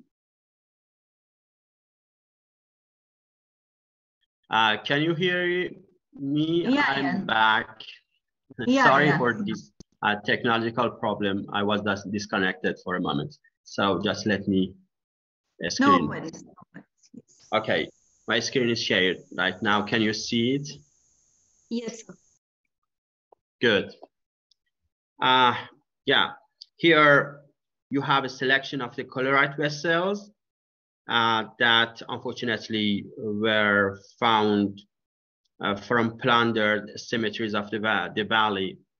And as you know, all this material belongs to early Bronze Age.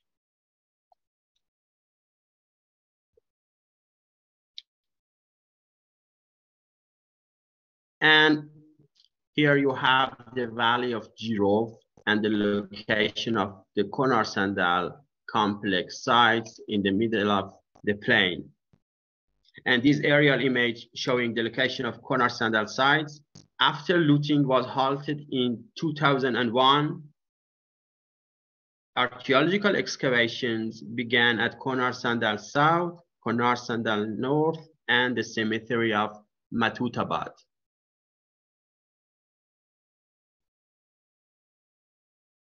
Just seeing the dumps of the illegal excavations at Matutabad graveyard led to discovery of hundreds of ornamental objects and fragments of vessels.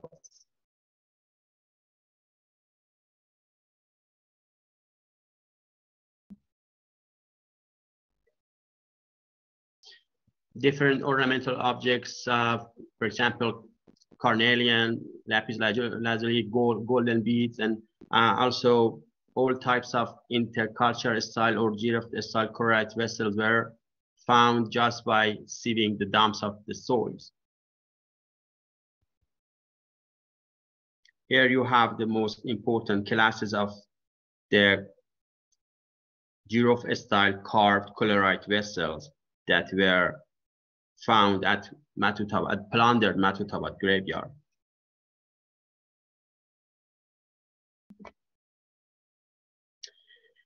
And following the excavations began at the site of Konar-Sandal.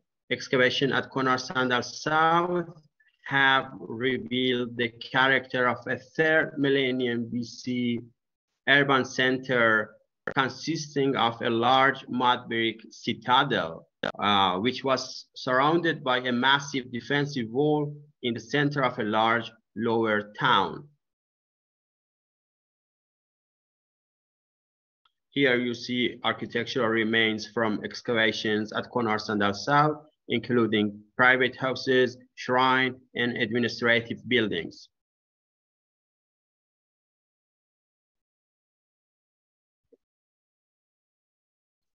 Another significant achievement of Konar-Sandal excavations by Yusuf Majid-Zadeh is the appearance of a new writing system which has remained undeciphered. Actually, these tablets have presented 2 different writing systems. One is geometric signs, and another one is already known in Susa named linear Elamite writing system.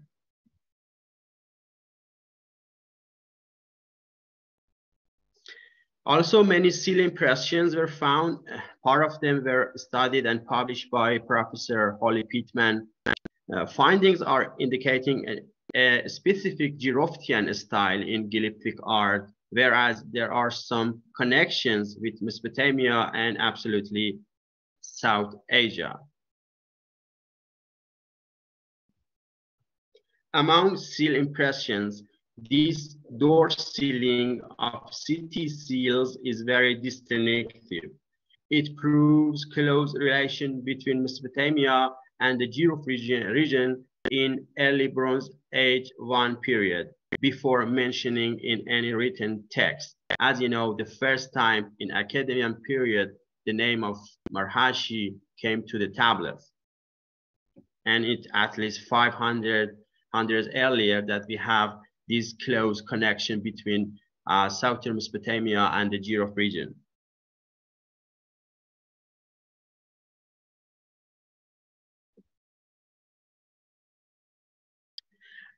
Okay, now, from now on, I talk about my recent investigation at the site of Konar-Sandal.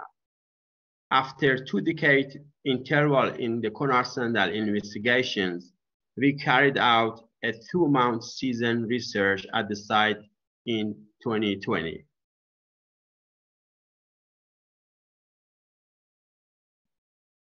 Previous excavations have been focused on the Konar-Sandal South Mound and its close surrounding.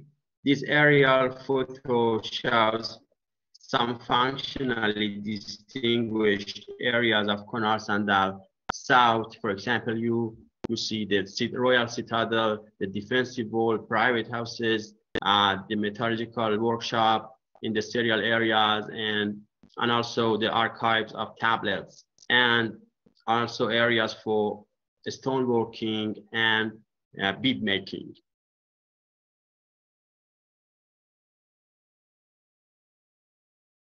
Based on absolute radiocarbon dates, this complex belong to the 3rd millennium BC, from early 3rd millennium to the end of the millennium.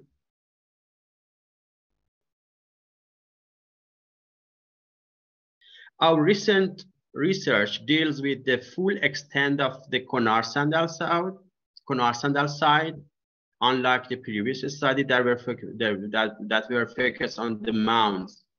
And so our project includes mapping the site, small-scale excavations across the full extent of the site, as well as extensive walking surface survey.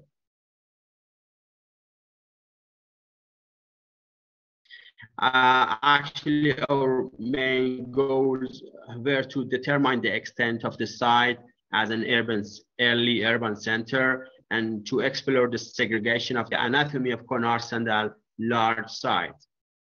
So in this study, we had some restrictions. Firstly, we did this project during the COVID pandemic before any vaccination. Secondly, Konar Sandal is very large site. The dispersal of cultural materials over the surface of the site stretched for a maximum length of 4 kilometers north-south and 2 kilometers east-west at its widest point.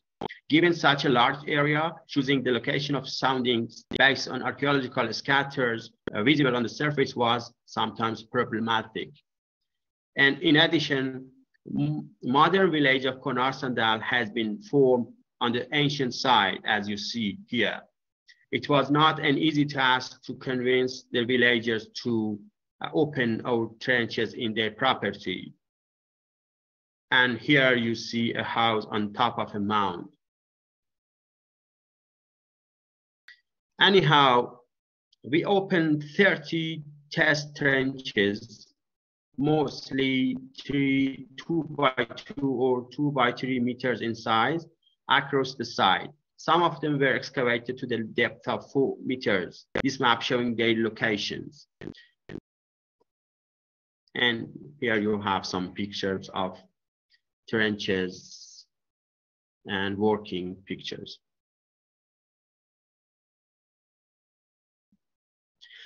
Well, the preliminary results of this sounding campaign, together with previous excavations by Dr. Majid-Zadeh, as well as surface survey and also cleaning soil dumps made by recent activities of the villagers, indicated that the extent of the ancient site of Konar Sandal is over 400 hectares.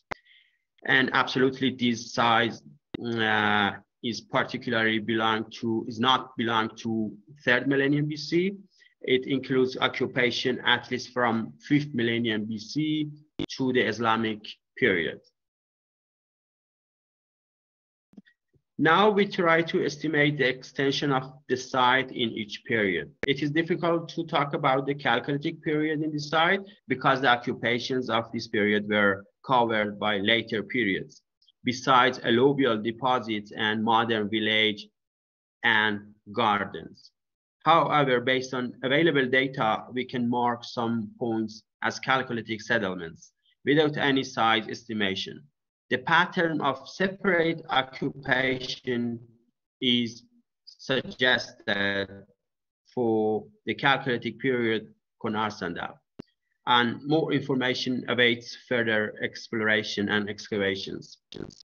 But by early Bronze Age I mean very late 4th millennium BC and beginning of 3rd millennium BC, Konar Sandal South Mound became the main center where glyptic art evidence proves the existence of non-local groups from Mesopotamia and southwestern Iran, in particular Susa.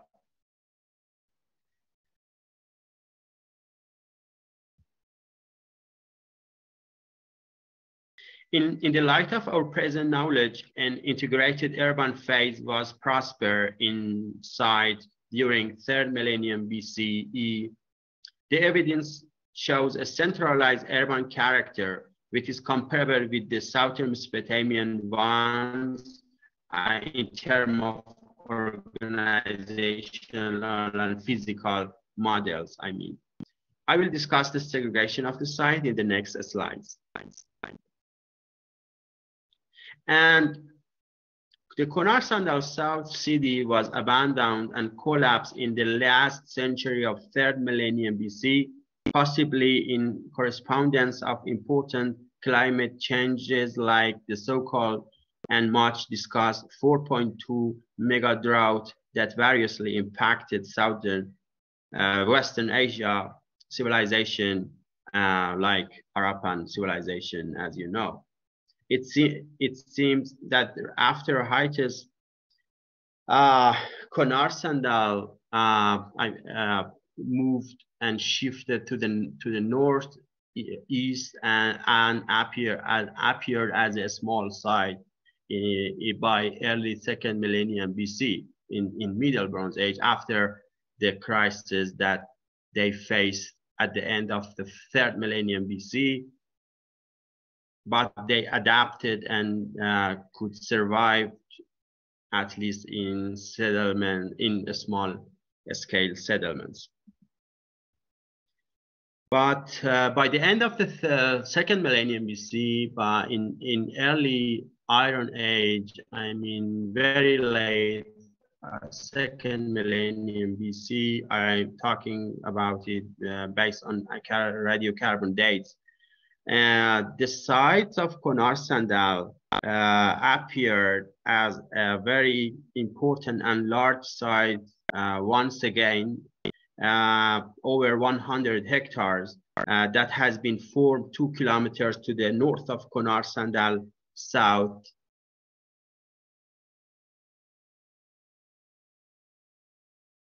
During our excavation, accidentally, one of the trenches revealed one grave from Konar Sandal Norse period, I mean early Iron Age, late 2nd millennium, which enables us to locate the Iron Age cemetery of the site for the first time. Here you can see the location of the cemetery of Iron Age. Is not far from the 3rd millennium cemetery that is named Matutabad. Fortunately, this cemetery, this Iron Age cemetery, remained undisturbed and unknown, unlike the 3rd millennium cemetery that was badly damaged.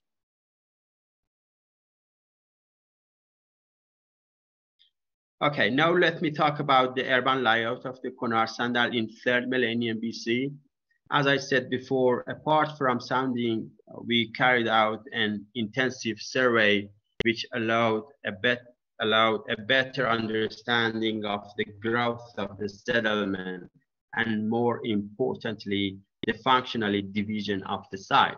As you see here, the city was consisting of different areas functionally distinguished. For example, 2 cemeteries, a stone workshop, bead making workshop, and private houses, royal citadel based on the Konar Sandal South Mound, and also the ancient bed of the river that was revealed by geomorphological investigations that is crossing to the west of the site, while the modern bed of the river is located to the east.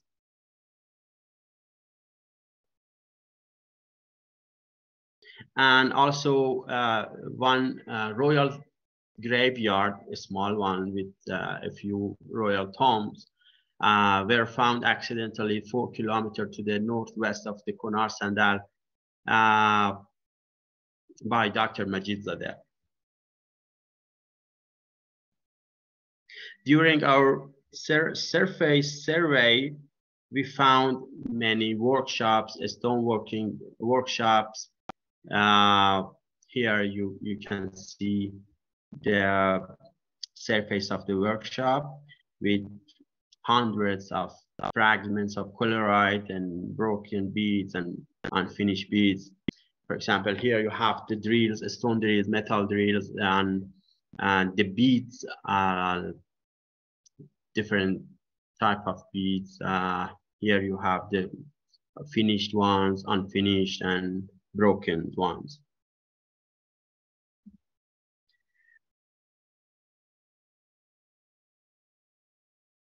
To make sure about the function of one of these workshops, we opened a trench which resulted in discovery of numerous broken, unfinished, and finished beads and objects made of chloride, calcite, and Vagniphilium limestones, these black and white stones. To sum up, it seems that the Giraffe Plain has presented an initiative episode of urban evolution contemporaneous with other urbanized landscape of Southwest Asia. In terms of physical and organizational models, the current project suggests that Konar Sandal South presented a nucleated urban model comparable with southern Mesopotamia ones. By the very late 3rd millennium BC, Konar Sandal South city collapsed, and it is logical to think that it could be the possible impact of 4.2 event. By early 2nd millennium BC, Konar Sandal appeared to be reorganized after a century or maximum 2 centuries after the climate crisis. By the late 2nd millennium BC, Konar Sandal North appeared as a large city over 100 hectares, 2 kilometers north of Konar Sandal South.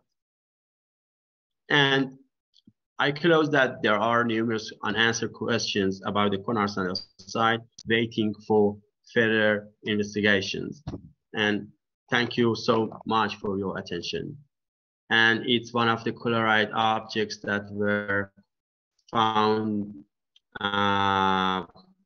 by illegal excavations in the area, showing a chloride statue, a man with snakes on its shoulders, reminding the Zahha character in Ferdowsi books, Shahnameh.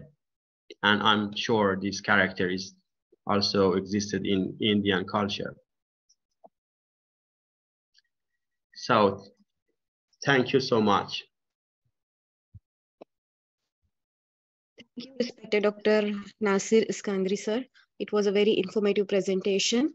Now, nice. We can take now or after the presentation of Dr. Muhammad Amin Imami, sir, we can conduct it. Ma'am?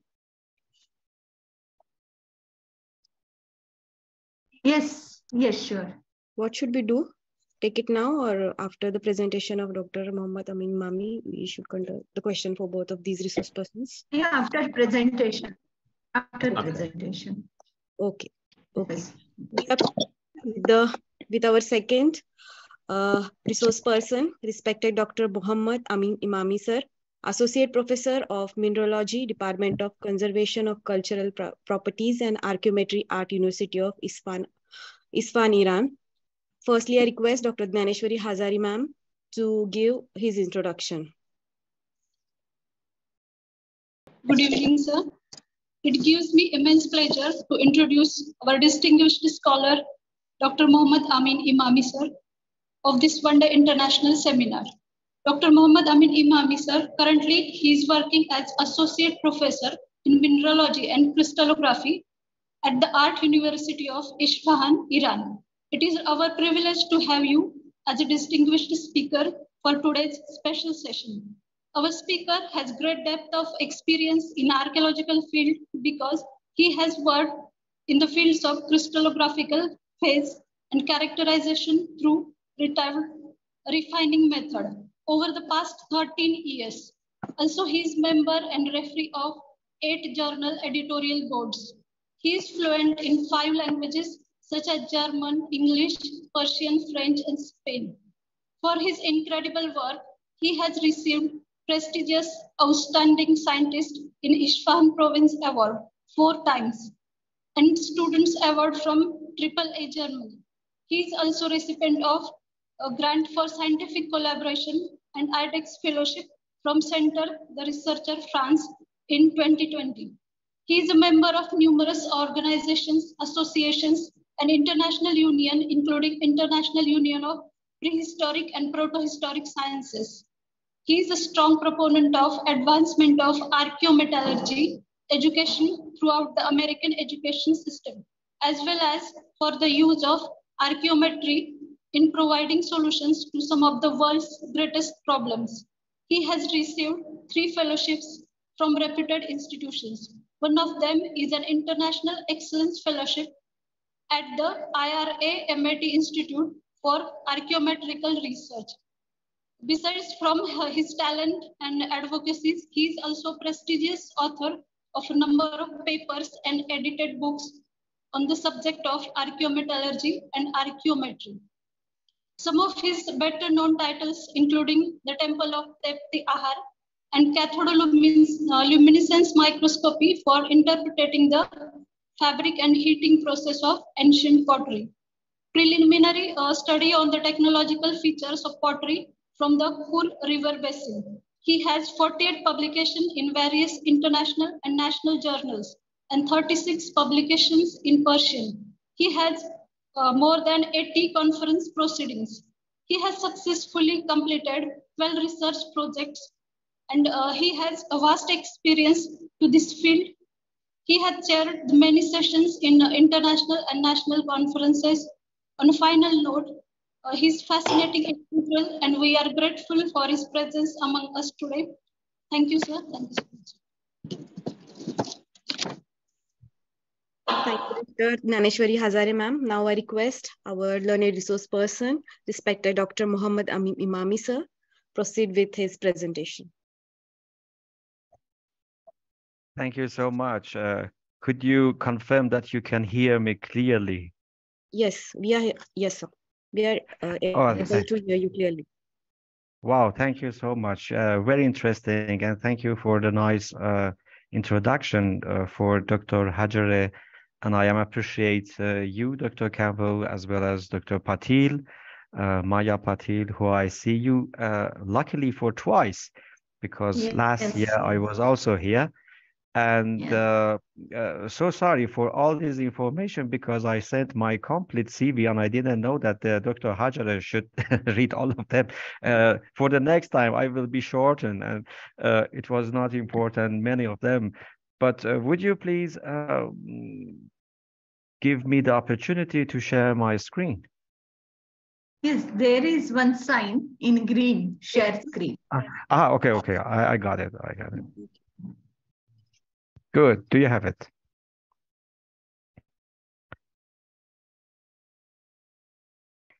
Do you see everything? Is it okay? No, sir, we are unable to see. Okay, moment. Again. I go to the screen to share. This one? Yes. Okay, good. I'll start with my talk. Again, I'm very pleased to meet you all, and of course, the respected Professor Schindler. It was my pleasure to meet you virtually again this year as well. And thank you, Nasir, for the introduction, because you gained me a lot. You make the better surface for my talk to share my ideas to the people and to the audience in this session.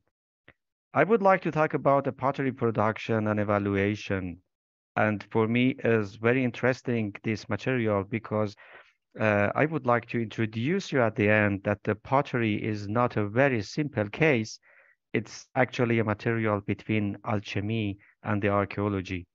And this is a complete, very complex knowledge that made us a very favorable knowledge from the beginning of the history of the human being till nowadays, and we walk along that. And we couldn't believe that everything that we can use in the 2021 century, in the high technology living, we have gained from the prehistory, we can gain from the prehistoric technology and a very simple case such as sand and clay. Uppsala.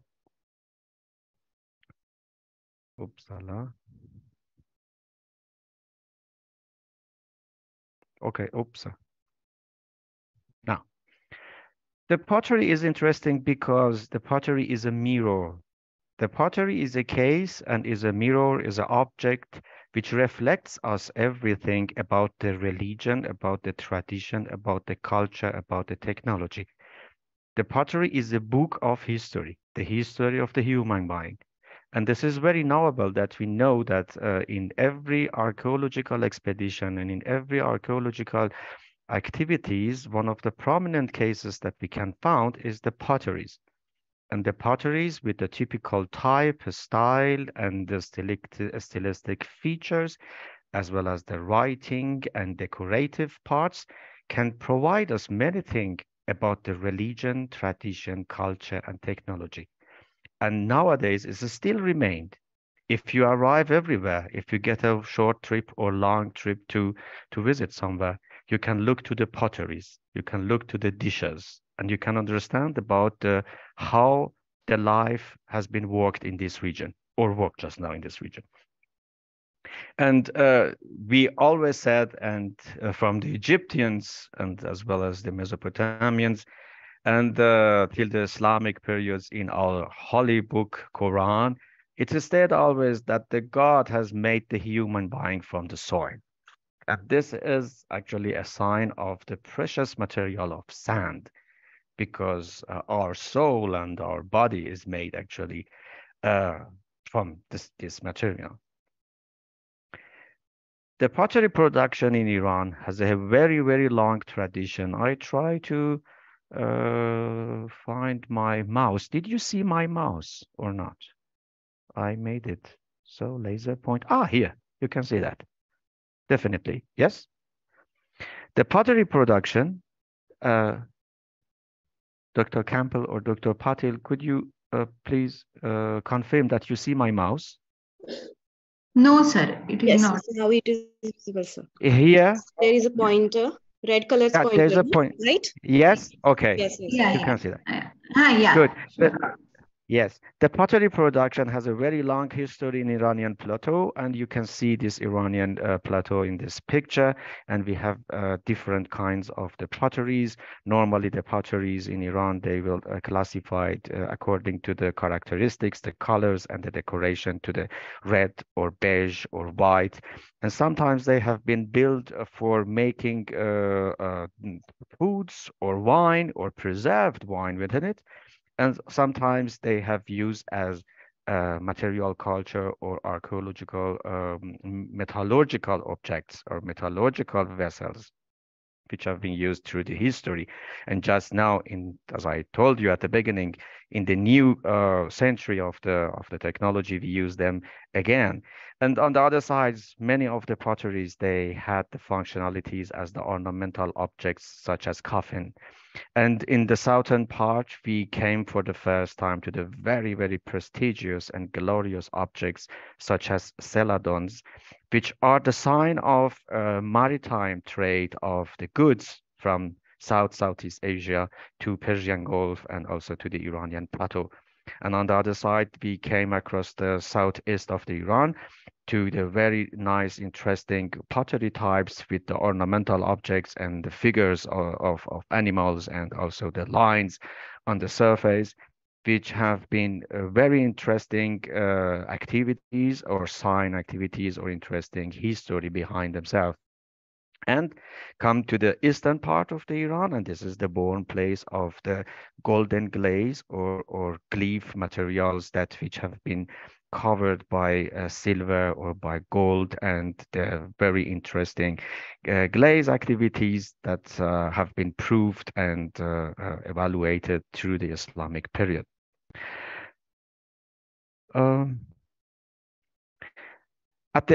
all of that, what we are searching for as mineralogists or the archaeologist or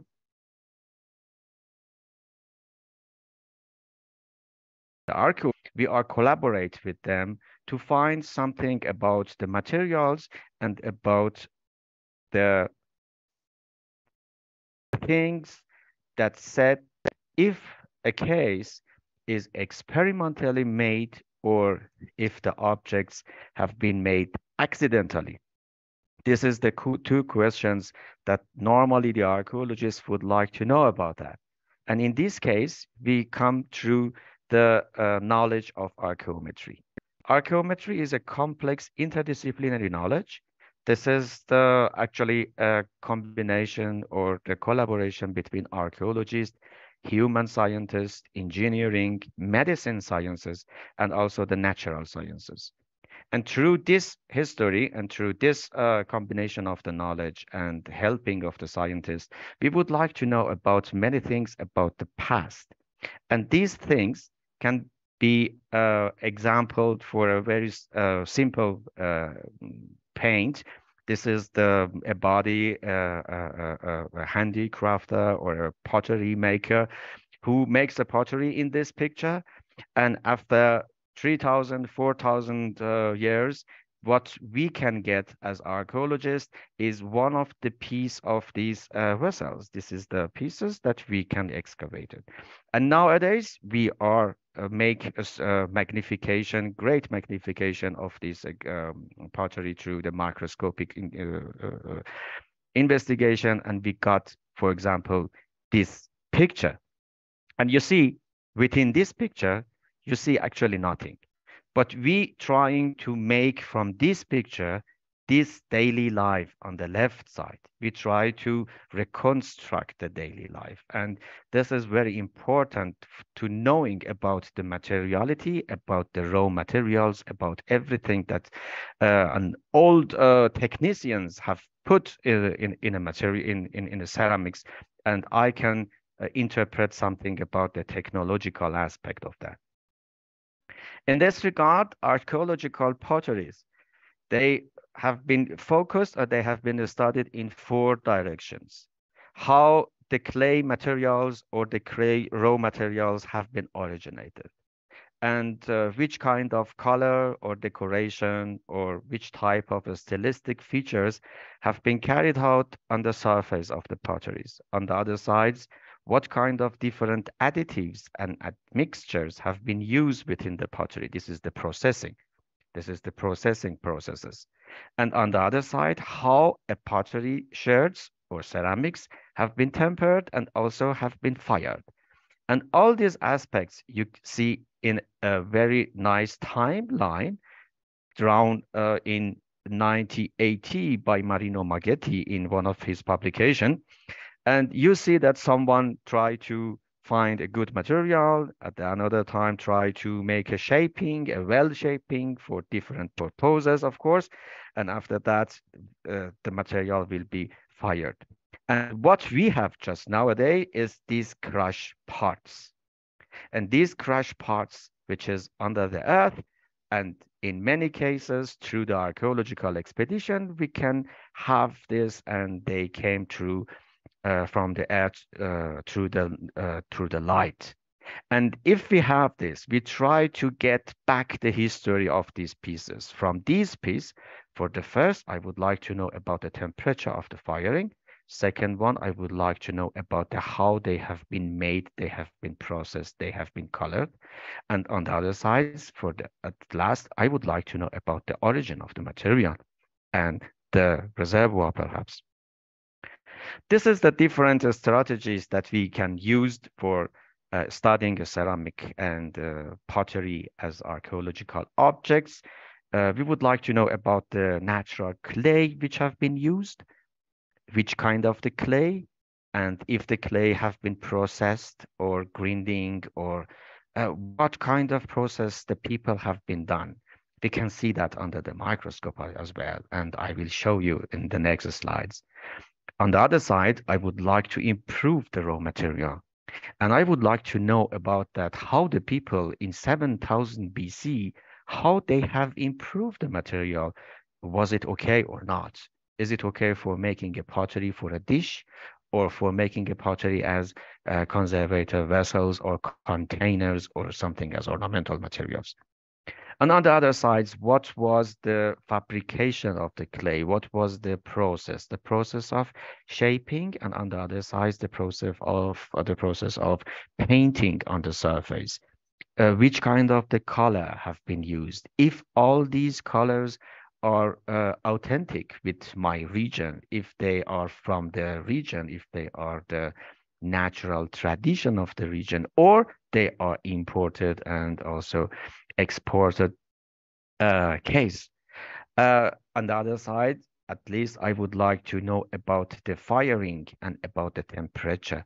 And if I go through the temperature, I have something to do with the industrialization of a human being or a civilization at the time, because the temperature, for having a temperature and creating a temperature, is one case of industrializing aspect, and controlling the temperature is the most important one, because some of the potteries, they have been made very primitively, and some of them, they have been made very carefully, and the temperature was fantastic controlled during the firing temperature and the processes. And this means that alongside of the time, the technicians and the pottery makers, they understand how the temperature work and how the kiln and furnaces works, and they have paid too many attention to the construction of a kiln and of this furnace. On the other sides, at the end, the different end product, and we have different type of the potteries. And these different type of the potteries, they have been made according to the different purposes, of course. Some of them, they have been used as cooking pot. They have been used for cooking meal or the daily dishes. And some of them, they have been made for application as dishes, jars, or vessels for container or something like that. Ornamental objects was very interesting cases that the people at the prehistoric time, they have been made, and we have many of them in different museums on the world. And I have seen also many glorious potteries, ornamental potteries in Delhi and in Bombay, as I was there many years ago. And contaminated purposes, for example, the glass-based ceramics. The glass-based ceramics, sometimes they have been used for remaining or for a container for preserve the residual or residual materials for from archaeometallurgical purposes. So, for example, materials for contaminated or for contain the residues from metallurgy or from glass production technology, and we have the slags from them, or we have many residues perhaps from one technical purpose. On the other side, the very interesting part of the ceramic materials are its characterization or its function as a crucible, so like that. These are the crucible, and the crucible are the vessels or the dishes which have been made for shaping the melted material or melted metals, and they have been used sometimes as purification vessels, and sometimes for casting, and of course in many times for shaping and for metallurgical properties, for bettering the metallurgical properties. Well, the raw materials have been used is one question. What kind of manufacturing processes and development is the another question, according to how they have been developed and processed.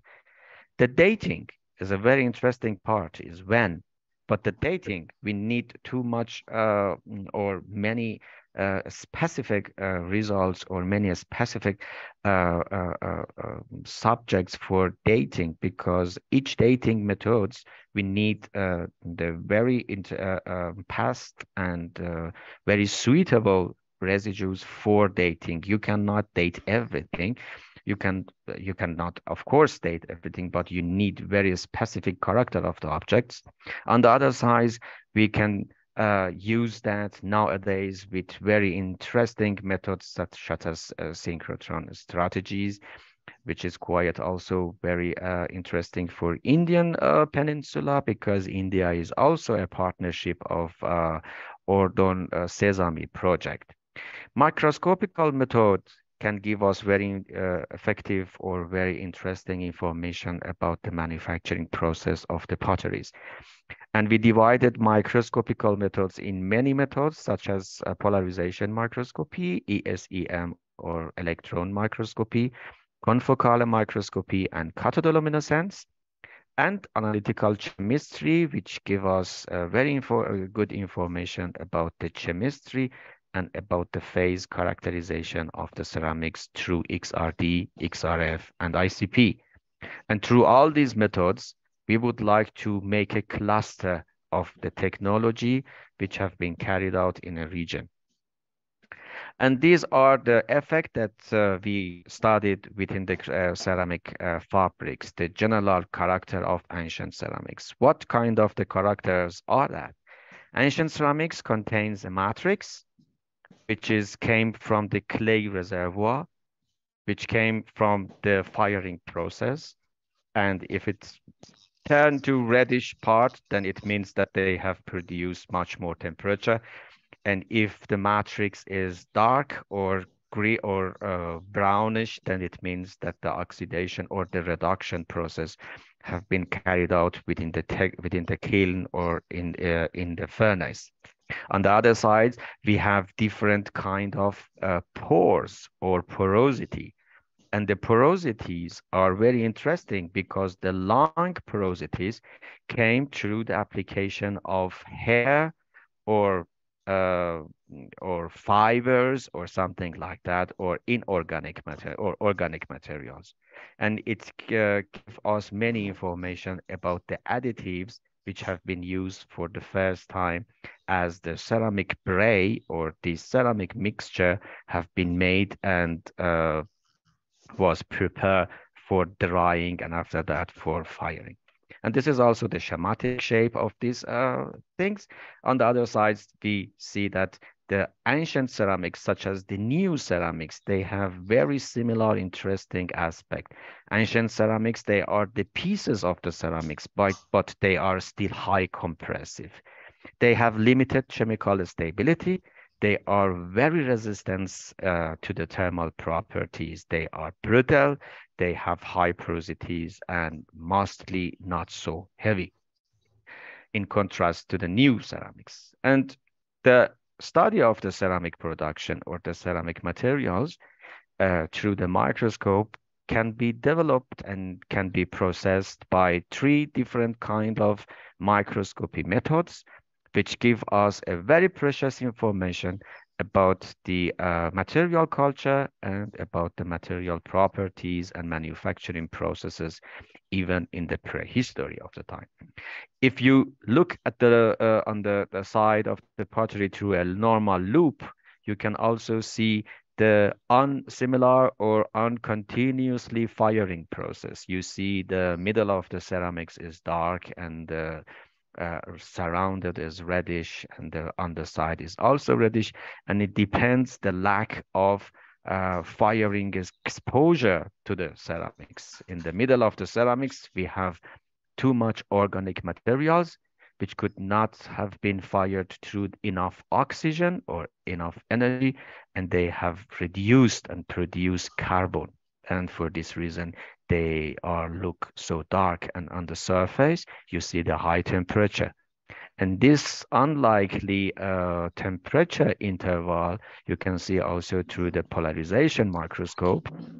And on the other side, if a ceramic is a well-fired much more than 800 or 900 degrees according to the SEM picture, you see always a very nice bubbles or the structure as hose, because they are the gases, they have been evaporated and came out from the matrix of the ceramics. and they said something about the high firing technology to us. And on the other side, the glassy part of the ceramics can get you many good information about the cultural activities in one settlements or in very different settlements. The additives, they give us very interesting aspect of the ceramic production. If you have the rounded shape additives, such as this quartz grain, they have been originated from a riverside reservoir, because the quartz, they have been rolled and transported from their origin to the place of the deposition. And for this reason, they have been rounded. And if I see the rounded ceramics, my sites and my location have been located near to a very big, perhaps, river, and they have been used the sand from the river. On the other sides, the very tiny shape of the quartz, they came through the crushing, and they came after grinding. I think that someone has opened his mic, and please close that. And this shape is very tiny shape, which is came to the mind according to the crushing and grinding and the fine grinding of the quartz, which is quite very interesting, because the people, they have gathered the original materials or raw materials from the closer environment, and perhaps from the closer mountain. And one of the very interesting parts within the ceramic texture is the usage of grog or shamut, that you see the dark reddish color in this case. They are the tiny piece of previously made ceramics and potteries, which have not been used, which was not so good for using or for application. And they have been grinding again, and they have been put within the matrix of the newly decided to form potteries and ceramics.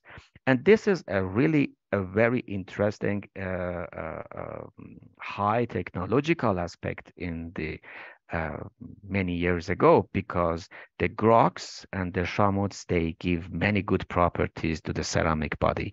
And this is really a good step for or good initiative for developing a technology in the past. And on the other side, the additives can give us many things about the temperature. Here you see a grain made of calc, and on the right side you can see also the residual which has been remained from the primary calc, and here we have the whole. And this evidence can happen through this chemical reaction, because the aging of the calcite and producing the calc can be happened after 780 degrees centigrade. And if I see such pictures, I can assume that this ceramic piece they have prepared beyond 700, 800 degrees. On the other sides, many other participants or many other additives, they give me several information about the temperature interval, such as biotite and muscovite. And you see that in normal case, muscovite and biotite have reddish color. But if the temperature increase above 900 degree, they have been lost this reddish color, and they go through to the yellowish color. And this yellow color can give me some information about the temperature or manufacturing temperature beyond 900 degrees, which is quite very well for the prehistory. And on the other sides, we can have this chart for mineralogical exchange in the pottery production. For the first time, we have to know about these phases. On the other sides, if I see such phase, I can have many information or many assumptions and interpretation about the manufacturing processes of ceramic making.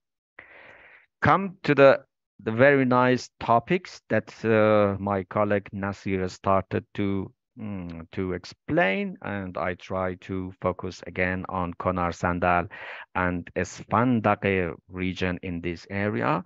And I would like to show you about our results of our collaboration according to the ceramic production in these two regions with Dr. Iskandari, and he explained a lot about the Konar Sandal, which is located here, and both these regions are located in southeast of Iran, in Kerman province. And the distance between them is about 60 kilometers, something like that. But interestingly is that the Esfandiyar civilization or the Esfandiyar styles and culture came back from the 6000 BC, and in Konar Sandal we have to do with the ceramic production in 3rd millennium BC, as Nasi said. And this is very interesting area because it's also the born place and the place of introduction of the colorite stones. And the colorites are a magician work, and the magic stones which have provide us information such as exodus of technology of hand graving stones from the south part of the Iran, from eastern to the western part in Mesopotamia. For this reason, Konar Sandal has many attraction for archaeologists and also for the archaeometrists, because this is the focal point of the exodus of technological aspect in many directions, in metallurgy, in ceramics, and also in the stone and workability of them. This is a fantastic case. These are the potteries that we have been analyzed. The upper line, they came from the Esfandiyar, and the underlines, they came from Konar Sandal south. And we have them prepared to the thin sections, and we could see many interesting cases in both sides of the ceramics. All of them, they have been made by the original stones from the region of Kerman and Jiroft, because of the natural constituents or mineralogical constituents. On the other side, this is the cases that I told you, the loose age or the lack of the reddish color of biotite, and the composition of biotite to the yellow biotite according to the high temperature. And it gave me very interesting case that in 3000 BC in Konar Sandal, they could achieve fire and heat temperature more than 900 degrees, and this was fantastic. And on the other side, we see also the grog pieces within the ceramic matrix as a kind of the technological innovation, as I said to you, because the grogs and the crushed ceramics, nowadays we know exactly that they have been given, and they have been suggested a very good parts and quality to the ceramics. On the other sides, in the Spandake region, we see also the cases or the mineral constituents from the region, but they are different because they have been gathered and they have been sampled from a region originally was magmatic, and here we have the region originally was metamorphosed. And this is the distinguishing point between Esfandiyar and Konar Sandal. The interesting part came across the polarization microscopy that I told you, and the structure that we can see in Esfandiyar as well as in Konar Sandal. And here is the results from XRD. I don't like to boring you with the analytical approaches and also the evidences of these analytic, but I would like to show you and tell you about the interpretation. We can gather all the analysis together as a line type table, and this line table can produce me the cluster analysis, and these cluster can be happened and can classified to distinguished group of ceramics in Esfandiyar as well as in Konar Sandal. And you see the cluster analysis which have been made according to the phase constituents that we have measured through XRD. And X-ray diffraction is a very simple methods and very friendly methods for analyzing the potteries. The great problem for XRD is a damaging analysis, and this is actually invasive analysis and and the pottery will be crushed and make a powder, and sometimes is not very friendly to crash and damage the potteries from the archaeologists, but sometimes we can have some pieces for getting this analysis, and after that getting these results as comparative results for making different clusters. You see the green dots, and you see also the black dots, and it's give me the information that even in Esfandare, I have to do with two different clusters, and two different clusters according to different additives. The additives which came from the stones, and the additives which came from the soil and from the remained pottery products. And I think that the pottery makers, they have understand that sometimes the previously made potteries or the grogs, they can be much more better, they can have much more better conditions and circumstances to the pottery production. And here, as I told you, the accumulation of igneous materials or additives, which is very clear, and make these two clusters.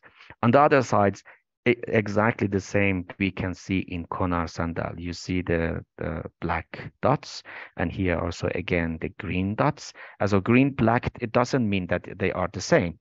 The program make black and green, and please don't think that the green parts here is the same as green dots here. No. But in Koran Sandal, we have also two different kind of the ceramics, and if we go through the microscopy, then we see that these two groups have been clustered according to the temperature. In one kind of the samples, we have a very good temperature for firing, around 800, 900, not so much. And in one of the cases, we have the not so well fired materials. And these are the materials that matrix is very dark. And the dark color of matrix, as I said to you, is according to the not enough heat and not enough oxygen to the ceramic body, and the ceramics, as we said, will be reduced, and according to the reduction process can be happened. This is the interpretation according to the optical microscopy.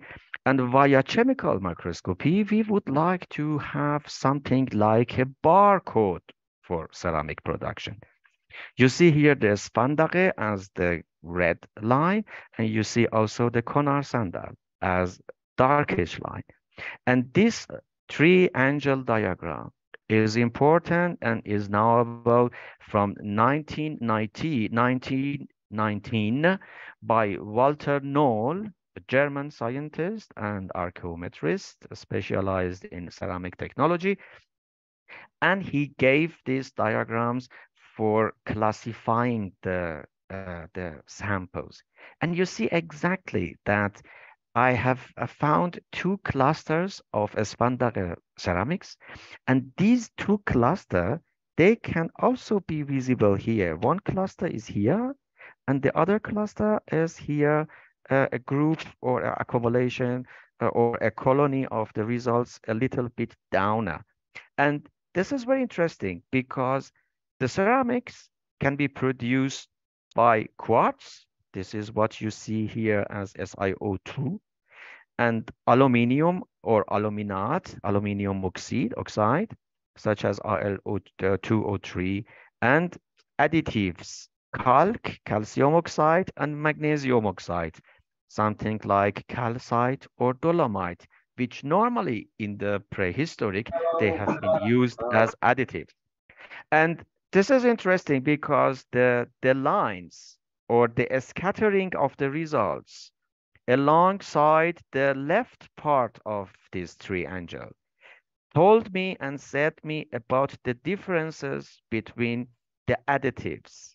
And it means that the potters at that time, they have used trials and experiments many times to have a better, good quality of the materials. On the other side, in Konar Sandal, I cannot see such a distribution. I cannot see the too much movement. It means that in Konar Sandal, the potters, they have found their chemical composition. They have found their routinely worked processes, and they didn't change anything. They have done exactly what they have produced for the first, and they thought that, oh, it is okay. In this case, we tried to have these barcodes, or try to manage these barcodes via statistical programs. And these are very interesting because the barcodes can be produced through the chemical composition of the main element of a pottery. And you see they are very different to each other. It means that the Esfandare and Konar Sandal, they are not the same pottery production, but they could have some aspect from each other. And on the other side, Esfandare is from the 6th millennium BC and Konar Sandal 3 millennium BC. And via this case, I can imagine that the Konar Sandal people, they have been learned many things from the Esfandare people. And the technology came across the Esfandare to the Konar Sandal because in the second part, we have a very good match between the analysis. And on the other side, the chemical composition of the trace element can give me as well very good results about the these barcodes and about the chemical composition of the ceramics and the similarities between them. And in this case, we see actually there are no similarities between the chemical composition, and we can come to the conclusion that these two processes in Konar Sandal and Esfandare was not so similar to each other. And despite the very well and very similar behavior or similar seeing of ceramics from the surface, they are very, very different to each other. And at the end, come to the conclusion. And I would like to say that the conclusion for us as archaeometrists and also archaeologists, every conclusion is a message that came to us from the past history. And we have to respect them because the people from the past history, they knew very well what they have done. And we have to keep our respect from them. And the material from Konar Sandal and Esfandare classified as a lime-rich constituents. And we have seen the common phase and environment, but this common environment is classified for those parts, the environment from Esfandare and the environment from Konar Sandal. They have no connection between them. And the geological and chemical composition of the raw materials can divide and can say about the authenticity of the ceramics properties of each site. And the sites, they have been gained from their own residuals and their own raw materials. And on the other sides, the usage of the pottery is a great evaluation of the technological aspect in 3000 BC, perhaps in southeast of Iran. At least why I said in my talk that the pottery is a project or is a material between chemistry, archaeology, and alchemy. Because if we look through the history and if we walk through the history, we see that from the normal soil across to came from the pots or the vessels. We come nowadays to the functional properties of potteries and ceramics, which have been made for the human buying and for the better living. We are trying to have the better footnote of the humans on the surface, and we would like to continue this. And ceramics is not a normal material. Ceramic historically and potteries are very smart material. And this smartness, you see from 7000 BC, from the handful of sand and clay till nowadays for the purposes or for application as medicines or for reconstruction of these materials for the human life. And this was my last slides. And I would like to say that the pottery identification for us and for me personally is walking through the history. Thank you so much.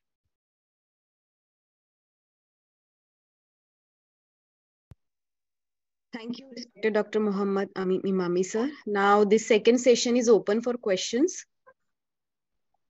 Actually, I would like to, because this is the second time Professor Dr. Nasir Eksamdi and Professor Imami, he has joined us. So we are sincerely hoping a long association with both of you. Maybe when we have some good funding, we can invite you physically to join the conference.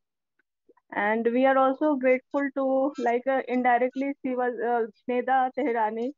She is unofficially part of our organizing team because she was the mediator between us and the professors from Iran. So Neda, if you wish to give some comments and remarks. Neda, she's very good friend of me. Thank you so much. She's a brilliant PhD scholar from Deccan College. And we are hoping like she will finish her PhD and get settled in Iran. So we can also invite her sometime with her. Yeah, sure. With her professor. Thank you so much. Am I audible, ma'am? Yes, yes. Yeah. First of all, First of all, I would like to thank to all the organizers, especially Honorable Professor Maya Patel ma'am for this, and the whole her colleagues for this wonderful. You are also part of the organizing team. Maybe not officially, but unofficially, you are the part of our team. Yeah, I am honored for that. Thank you so much for this such an organized and productive conference. And my very special grateful to you, Dr. Asta ma'am, for all your supporting and efforts on this conference. Secondly, I would like to thank Honorable Professor Shinde for his great presentation. And my special, I would like to, express my special appreciation and welcoming to the Iranian professor and my co-guide, Honorable Dr. Nasir Iskandari, and also Honorable Dr. Amin Imami, for bringing in conference and their wonderful presentation. It was very fruitful. And also I want to say, last but not least, I would like to thank to all for all the great presentation and also for sharing for their time, valuable time and their thoughts and insights. And this also may we all learn something new every day. Thank you so much all and hope to see you again in the next conference. Yeah, thank you so much, Neda. Thank you. Yeah. Yeah, and I personally would like to thank, Neda, who kept us posted about this seminar and also firstly inform us about this seminar in Solapur. And thank you, Neda. I'm sure she's working greatly on interactions between South Asia and the Kerman region in the early Bronze Age for her PhD thesis. Yes, she's working very hard for her PhD. Yeah. Yes, I would like to say my thank you as well to Neda. And it was great to see you and to have you as Iranian students or colleagues in Singapore. And I use also the opportunity to say all of you could also be responsible for international relationship because I am the head of actually the international office. And we are very delightful and grateful if you are agree to have the memorandum of agreement or something like that with the Art University of Isfahan. It could be possible. Sure. Professor Maya very nice idea. Yes, very nice idea, sir. Sure. Certainly. Actually, first we wish to invite you in Solapur University just because of lack of funding, we could not, like we are meeting online after COVID also, but we are sincerely hoping. Even SOSA also, this year we are planning in November, Kolkata, same place. So maybe that time you could join us there. It's a pleasure. Yeah. Very informative presentation, Dr. Imami. Yeah, very nice. It was very informative. Thanks again. And I am honored and hope to see you both soon. Thank you. Thank you so much for all of you, and also because I see the name Professor Shinde, and I have too much respect for you, and hope you hear me, and would like to have you perhaps someday in Iran. Great. Great. Yeah. Any question from audience? Let me check. I think there are many, no questions, but lots of appreciations. Very interesting presentation. Well said. I hope that was understandable, because sometimes the archaeometrical research is sometimes complicated, but I try to explain simplified of them. And I hope it was understandable for the audience. No, it was. Or we have like what we had planned, like our students, specifically from the Solapur University, they are young students just passed out masters. They are doing their PhD or MPhil diploma. So they should learn about the new methodology in archaeology, specifically what kind of the methodologies we are practicing in the other countries like Iran, Pakistan, Sri Lanka, and other countries. So that was our aim. So that your presentation has fulfilled that aim. I'm sure our students must be benefited from this. Thank you, Nasir, for your cooperation. And you prepare me a good surface after you. Thank you. Thank you, both of you. Yeah. I request Dr. Dhaneshwari Hazari ma'am to And now we have one question from this for Professor Imami. Okay, please unmute yourself and ask the question. Sachin Deshmukh. Sachin Deshmukh. Sachin Deshmukh, can you hear us, or shall I ask your question? Yes, ma'am. Yes. Okay, so you ask.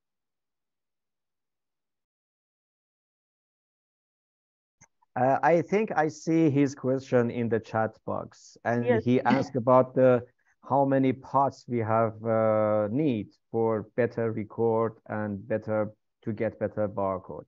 It's a very nice question. Too much potteries would be better, of course, but normally we try to work with a minimum 20 pieces, because 20 pieces is a good amount for have the statistical record. But if you have more than 20 pieces, it's very nice. But please pay attention.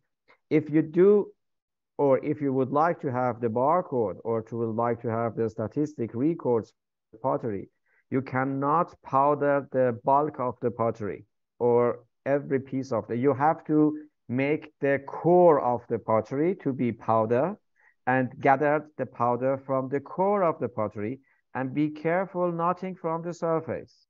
Then you have a good result. I hope you have got the answer.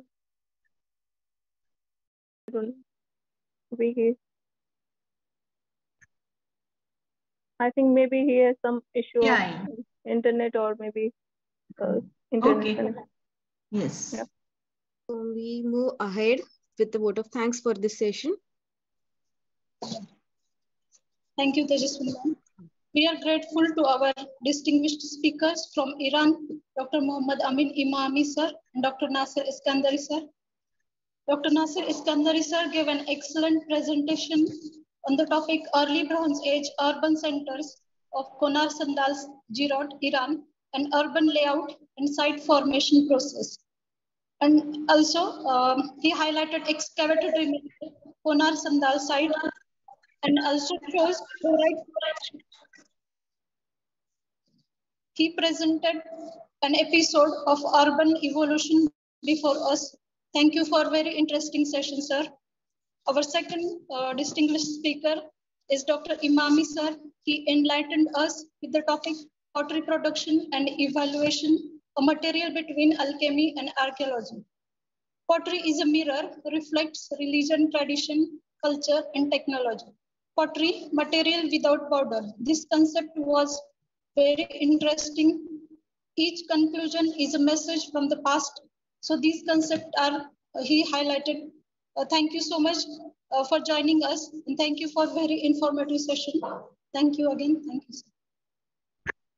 Thank you very much. Thank you. Thank Thank you you, so both of much. you. See you I again. appreciate.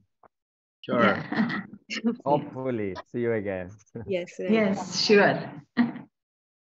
So we are moving ahead with the valedictory session, the last session of today's International One Day Seminar. Let me first acknowledge the presence of some delegates over here. So for this valedictory session, I must acknowledge the presence of respected Dr. Ayum Konasokawa, sir. He is present here since the morning. Sir, welcome and thank you for your presence since the morning. Dr. Ayumu? Ayumo? Hi, he will come. He's okay. Yeah, he's coming. Yeah. Okay. Yes. Okay, so I was saying that thank you for your presence since morning. And this is your session. So welcome at the valedictory session. So firstly, I request Dr. Asta Debupoma ma'am to give his brief introduction. We have with us Dr. Ayumu Konasukawa, Associate Professor, Graduate School of Asian and African Area Studies, Kyoto University, Yoshida, Honamachi, Kyoto, Japan. Dr. Asta Debupoma ma'am, please give introduction. Thank you. Thank you so much for Tejaswini. On the behalf of Punyaslok Ahilya Devi Holkar Shorapur University Department of Archaeology, a warm welcome to you, Dr. Ayumo.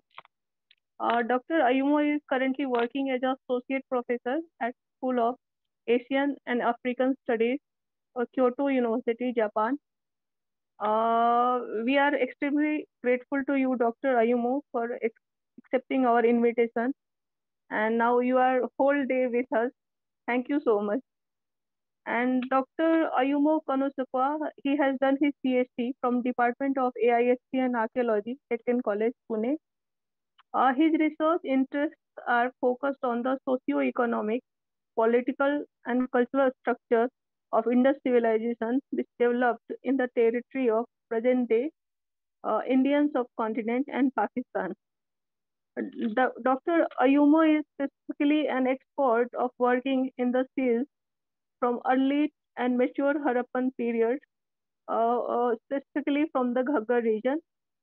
His publications like the socio-economic, political, and cultural structure of the Indus civilization and the principles of ancient cities has been awarded by Japanese Association of South Asian Studies in during year 2017.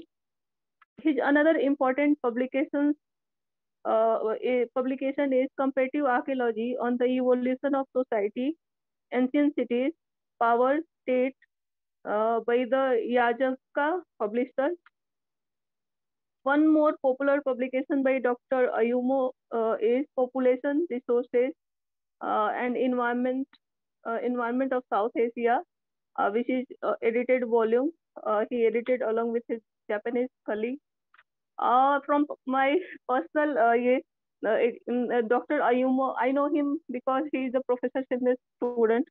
Dr. Ayumo is an extremely hardworking research scholar from Japan, and you will be very thrilled to know he has documented more than 1,000 Harappan seals and carried out scientific, very detailed and very rigorous scientific studies about the seals from the Harappan period. So we are extremely happy to have you with us, Ayumo. Thanks for joining us today. the last thing about Dr. Ayumu, we have sent him an invitation when he was traveling from Japan to India. So because of that, he could not get proper time to prepare something associated with the theme of our today's conference. So we have requested him to give some talks associated with his expertise. Like Harappan says, he is an expert of that. So we should get benefit of his presence. And we are looking forward for your lecture, Dr. Ayumu. Once again, your warm welcome to our conference. Thank you. Thank you, Dr. Asta Debupama, ma'am. Now I request respected Dr. Ayumu to deliver your address. Okay. So thank you very much for introducing me. Very Ayumu, your internet connection has some issue. We cannot hear you properly.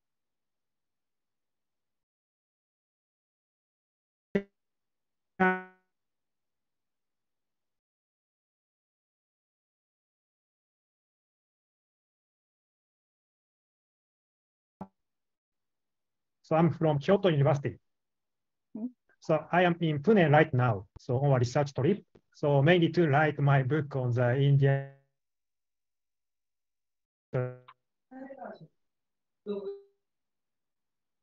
in Pune.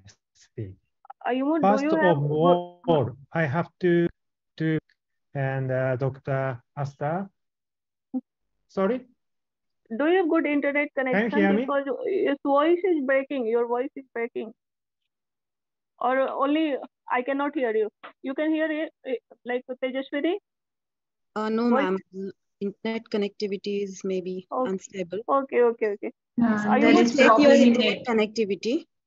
Ayumu, check your internet connection because your voice is breaking.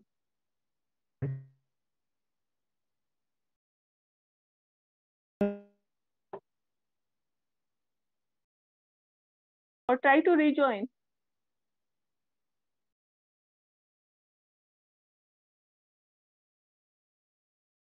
Ayumu, we cannot hear you. Yes. I think he will rejoin. He left. Yeah. Yeah, I'm coming back. So network problem. Yeah. Now you are audible. Audible, yeah. Okay. Again. So video is stop. I think this is good.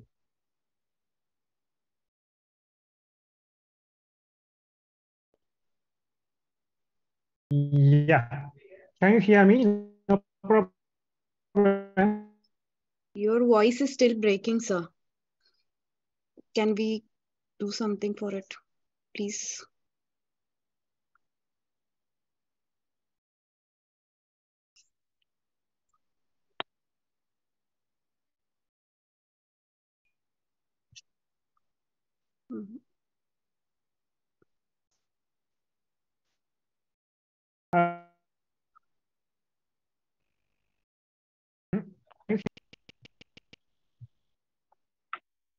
After opening his PPT voice. मेरे ख्याल से share हो रहा है ना internet तो शायद net problem है.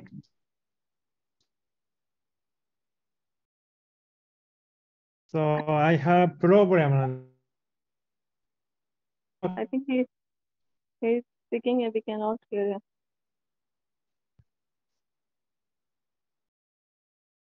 Okay. Ayumu, there is issue. We cannot hear you.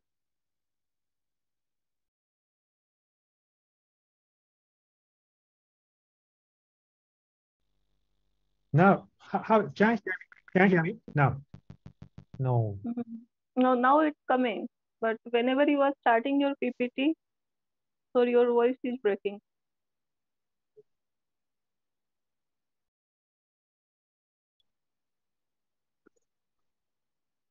You try one more time. Maybe this time it will work. Hello, can you hear me? Yes, we can hear you now. Yes.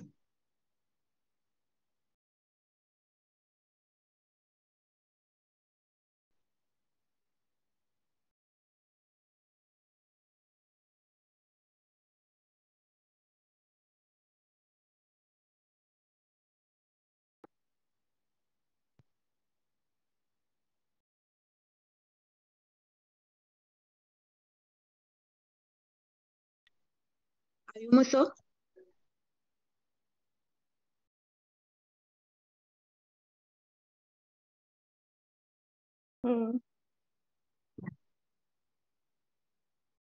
Hello.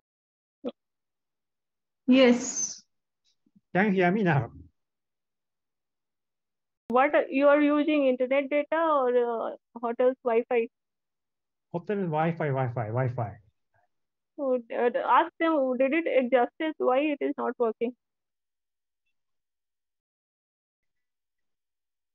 Or you use your mobile data?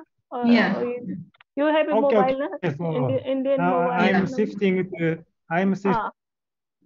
Yeah, I think internet connection. If we use another internet connection, that may be worse.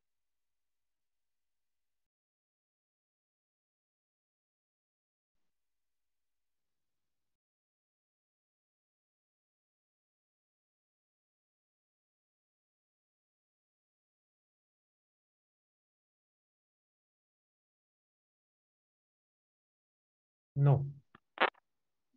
No. No, but now your voice is clear. Yeah. Now, so can you hear me now? No, we can hear you. You But can share your PPT with me. I will present from here, and you just deliver your lecture. We can do that will be that. That will be wonderful. better idea. You just email it to Maya Patil ma'am. You email your PPT to Maya Patil ma'am. We You share email here. Just email I made a short speech. Okay. Can you hear me now? Yes, we can hear. Please continue. Okay. So without PPT, so I will talk. That's okay. Yeah. That will be great. Okay. Yeah. Okay. Very sorry. So I don't know. This is Wi-Fi problem. Yeah. That's okay. Yes. Okay. So again, so I'm Konaskawa. So I'm from Kyoto University. So I'm in Pune right now for a research trip.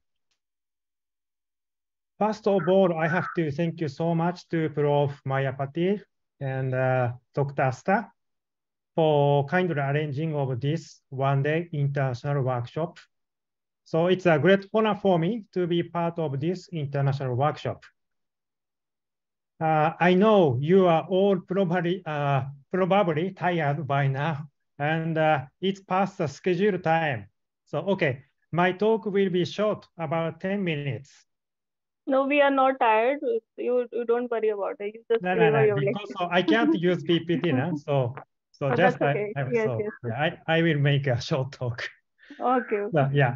So I got my PhD from Deccan College Postgraduate Research Institute in Pune in 2013, and as a guidance of Prof. Basanto Shinde. So Dr. Asta was my batchmate actually. So now, I'm associate professor of Kyoto University. And my research interest is focused on the socio-economic, political, and cultural structure of the Harappan Indus civilization. So with a detailed study of seeds. Prof. Maya Patil and Asta said, it is okay to talk about the Harappan civilization on this workshop. So actually, I prepared a PPT, but now I can't use. But how can I say? So my research topic is a little too far from the theme of this workshop. So this workshop theme is early historic archaeology of South Asia, recent perspective, right? So therefore, I am always ready to accommodate you whenever the opportunity arises. So I do hope that I can talk about my understanding of the socio-economic, political, and cultural structure of Harappan civilization. So another opportunity. So I would love to hear from you again. So even if it is in the form of a class for your students. So instead of my talk, so after listening to today's workshop, so I would like to make one request. Today, I really got to learn more about the recent developments in early historic archaeology of South Asian countries. So like India, Sri Lanka, Pakistan, and Iran. Thank you so much again, so great professors. So I'm sure that researchers all over the world, including Japan, are waiting for the result from recent hypotheses and strategies of early historic archaeology and its practice in South Asian archaeology by South Asian researchers. So until now, it has been very expensive to hold international conference. But now, it is possible to hold international conference online. So very easy. So I do hope that the result of this workshop as an international conference will be shown to researchers around the world. So if there is anything I can do to help, please let me know. So I will gladly mobilize all of my colleagues and research associates to assist you. So in other words, it would be a bit of a shame to keep today's workshop with great amount of information here only. So I do believe that doing so will also help to bring early historic archaeological research in South Asia into the limelight. Actually, this is because there are already high-level researchers and high-level research studies in South Asia. Okay, again, I'm very sorry, I can't use today my PPT, so please give me another opportunity again. Okay, thank you very much again. Okay, thanks. Thank you so much. Yeah, thank you. Yes, sure. Yeah, thank you so much. Thank you so much, Ayuma, for your observations and your valuable feedback of the earlier speakers. And we are definitely hoping next time you will give us the full-fledged talk to the students of our university. So still you are being part of our seminar since morning. I think very consistent participant and speaker. So thank you so much. Thank you so much. Thank you, Ayuma sir. Thank you for your contribution in this particular seminar. Now, at the end, the whole day is covered with so much knowledgeable talk, and all the resource persons have contributed very well in this particular topic. At the end, it's time for a vote of thanks for this international seminar. I request Dr. Dhaneshwari Hazare ma'am to offer a vote of thanks for this international seminar.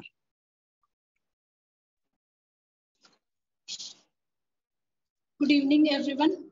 It's my privilege to propose a vote of thanks on this occasion of one-day online international seminar on early historical archaeology of South Asia, recent perspectives, organized by Department of Ancient Indian History, Culture and Archaeology, School of Social Sciences, Punyashlok Ahilyadevi Holkar, Solapur Vidyapit, Solapur.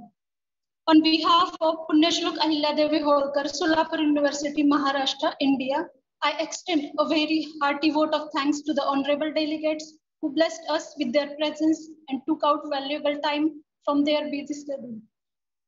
We expect this kind of cooperation in upcoming days also. Also, first of all, I would like to propose hearty vote of thanks to our Honorable Vice Chancellor, Madam Dr. Mrinalini Fadnavis, for giving us an opportunity to organize this seminar. I extend my gratitude to our Pro Vice Chancellor, Dr. Gadevar Sir, and Registrar Yogini Ghare Madam for their constant encouragement and support. A special thanks to our Director, respected Professor Kambale Sir, for providing immense support to make the seminar successful. I would like to thank our distinguished speakers, Professor Vasant Shinde Sir, for very interesting and thought-provoking inaugural address. He highlighted on early historic cultures in India. Further, he said history should be written using the evidences of excavated materials. Again, I would also express my gratitude to all esteemed delegates from Pakistan, Sri Lanka, Iran, and Japan. I would like to thank our keynote speaker, respected Professor Mohammad Zahir sir, for making excellent presentation on new perspectives of early historical archaeology from new exploration in northern Pakistan. I would like to thank our second distinguished speaker, Professor Damini Ranasinghe sir from Sri Lanka, for presenting on hunting tribes of Beddas people in Sri Lanka. I extend my gratitude to Professor Mohammad Amin Imami sir for very informative presentation on pottery production and evaluation of material between alchemy and archaeology. I would like to express my gratitude to Dr. Nasir Iskandari sir for wonderful session on the early Bronze Age urban centers of Konar Sandal site, Iran. Again, I would like to thank Dr. Ayumu Nasukawa from Japan for presenting some Harappan seals with geoinformatics. He also focused on data of Harappan seals. Again, I'm very thankful to our faculty members, Dr. Chintalkar sir, Dr. Prakash Vankade sir, and other colleagues from School of Social Sciences. A special thanks to Chandrakant Gardi sir for technical support, and also special thanks to Dr. for wonderful anchoring. I would like to thank Naida from Iran for her cooperation. I also thank Siddhant for joining from Greece. Again, I would like to thank students from Solapur University and from other departments of Maharashtra, Kashmir, and West Bengal, Karnataka states. Also, I would like to thank our organizing committee. Thank you, Dr. Astha ma'am, Dr. Tejaswini ma'am, our beloved HOD, Dr. Maya Patil ma'am, Dr. Koekar sir. Thank you one and all participated here. Thank you so much for joining us. Thank you one and all. Thank you all of you. Thank you very much. Okay. Ma'am, I guess we can like take the feedback of one or two people if they want to speak about something like any suggestion. You may ask. Yes, okay. Okay, thank you so much, each and every participants of this seminar. And if you have any suggestions, any remarks, any comments, please speak to us. We can take one or two suggestions. Siddhant? Siddhant?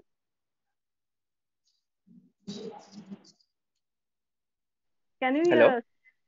Yes, Siddhant? yes. So, Yes.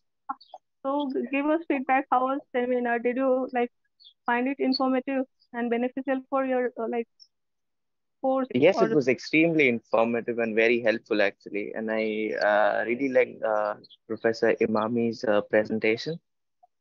Great. And so it actually, because you work on the yes. pottery. Yes, and I'm also doing some similar analysis. So it actually helped me see my samples in a different perspective. So you can actually, if you wish, you can connect with Professor Imami's. If he will allow, we can share his email ID to you. So you can talk to him directly if needed. Yes, that would be nice. Thank you. Mana raised his hand. Okay, you unmute yourself and Mana. Hello. Yes, madam. I am very happy to see the great archaeologists from the Iran. I reminded that there, which is transit route, that is business route from our India to Iran.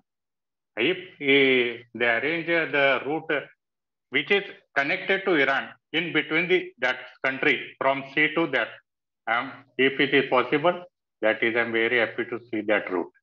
Okay, madam. Thank you. Thank you so much. Any other comments, remarks, feedback?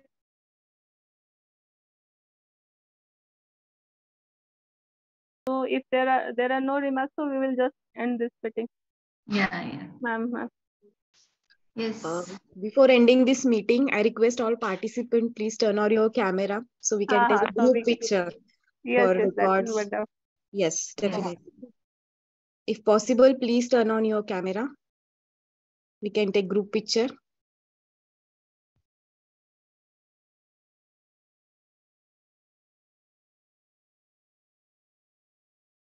Nagdev Maina, he has not turned his camera.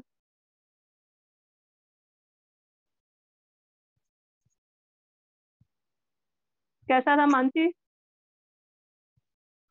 Mansi? हाँ दीदी. How was conference? It was amazing. अच्छा लगा, ये बार बार होना चाहिए. It's very knowledgeable. Experience बहुत अच्छा था. Great. फिर मैम का सपोर्ट रहेगा तो हम करेंगे आगे भी. हाँ बिल्कुल, बहुत अच्छा लगेगा.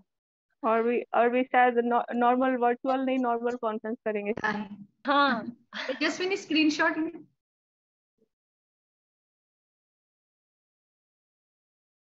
Okay. Yes, thank you. Please take screenshot over from there. Yeah. सबने ऑन किया है क्या? मुझे तो कुछ लोग नहीं लग रहे हैं, उन लोगों ने ऑन नहीं किया है कैमरा. Screenshot क्या? Malika. There are some people, they have not switched on their camera. Okay. Okay. So thank you. Thank you all of you. Okay. See you again. Yes, ma'am. Thank you. Thank you everyone.